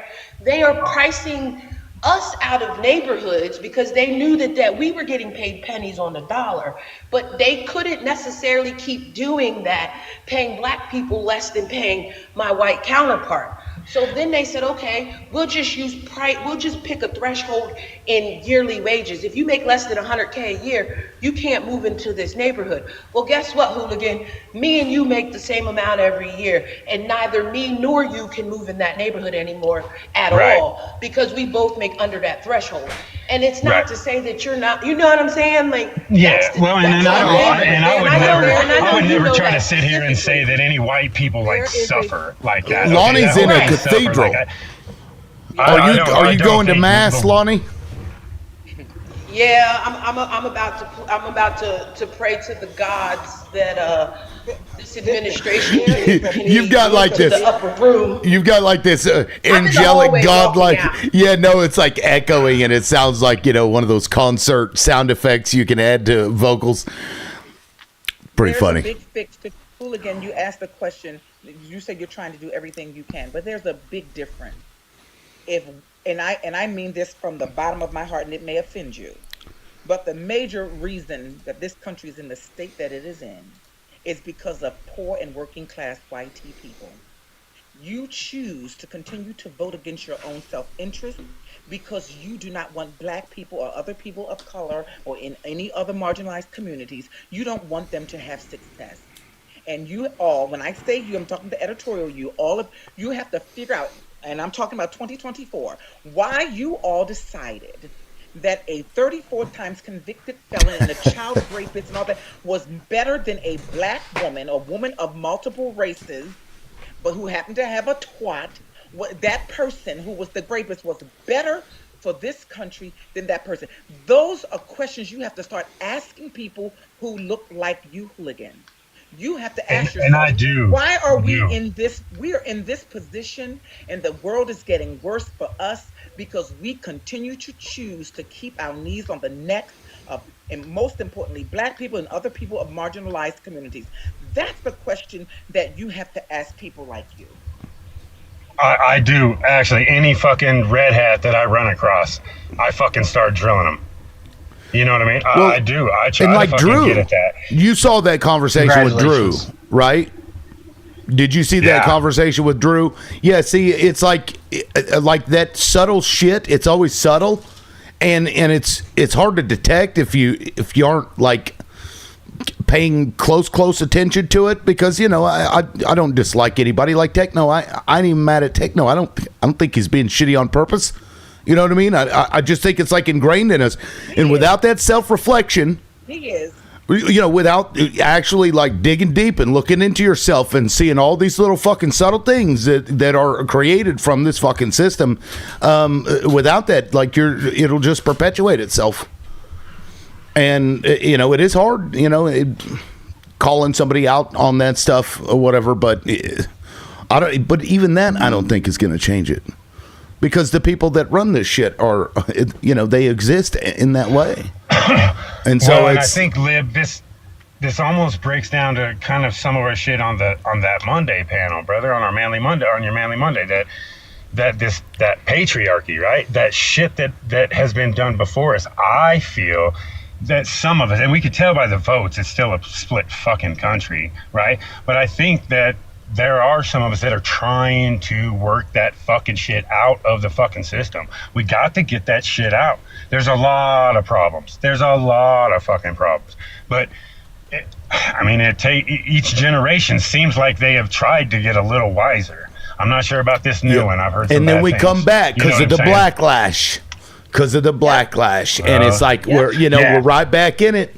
Like, oh my God, Well, and some of that, there was a black man who was president. Let's all freak out. They're born into a house that believes that shit, right? Long-legged pin. And then so it's like I said, as far as I go, I try to make sure my kids, and from me down, right, we change our way of fucking thinking, and that's, like I said, I'm nobody. I don't have a voice out here, anywhere to be able to go out and preach, but people, I do try. Let me give you an example, because Hooligan, you keep going back how with your kids and everything. Let me give you an example of how this system can rot people. Do you know that in the 1940s and 50s and 60s even, and maybe even earlier, that a lot of YT children were raised by Black women, suckled their Black breasts.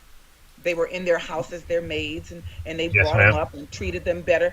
And do you know those YT people will talk about that person was like my mother? But when they grew up, Hooligan, they learned that this system that they were in favored them. So they took on the ways of their parents and repeated the cycle of keeping people down and having them as maids and things like that, and having that same mentality. Although they got their most love from the very people that they now see as servants. It's the system. So you can teach your children all you want, but if they get in a position in this system that says you must treat those people this way to keep this position, because after all, you're better than they are. That's what the system does to even good people.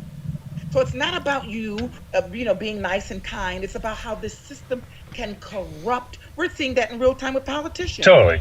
Being corrupted and not caring about their constituents and being used and bought and sold like eggs, right? So the system is what we're talking. I'm not talking about you personally. I don't care if you lick black twat every night. That's still, we're in a system that tells you you should not It is be eating good, black if I might twat. say so. I've got a pin. Where do I sign? Here's one that might blow your mind, Hooligan.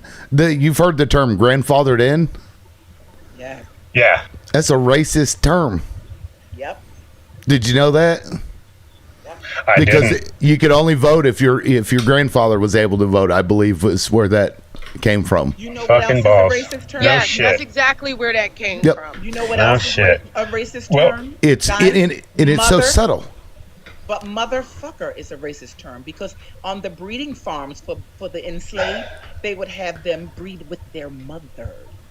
This is how Wow. sick, the demented, the breeding farms Fuck. in America after they ate bodies, black bodies, but they would make the child, the male child, breed with his mother. They were doing all sorts of wicked.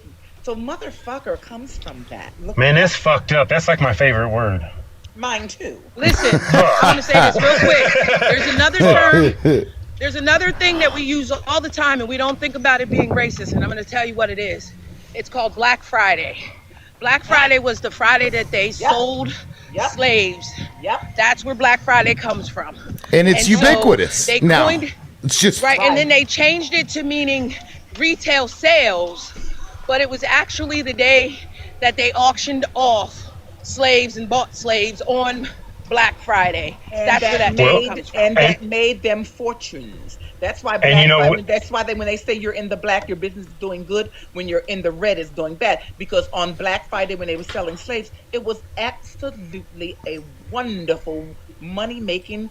And that's where the stock exchange come from. That's where the stock market is all about slaves.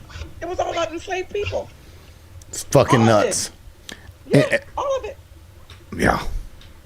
Yeah, it's pretty nuts, and you know we obviously don't use them in racist ways now, but it's just everything, like things that you don't even realize are from this era. It's just caked into the system, Right. and so like you know it's Look. All the and- nursery rhymes. Eeny, meeny, miny, mo, catch an N-word by the toe. and I used to Indian say that when we were kids. Right. We had no idea what the fuck we were saying. Bad, Yeah. bad black sheep. Have you any wool? That's yes, right. sir. Yes, sir. 3 bags full. Look, 10 little Indians in the bed. The roll Right. over. Yeah. Roll one little Yeah. Indian. If And we used to say that when we were kids too. everything. And with us, it was true because you know we're natives and we're there- jumping on the bed. We used to Right. jump on the bed and sing that There's stupid one, song. This little piggy, they call it piggy now, but it was this little N-word went to market. This little N-word stayed home. This little N-word had roast beef. This little N-word, they're talking about your toes now, counting your toes, teaching children how to count. This little N-word cried, wee, wee, wee. Then they changed Wow. it to this little piggy. Then they changed it to this little piggy as people started thinking, wait a minute, we gotta. So if you look at old cartoons, they are so vile and racist. It would make Yeah. your Yes. head spin. It would Yeah, make your that's and I right. love when they have all the black crows on the fence and they singing all the black song. All of that is about race. There's a hurricane. Guys, take shelter. Take shelter. The hurricane is here. Hurricane Hooligan. Hooligan, that's some wild wind you got there, bro. Oh, my bad, dog. He's like standing on It's TikTok funny 'cause like I this. It's funny because I got I one got- too. I'm sure you can hear it. And I'm like, I am got I my muted? earpieces in, It's windy. Yeah, that's crazy. Now, real quick, guys, Dylan's been up for a while. I'm sorry, Dylan, but it's been, you know, would you like to jump in? You can drop me. You can drop me. Do you want No, me I'm to just drop you? I mean, I'd love to keep you on here until TikTok says you can't stay anymore. And they will too. I give it, what, another 10 minutes? Placing bets, folks? No. Sorry, Dylan, go ahead. No, you're good. I'm just listening in. I want to see if Techno has gotten anything from the conversation because I think he's I'm listening. kind of. Oh, yeah, we outside. We I'm more totally interested just kind in of went on Techno from than that. you Yeah. guys know my stance on systemic racism. Like, you know that I agree with essentially everything you guys are saying. So there's not much argument from my Yeah. end. I just want to know if Techno is I understanding. don't disagree. So, well, then let me ask you, because you know, I know you said that you didn't want to use that word, and you know, I believe you when you say that, but you wrote, and let me quote again, you said, if saltine is just a made-up, non-meaning word that's not racist, can we make up a word too? Like, what was the thought process when, like, writing that? You know what I mean? Like, I think I understand what you're trying to say, but in the context of the situation, like, it was... Like, I really think at the moment it was out of frustration. I was not on the live panel anymore, right? So I was frustrated because I had been. You're right, liberal. I should make my own show. If I don't like the way that things are going, I should do my own damn show. You know what I'm saying? We went away from a completely different. Like, we went down this path when Hooligan mentioned this. Took a moment to. Or, he didn't appreciate the use of the word at the moment. Or he was fine with it, but he's just like, I don't see how that helps. But, and I wasn't on the panel at that time. I had already dropped. I had already given. I'm like, I'm done. But I was still listening in. So I do find your stuff entertaining, liberal. Well, and I was, to be fair, I was zoned out, and it actually wasn't just you maybe that was frustrated, because I was zoned out on taking trip down Vicksburg Lane, and then I went through Jackson, some of the parts. And these are roads that I've driven on, because, oh my God, it's like in some of these places, it's just so bad. You have some houses, like half of it's missing, but they can't afford to fix it. Insurance ain't there. They'll put a fucking tarp over the side of the house. And just, it's good, it's wild to see. But so I was zoned out on that, and somebody else was like, why are you ignoring me in like my group chat? And I'm like, okay, hold on, guys. I wasn't even looking. I think, people were trying to get up, and I wasn't paying attention. But I was just listening and clicking forward and like, oh, let's go down this road. What's down here? I was lost in my own shit, but anyway. I guess I was already frustrated sense. too. I was already frustrated that we were going over I rent my property. I have 3 kids, and I literally just got laid off like last week. I remember telling you, and I was watching live. I mentioned it.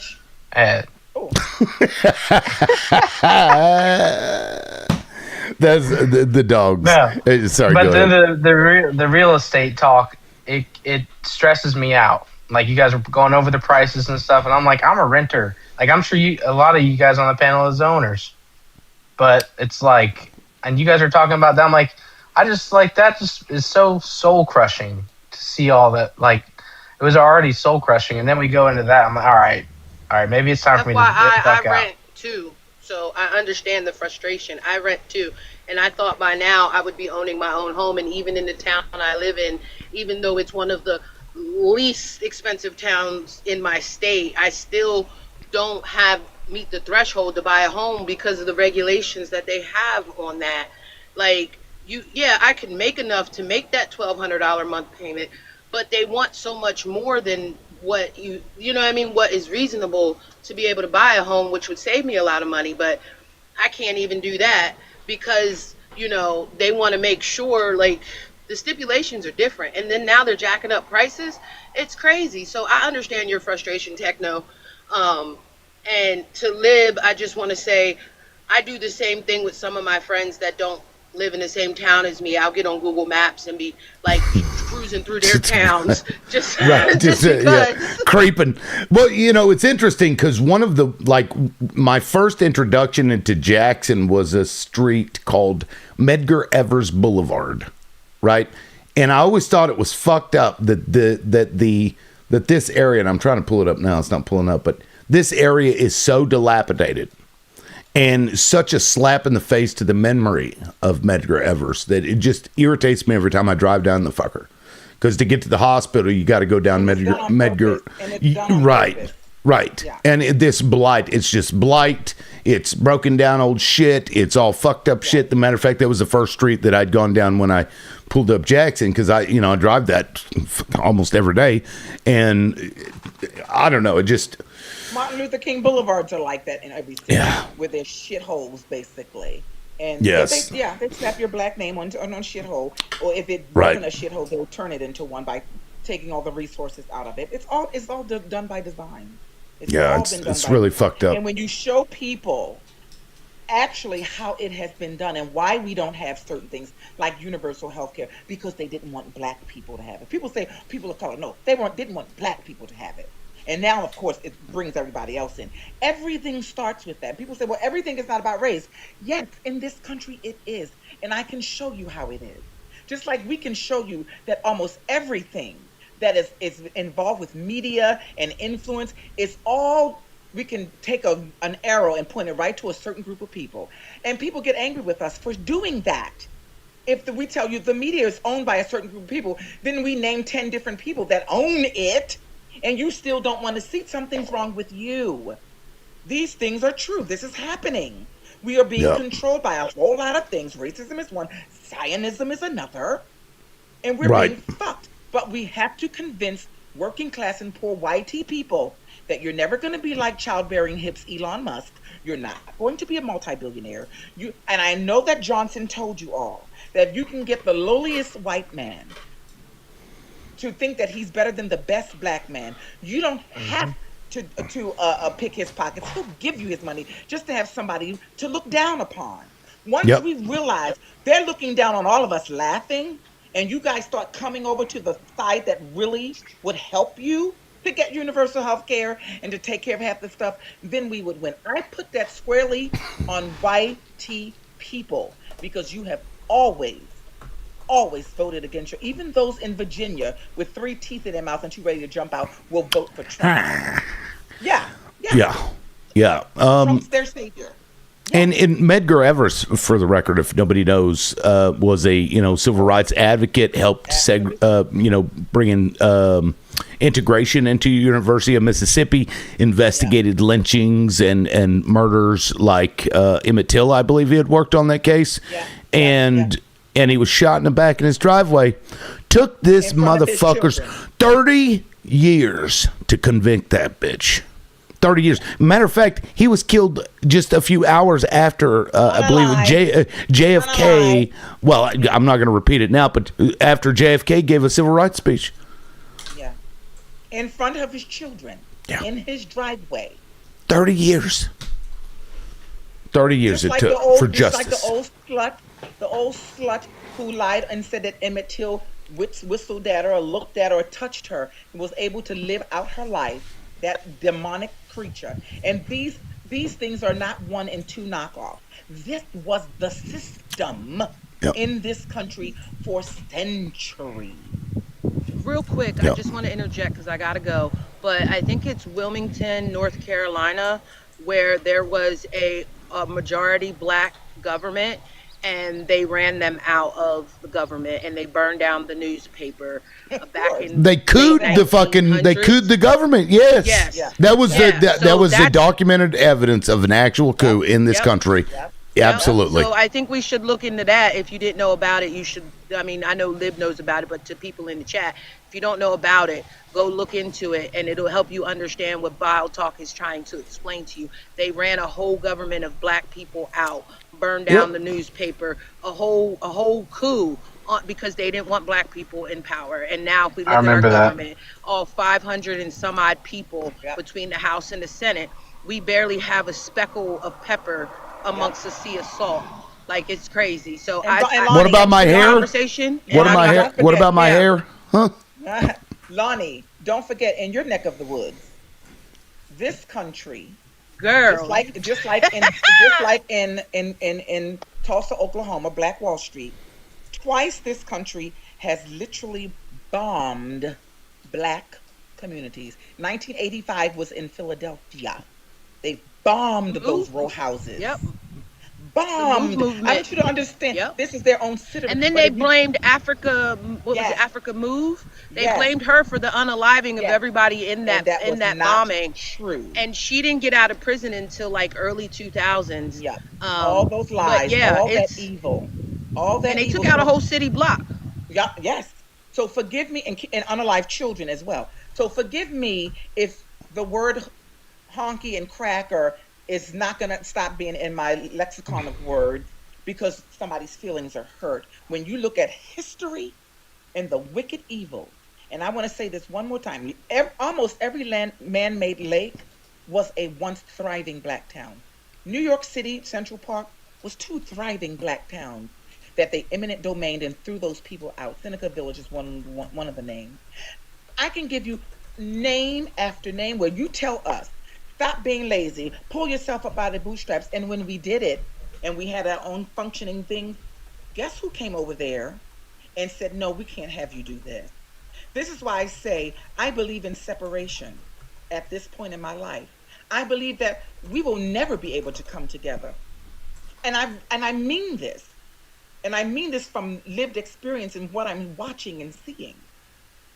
And it's sad to me because there are a lot of good people out there in every race. But the reality of it is that we're in systems that we're not ready to really fight against, to dismantle all of this real wicked vileness. And a lot of the white people are feeling the pinch now because of what the government's doing. I hear a lot of white people complaining about but that's always been the lived experience of black people and brown people and people in marginalized communities. We've always lived with knees on our necks. Always. And nobody thought, wait a minute, but those people living with knees on their necks, they don't have a right, they don't have access to low mortgage rates and things of that nature. We live in the suburbs with a 1.99 so that we can actually afford a home. And now we have generational wealth. But those people aren't given the same. Nobody even thought to be concerned about that. Now all of a sudden, everybody's concerned about the price of bread because it's hitting you now. Because when it was hitting everybody else, you all didn't care. And that's where I come from. I'm an old black bitch, and I've seen a lot. Yeah, and you know, speaking of Tulsa with the, you know, the race riots, if you will, they rebounded after that, and they rebuilt, and they started doing better, right? Yeah. Greenwood. And so what did these people do? Let me show you on the map. I'll show you. And, you know, of course, I've lived around this area fucking my whole life. Was it a nice little freeway? Look at that. Look at that. It's so pretty. They were like, no. They're doing too much here. They're making too much money. Let's fucking put a highway right through that bitch and bypass every bit of it. Can you ask ChatGPT Lib? Because they say most modern American freeways or highways have gone through once black towns. They make sure that they just eminent domain that place and put freeways through those. Let's see. And it's mostly poor black people that had to suffer. And they ran, I know they did a lot here in California, where they ran, almost all these freeways were once thriving black communities. And a lot of that history is hidden. Oh my God, there's your obsession. Headley wants to know see your head of hair again. Bro, what's up? Come and get you some, Headley. Come on. Well, he wants it bald. He calls me No, Shirley he wants Ralph. to put his hand through my hair. He calls me Shirley Ralph. Headley. Oh, Dylan, thanks. Sorry, I was looking something up. I was pulling up that maths, but thanks for coming up, man. I appreciate it. Yeah, I'm gonna ask. What's good though is that people knew exactly what it was I was about to say. Whenever I started talking about them doing better, it's always something. It's like that picture. Let me put it back up here again. I just, you know, and it once you see it, you can't unsee it anymore. Right. What is happening with the system and what they do? And right here it is. About it. You have to face it. And then these fucking YT people call me a racist. Yep. Motherfuckers. And don't forget, it's still happening. It's happening now, and a lot of it is happening. Yeah, please. I mean, if that ain't accurate. Well, wait. When you put the guy who's playing his guitar in the park, that speaks volume. Oh, right. Yeah, I don't have it up. Guitar, minding his business, bringing joy to people, and getting fucked with. Getting fucked with. Yeah. Bringing joy to people. And you know, you said something that I think is sad, but I think is quite poignant. That you're not sure that it can ever, this country specifically, ever be right. Even if you dismantle it with the people that exist here, I'm not sure. I mean, it would take 100+ years over time, and you know, I mean, because look at this: you start making a little bit of progress, and you get Trump. Yep. How many times is that going to happen before a lot. Before we literally breed the hate out of people? It won't. You know what? I don't know that it could. Right. In 1877. Now, 1864 was the Emancipation Proclamation. 1877. By 1870, you had about 12 to 13 black congressmen, senators. Do you know they ran those men out, basically trying to, make them tree ornaments? because they were afraid of the progress that they were making. And that's a big progress coming from slavery to being able to be a representative for your people. So that backlash happened once that progress was being made. Bam, backlash, right? Yep. It always happens because the default setting for this country is white male supremacy. And now we're seeing white male wealth supremacy. And I think it still exists in Europe as well. Oh, sure. And for example, let me show this real quick. Elon Musk, this little punk, posted this. He retweeted it, whatever. He said that's a lot of illegal immigrants, right? And so this is supposedly Europe here. Let me just play this video so everybody can see. I mean, you'll get the gist of it pretty quick, right? Illegal immigrants into the European Union. I mean, third country nationals found to be illegally present. Annual counts by citizenship. Flows originate from each citizenship and land randomly across EU territory. Each stick man equals 100 people. And Elon Musk reposts this, but what from a person what he who was fails an illegal alien in South Africa. right, what he fails to mention is the fact that that very fucking area went and illegally migrated to 90% of the entire fucking world, stole the resources, enslaved people, used them, unalived them, were violent to them, and then bitched when the only places left were the places that they called home. Right. And now they want to bitch because those people are able to now go there. Right. I'm sorry, I don't feel sorry for them at all. I don't either. But look at this case. We know that the European, especially the Great British Empire, went around the globe unaliving indigenous people, telling them the way they were living was wrong and incorrect. Savages! Taking all of their resources to build up the shitholes of Europe. Now you fast forward it to today. There's a couple of little countries in Africa, Burkina Faso, Mali, and Niger, who told France, who were still, up until about 3-4 years ago, making them pay them reparations, so to speak.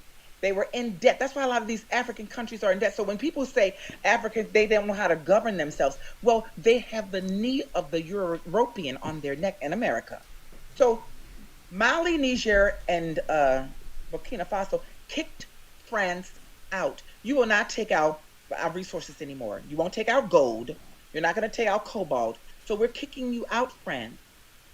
France got very angry. The man has had 30 plus unaliving attempts on him because he now wants to do for his own people. Now he's building roads and houses and sending them to university and nationalizing the gold in their country. And now where they were giving them only $1 billion, quote unquote, in aid, they've made 3, 4, 5 times that in 1 year, so they can have their own money. So whenever you hear about America giving aid to a country, dig deep as to what that means. That means you fucked them up. Now you're giving them handouts and welfare. But to make them reliant on you. Right. Just like they're doing here to us. Alone, they would thrive. Yep. Which would mean they don't need, just like you're right, like they're doing us here. We're being reliant on a bunch of bullshit. They're jacking shit up, making our electricity and the property and all this other bullshit to try to make us at the most, prostrate as we can be so that they can run over us. This shit is in the playbook. They do it everywhere they go. But when you start fighting back and you see where all these resources are and get serious and stop with this tribal bullshit that we have here, I think that we should come together. I can't convince YT people that we have a common thing. We have something in common, that we have a common enemy until they realize, wait a minute, this is not working for us. So I'm happy that Tucker Carlson apologized for his Trump shit. I'm happy that Marjorie Taylor Greene, also known as the Neanderthal, I'm glad she's come around. I'm glad that E.T.'s granddaughter, Candace Owens, has come around. We need those voices. We really do need those voices. Maybe they can wake some of the MAGA people up. But baby, we're in trouble. We are in trouble. Well, if we don't stop this shit. With with Tucker Carlson, you know, somebody posted a video on TikTok and they made a really good point that Tucker Carlson is just positioning himself because he sees the end of MAGA, the end of Trump. And so because the dude voted for Trump 3 fucking times, right? And shielded for him all the time. And then now, once he realized those approval ratings are fucked and shit's not looking good, now he's come out against it. That's right. Yeah, we see you. We see you, Tucky. We see you, Tucky. Right, but listen, but even it's though better than nothing. Like E.T.'s granddaughter, it's better than nothing. We got them on record calling him everything but a child of God, and so they can never. But they'll try to go back, right? But don't forget these other MAGA who are like JD. They won't forgive them. And another thing that they're doing that I find to be extremely brave.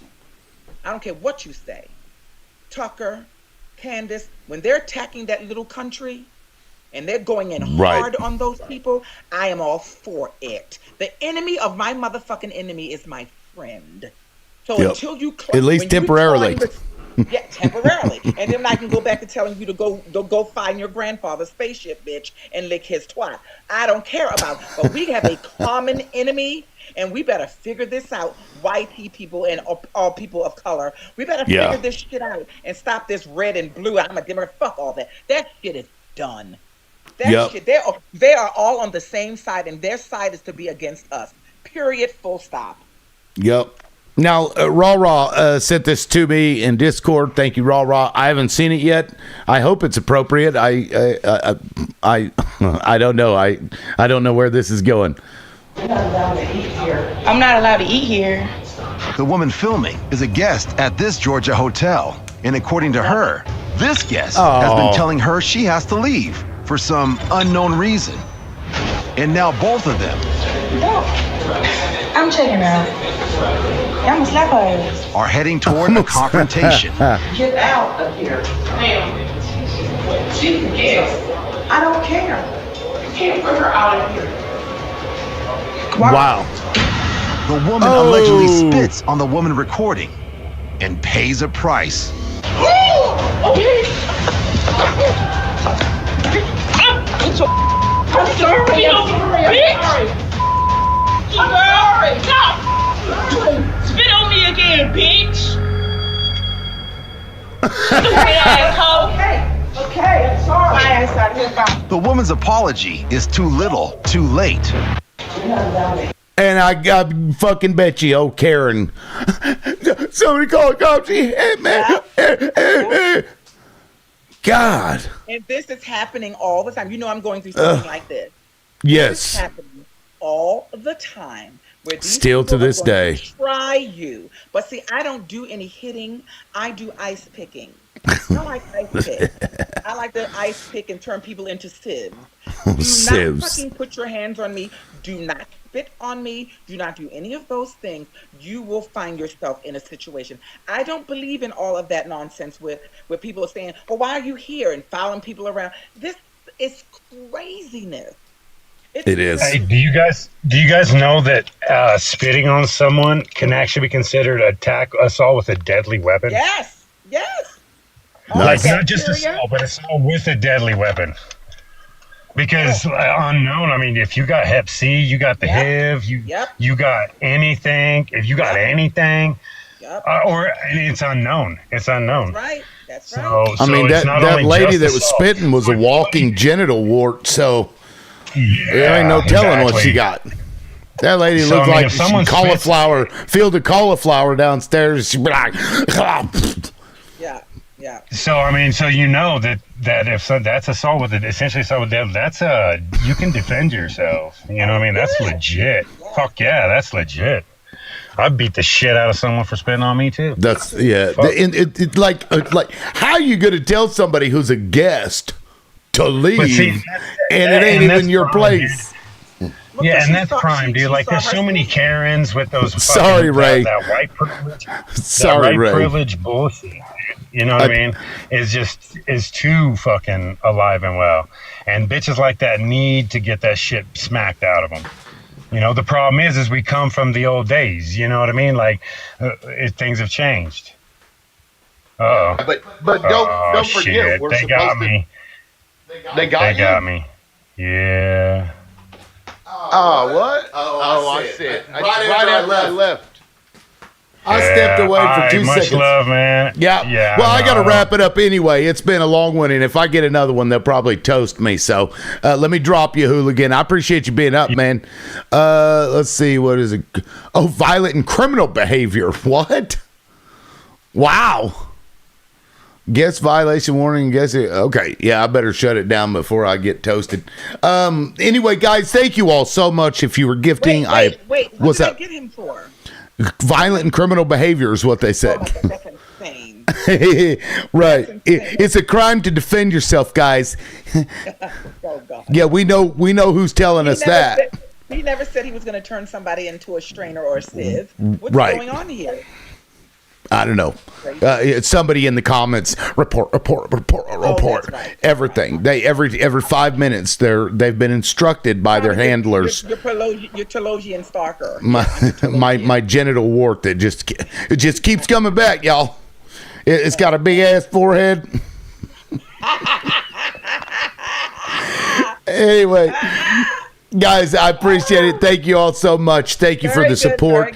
And we will catch you guys in the next time. I got to bounce before they get me. All right, we'll see you guys. Peace. I got to go to the shelter. Bye. Yeah.